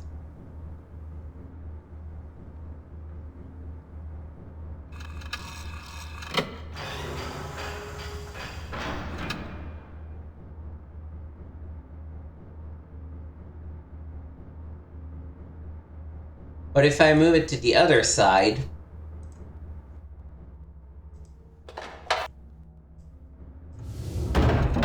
which is where it originally was...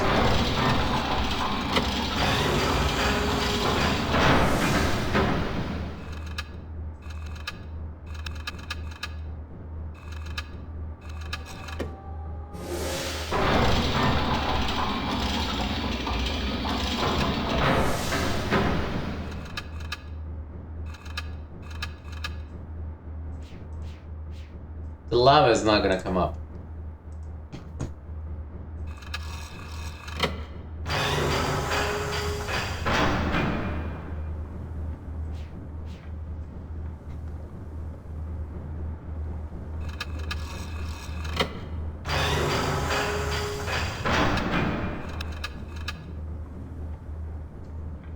And the wheel can only turn once.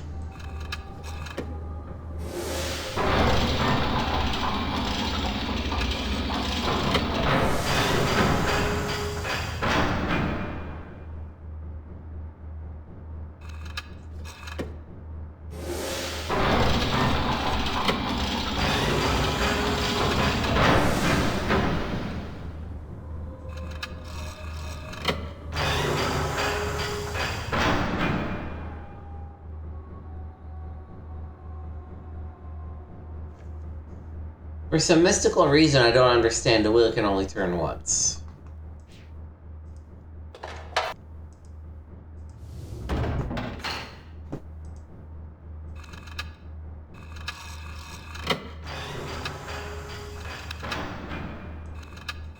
And again, note Savidro fucking shit up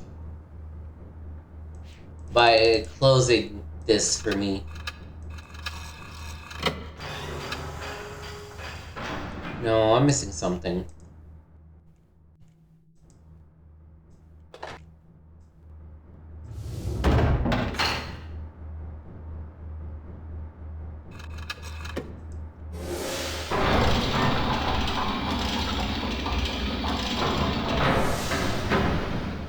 But the thing is, I can't, like...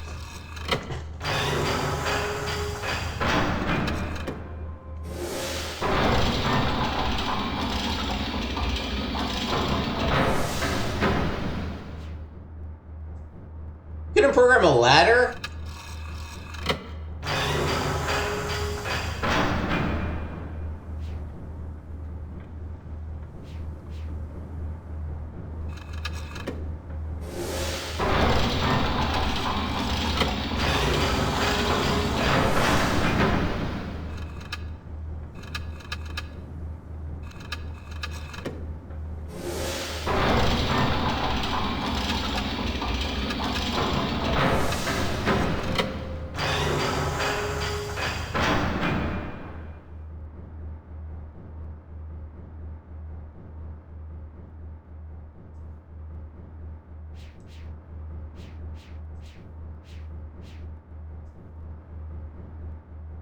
There's gotta be something I'm missing.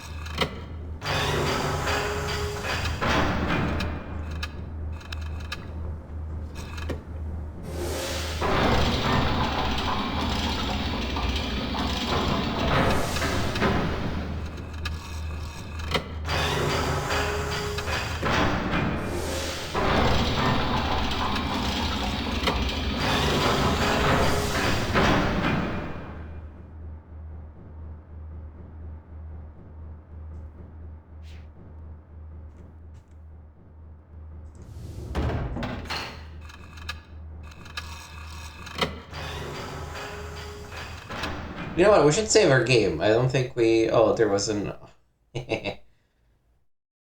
That's funny. These are all my old saves, huh? They're still here. Okay.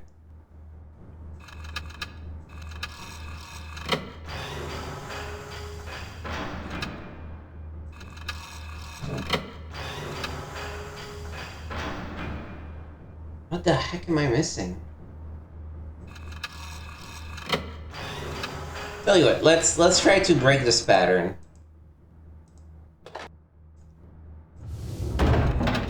Move this back to this side. Go back up. Raise it once. This should not cause the lava to rise.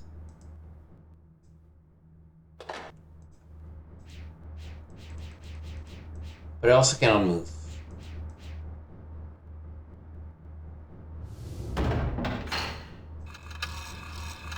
What the heck?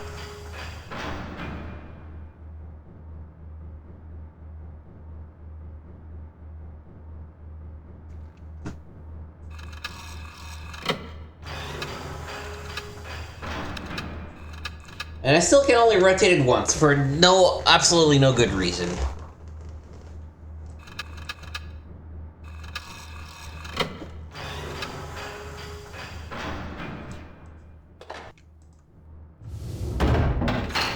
So if I turn it this way,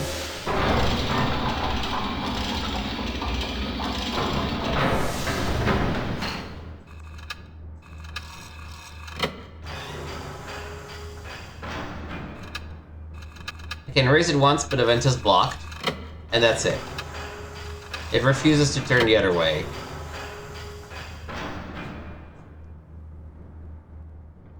Now, of course, the downside that there is lava in there. It's not gonna let me through.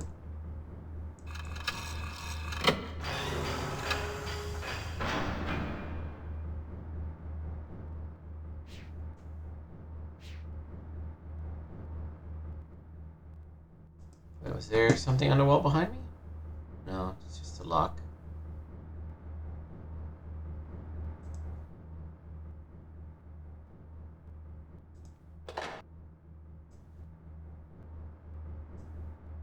What am I missing? It's not a trick with the door. The door closes behind me.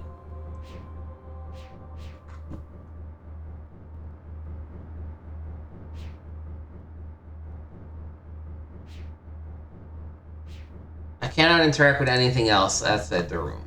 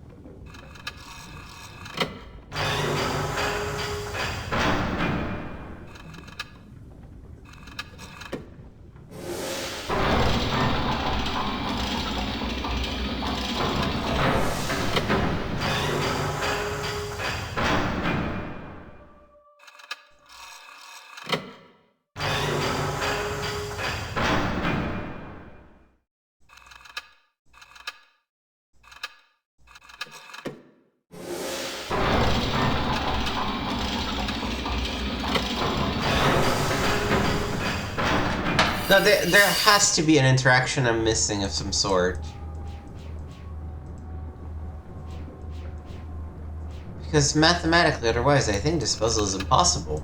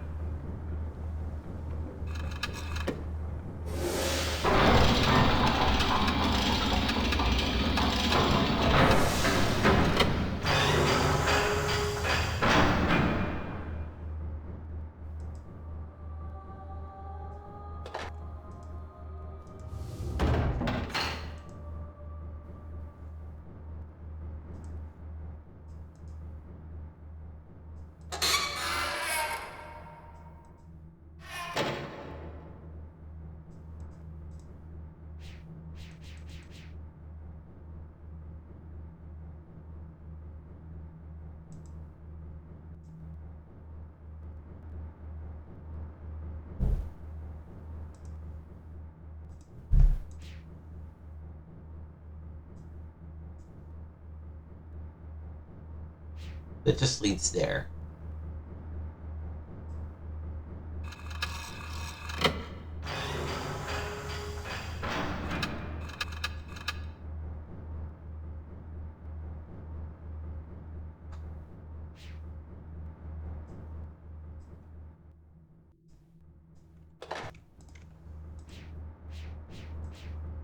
You could totally climb that platform if need be. Or climb down from that platform. This is an absolutely stupid limitation to the thing.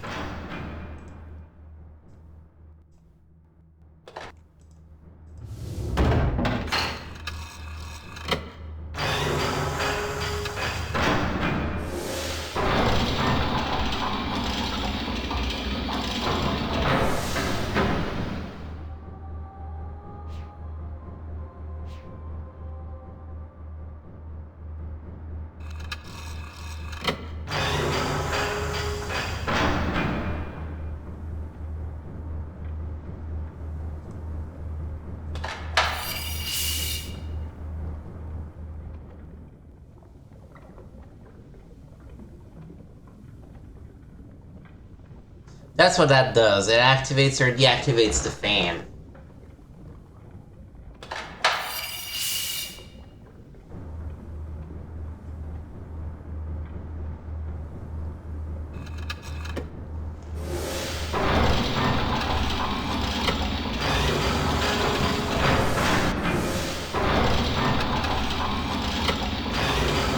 You know what? Maybe I'm overthinking. Maybe the issue is not here.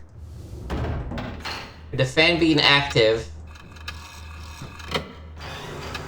and the lava being out, vapor is being produced. That's not the problem.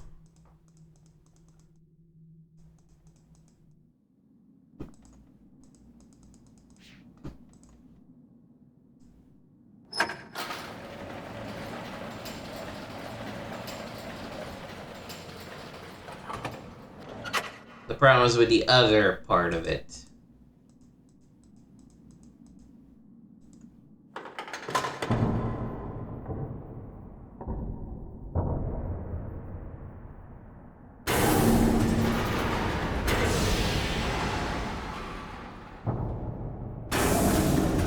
Okay, we're not... Need to get back to the, energy bit.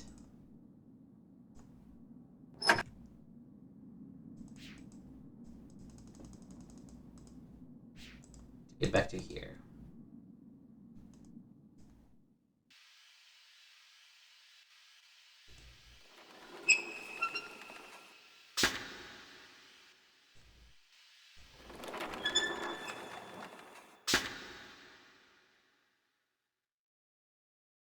So, how much are each of these? Let's make notes.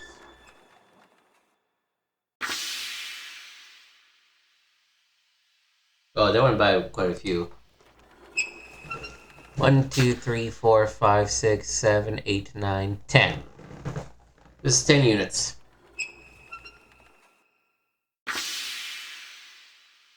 This is also 10 units.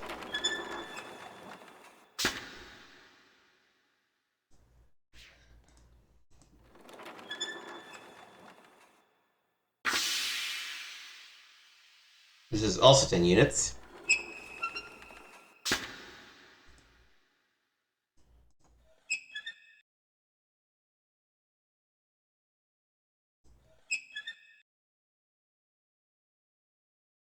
The last one is busted. Cool.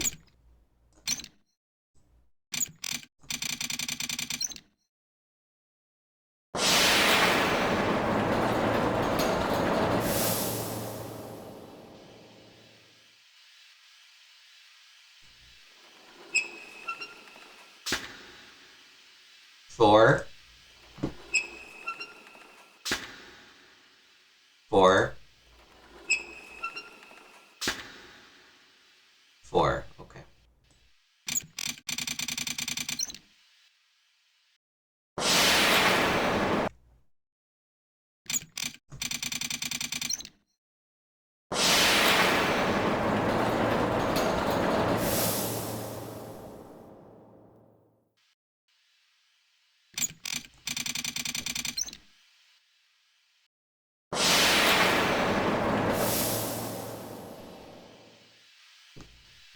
And I'm gonna guess each of these is 1.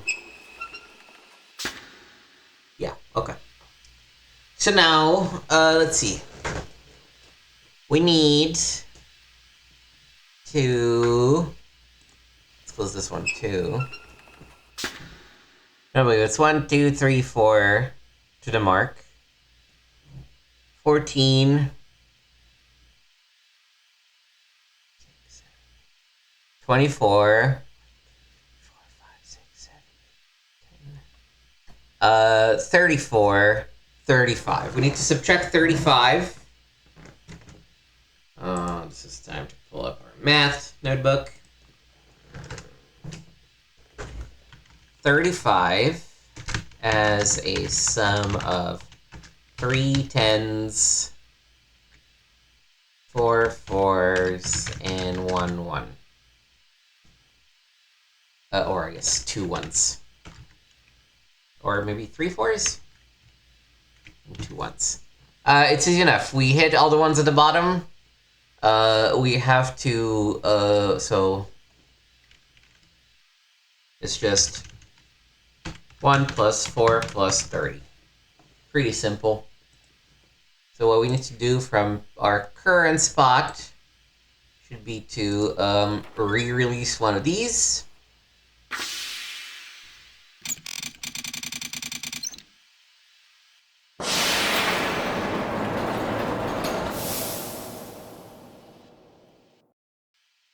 Re-release one of these.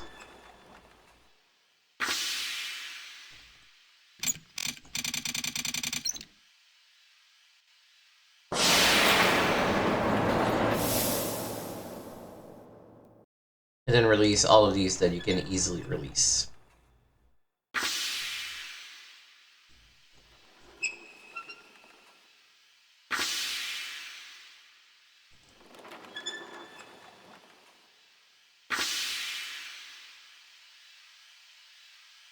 Okay, that should get us to the right power level.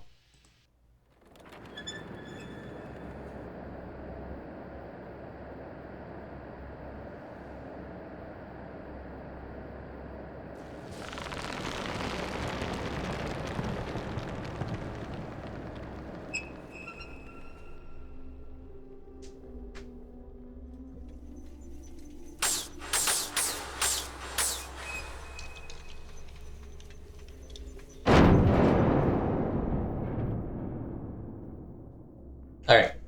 And I think the reason why the pressure gauge in that little symbol chart was marked as was not lit up is because we hadn't done that part. Let's see if this works.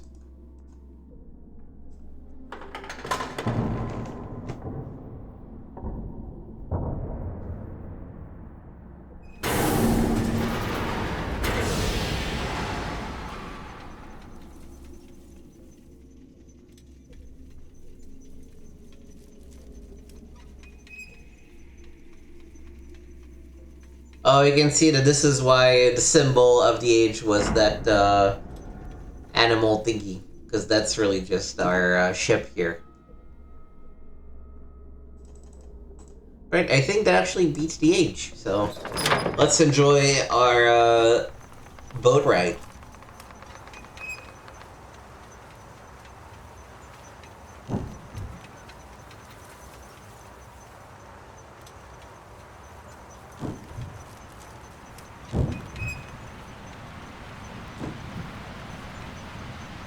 Felt a lot smoother than the last one. Despite me stupidly wasting time trying to get that thing in a spot that it couldn't get.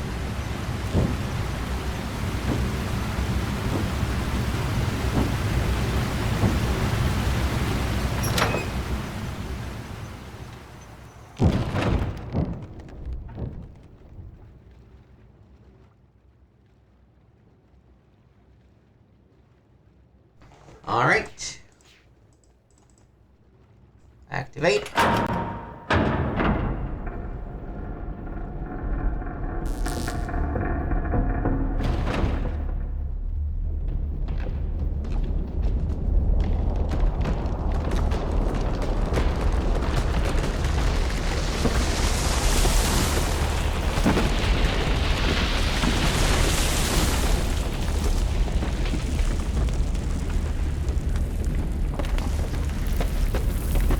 It's pretty cool.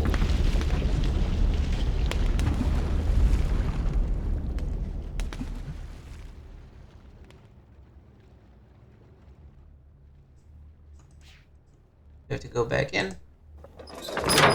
Yeah.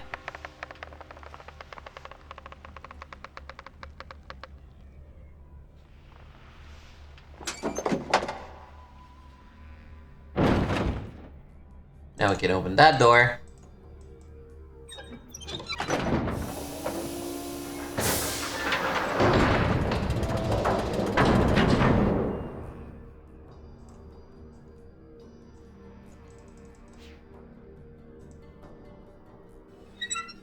And get the last symbol.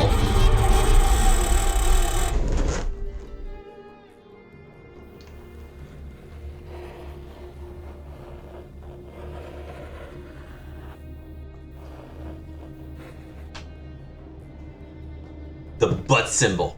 Or penis symbol, depending on how you choose to view it.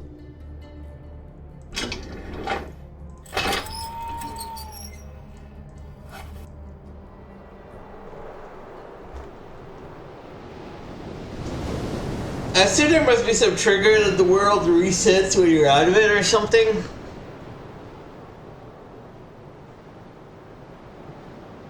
Unless Atrus meant Target's experience to be a one-time only thing for his sons. Alright.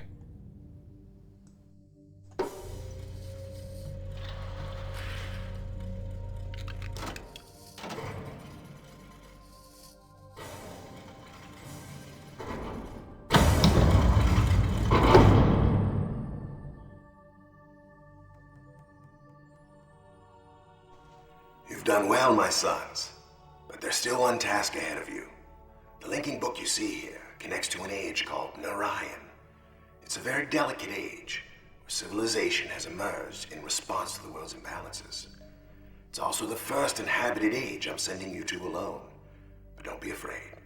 The knowledge you've acquired here will show you the way in. Use it, and see all that Narayan has to offer.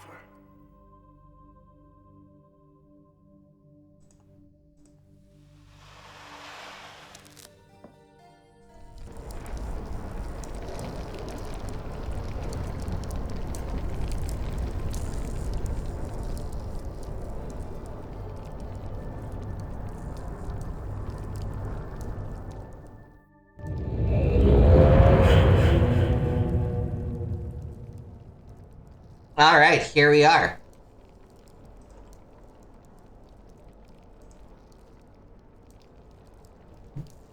Let's take a picture of these. Is there a way to do it without... I guess. So, as you can see, nature, void, intelligence, entropy, energy, love, force, mutual, society, chaos, all of this. Well, we happen to have 4 sayings. Energy powers future motion, Nature encourages mutual dependence. Dynamic forces spur change. Balance systems stimulate civilizations. So all we gotta do is find a way of writing these, essentially. So let me start with the first. Energy. I'll take a picture of each symbol in a row. Powers. Powers. Can I remove one further? Where's Powers? Power is just in a very awkward spot. Power. Future motion. Future.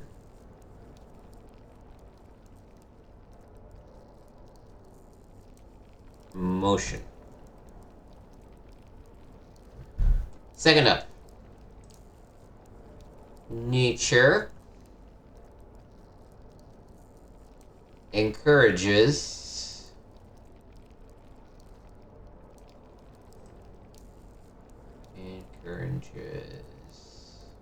Encourages. Mutual dependence. So dependence over there, mutual is here.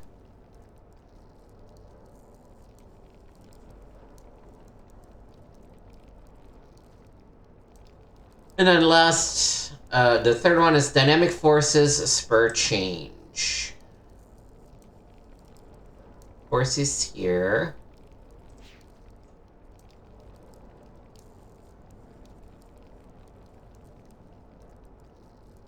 Changes there. Dynamic.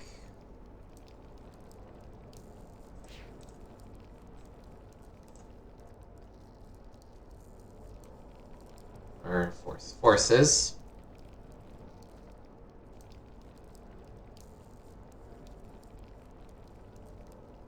Spur change.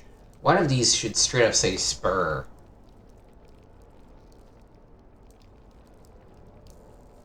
Tech entourage. Oh, spur. There we go.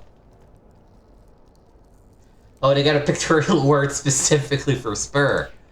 How convenient. Change. And then last one, balance systems stimulate civilizations. Civilization is here.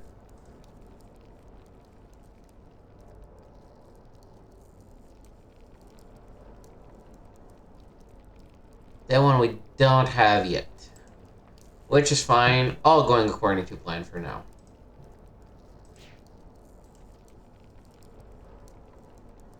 It's not right. I checked all of these. And the last saying was, because I have such bad memory, balance system stimulate civilization. I don't even know if system is there. Civilization is there. But not even system, right?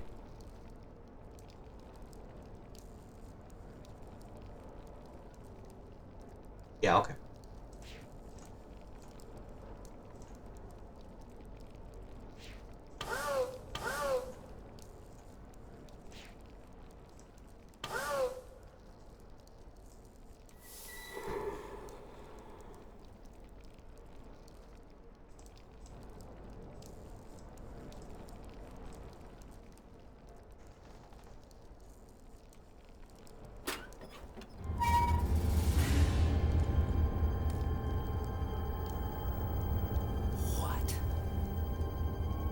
You're not.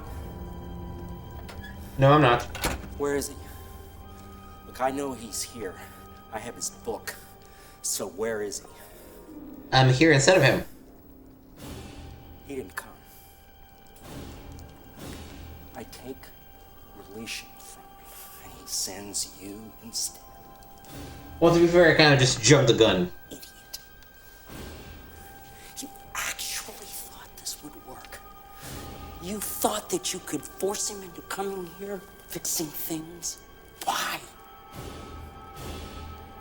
Why would he rewrite Narayan? Because of your messages? Because of your paintings? No, like, he can't do that. Look at what's left of it. When are you gonna get it through your thick skull that you do not matter to him?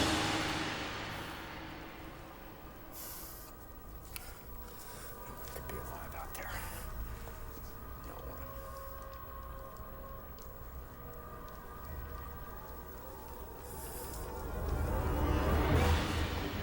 We're stuck here, you know. The linking book back to Jananan is gone. Left behind when I linked out of Atrus' study. And as for getting in to Narayan, look around you. This chamber is the only way in. And Atrus installed some kind of shield, and I have never been able to get past it. Not once in all these years. So you're just as stuck here as I am. At least until I open this book. And I show Atrus what it's like to watch your friends and relatives die.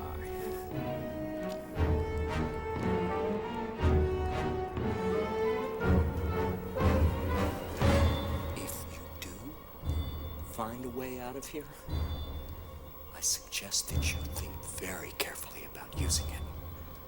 Because the one thing I know about linking books, the doors they open don't close behind you.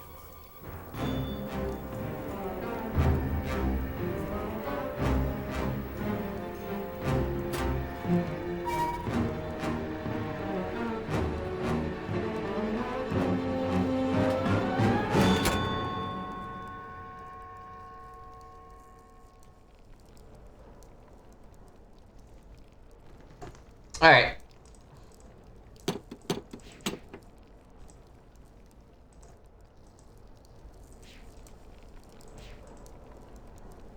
To be fair, the reason he was never able to actually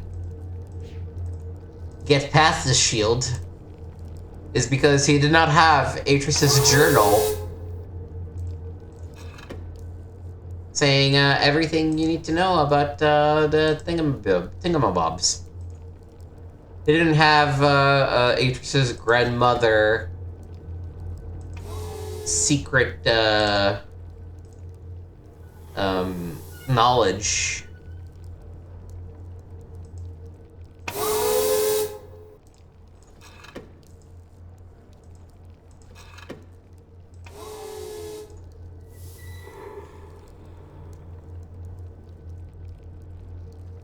Alright, so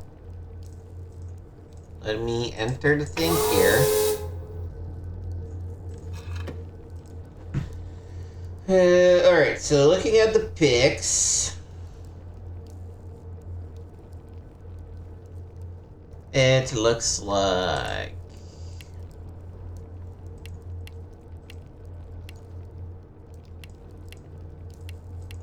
energy,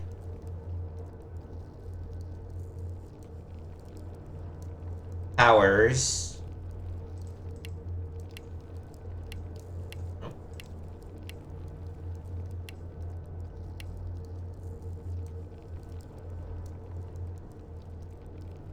future,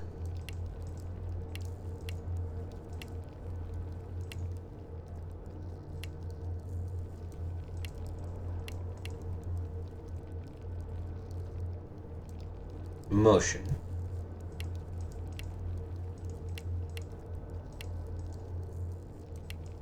nope, it's this one and this one, and then this piece, and then this piece.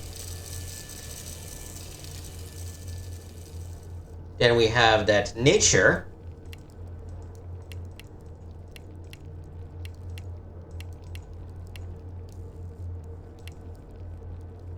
Encourages.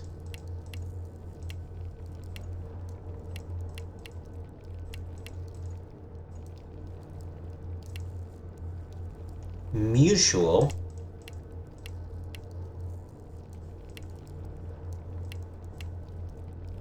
Dependence.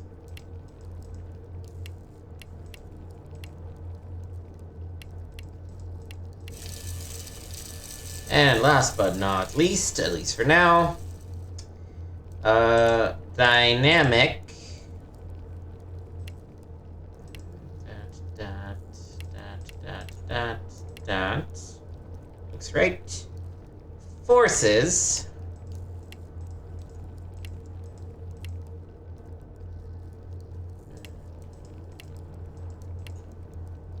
Spur.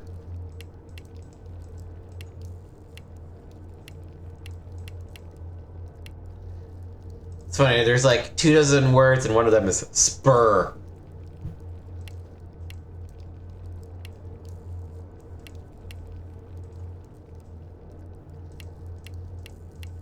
Change.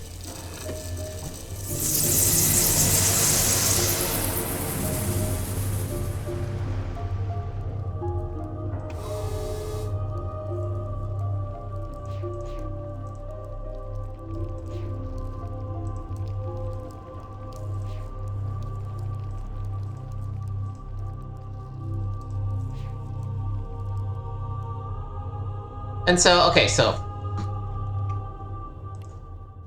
let's call this bad end.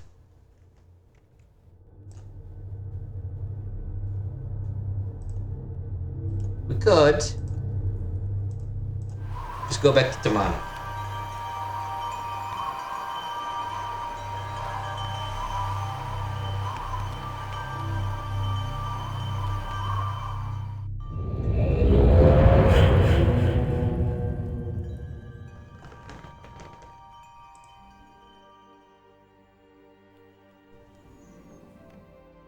By the Maker, you've returned! Atrus, come quick! The fire burned the linking book you used. We had no way of following and thought. We've returned. Where's Releeshan?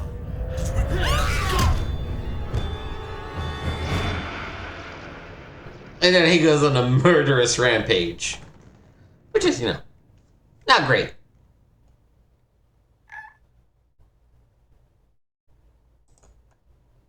You know what? What happens if I hit try? Oh no. Yeah, let's go back to bad end. So we're gonna take the book, that's for sure. But we're not gonna use it. And now that we have the second half of these, we can finish the last phrase, which is balance system, stimulate civilization. Okay, there's a stimulate up here. We know that civilization is upstairs.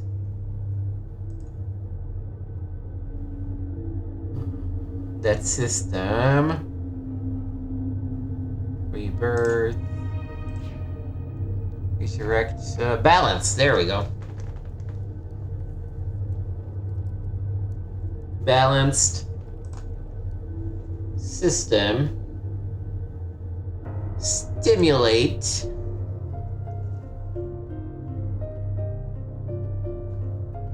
And then we need to go upstairs to find civilization.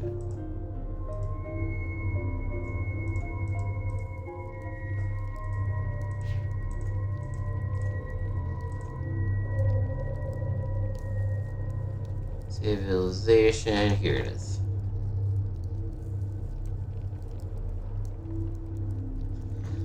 Alright, now we need to be careful to avoid another potential bad ending.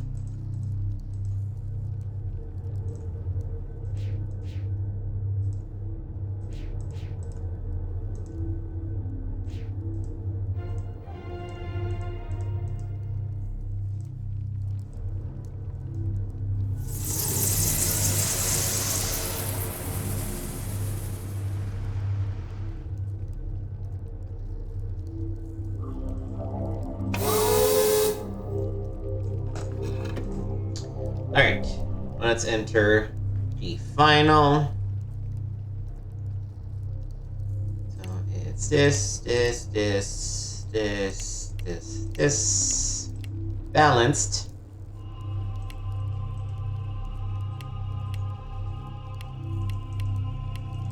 Systems.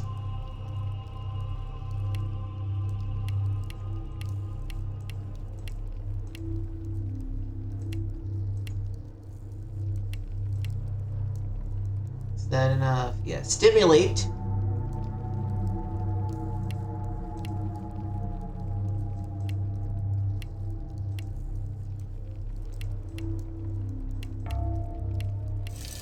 civilization.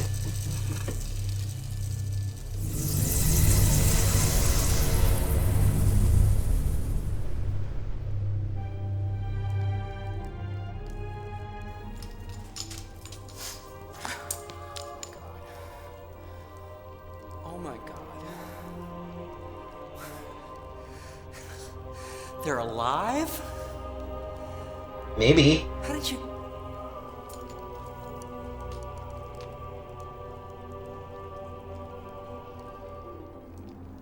The Force symbol.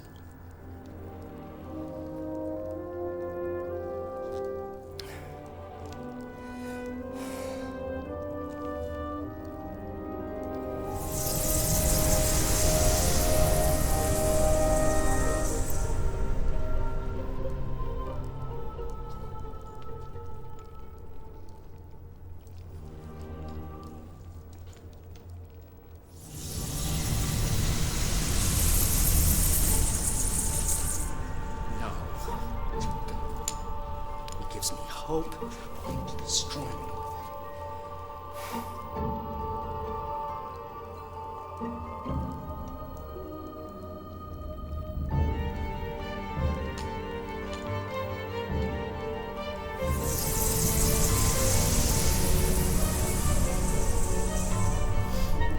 You see, I still have something that he wants.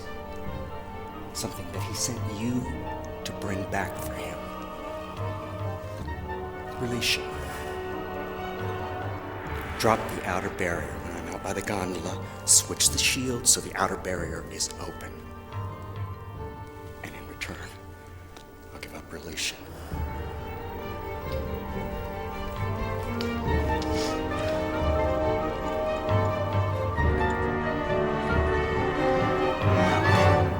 Do it.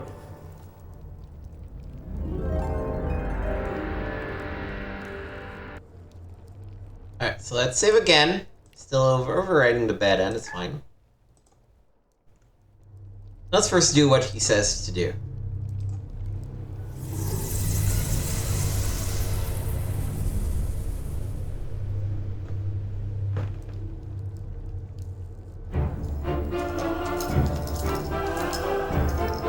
Apparently, it's my turn to live up to my end of the bargain.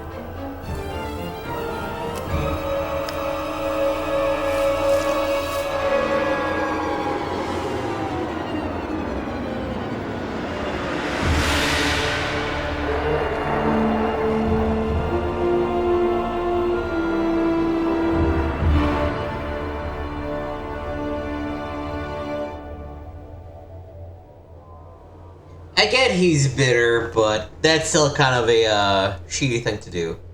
And then we can head to Tamana and get the bad end again.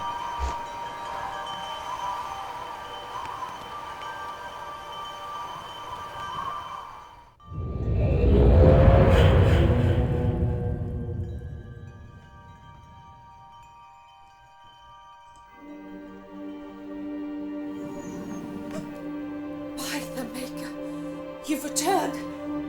Atrus, come quick! The fire burned the linking book you used. We had no way of following and thought. You've returned. And where's Releeshan? Did you bring back the book? All those people. Everything we worked so hard to restore. Atrus. Without that book, they're lost to us forever.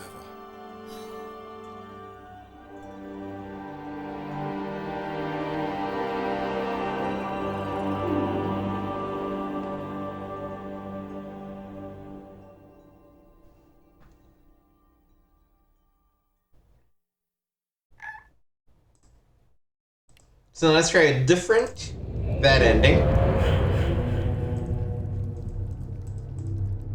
There, instead of trusting him,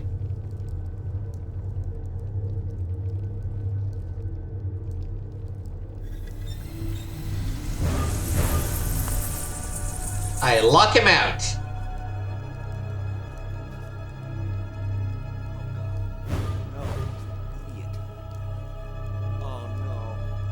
No!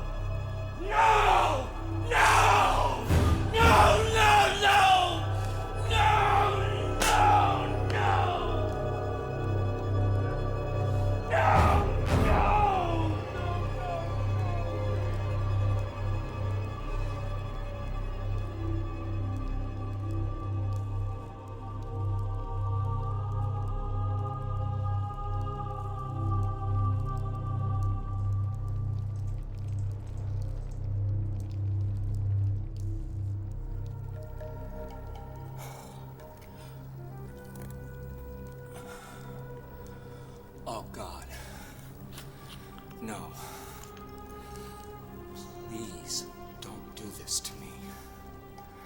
Not when my family could still be alive out there. Want the book? Here. I'll give you the book. Just... please. Please. Don't do this.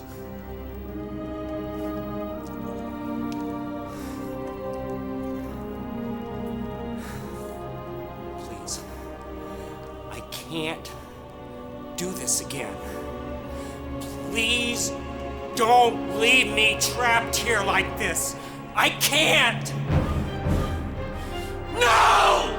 No! No, no, no! No, no, no, no, no, no,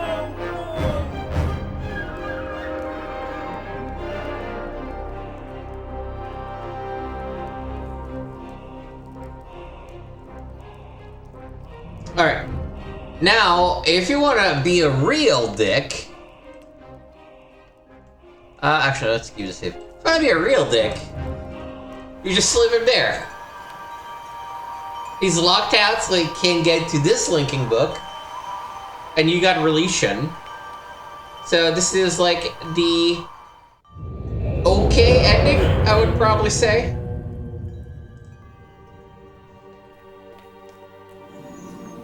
By the Maker, you've returned. Atrus, come quick! The fire burned the linking book you used. We had no way of following the... You've returned. But where's Releeshan? Did you bring back the book?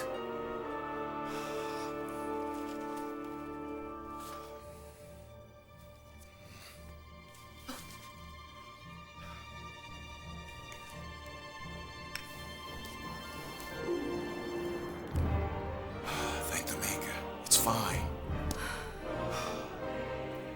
We're in your debt, my friend.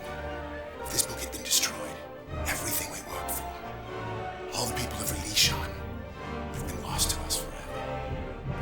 You must tell us everything.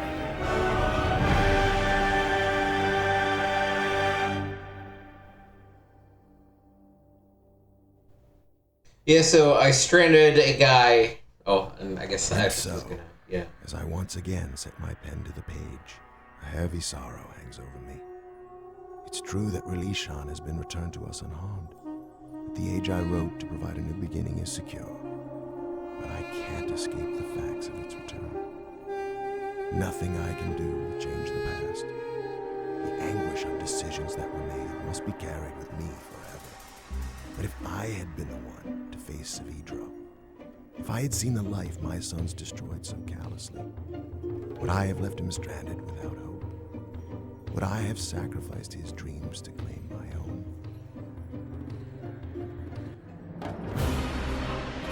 So they're like, oh, man, that's kind of a shitty thing you did over there.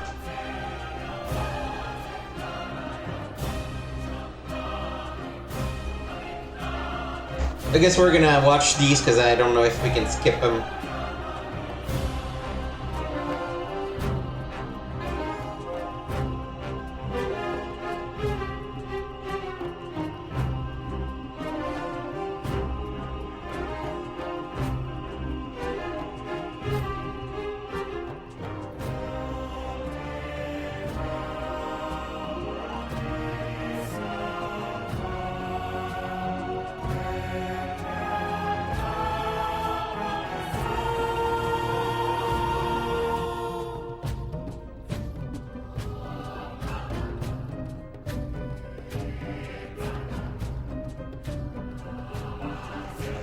Can I skip it? No, huh?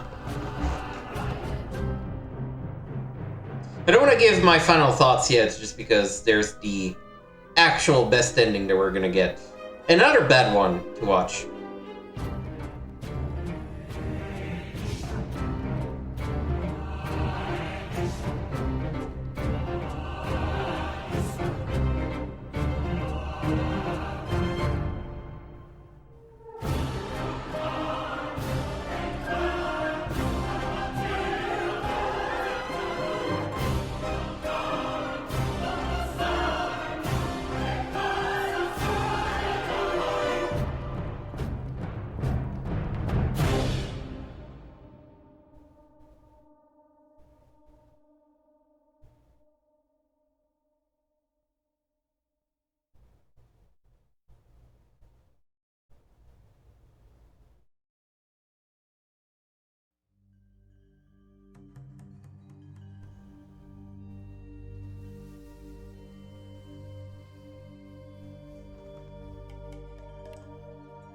Alright.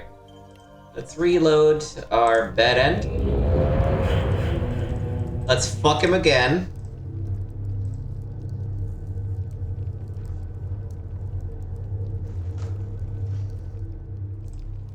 Then he goes down and he says, please, please, please, no.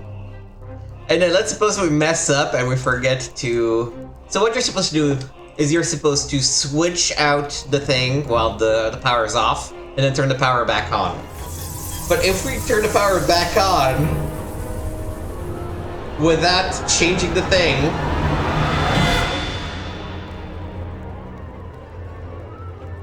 he's like, uh-oh. Whack! With his little tomahawk. Load game. Bad end. Alright, so let's do that again and now see the proper ending.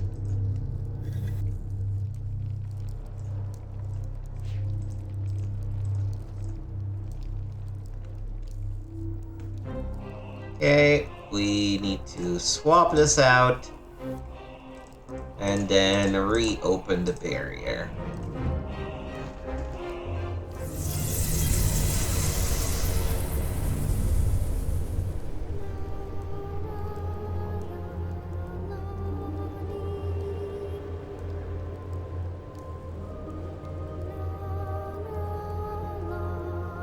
You're welcome. I understand how 20 years of extreme solitude can turn into a bit of a psychopath. It was still a bit of a dick move to throw out the book when I did the thing that he asked me to do.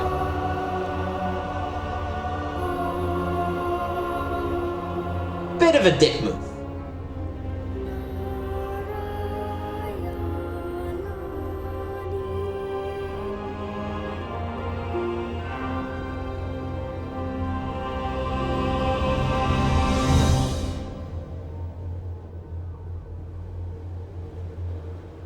Alright, and now...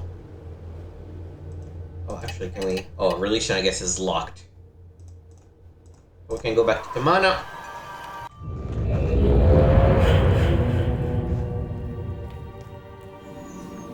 By the Maker, you've returned.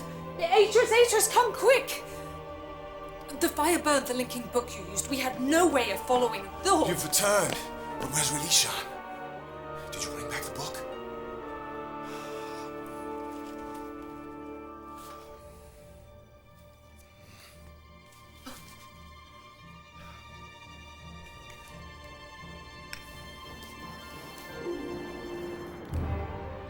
Thank the Maker. It's fine. We're in your debt, my friend.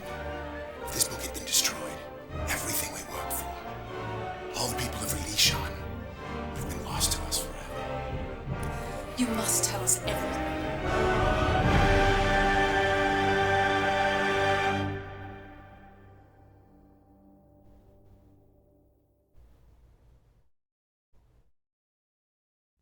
At last I can rejoice, for Releeshan has been returned to me unharmed. The age I hoped would provide a new beginning still lives on. I'm sure that no danger shall befall it. And as I sit here writing in this journal, I rejoice to know that Narayan too is safe. The secrets of its past have been unlocked, and old wrongs have finally been righted. I know now that we can't escape the past, nor can we rewrite it, hoping to lessen our pain. The best we can hope for is to continue to learn, to take from the past only that which is good, and move on. Perhaps in the process, we will build a brighter future.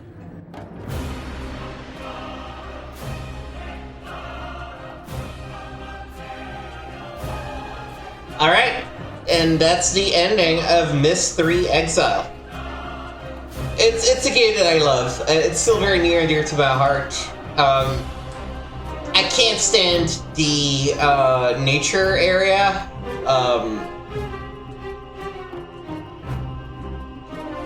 I'm trying to isolate myself from it and to determine if it's actually a worse level. or if I just have very negative feelings toward it because of my own prejudice. But regardless, as not fun as the nature one is, the pinball one is so much more fun, and I just love it to death. So to me, this still is very much a worthy game to be played. I hope you enjoyed watching me play through it. The Myst series is probably going to take a break on the channel at this point. I've played through Myst 1, 2, and 3 in the span of like 3 months or so, so it's time to put it to bed for a little bit. Like, I liked it. I like it.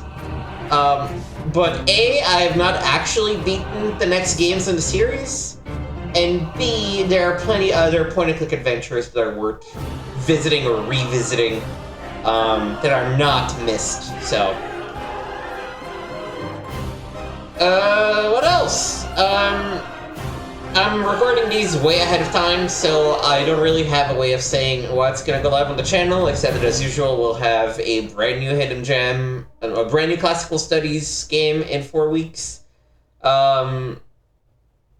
Another classical studies video in 2 weeks. Might be more Morrowind, might be something else. I kind of lost track at this point.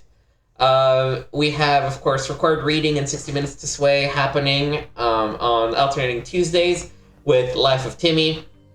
I appreciate you taking the time to check any of my content. I feel so blessed. Thank you, thank you, thank you. If I could ask something, please like and leave comments, because more engagement shows me what things people like and what type of games I should really try to be playing for the channel. I would especially appreciate it if you go and like and comment on the Life of Timmy series, because I put so much effort into those. They're like my pride and joy, and I would like them to resonate with viewers as much as possible. So help me make those videos more discoverable by commenting on them and liking them and recommending them to people. That's gonna do it for us today. Thank you so much for watching. This is Nick signing off, reminding you to let's keep retro playing together.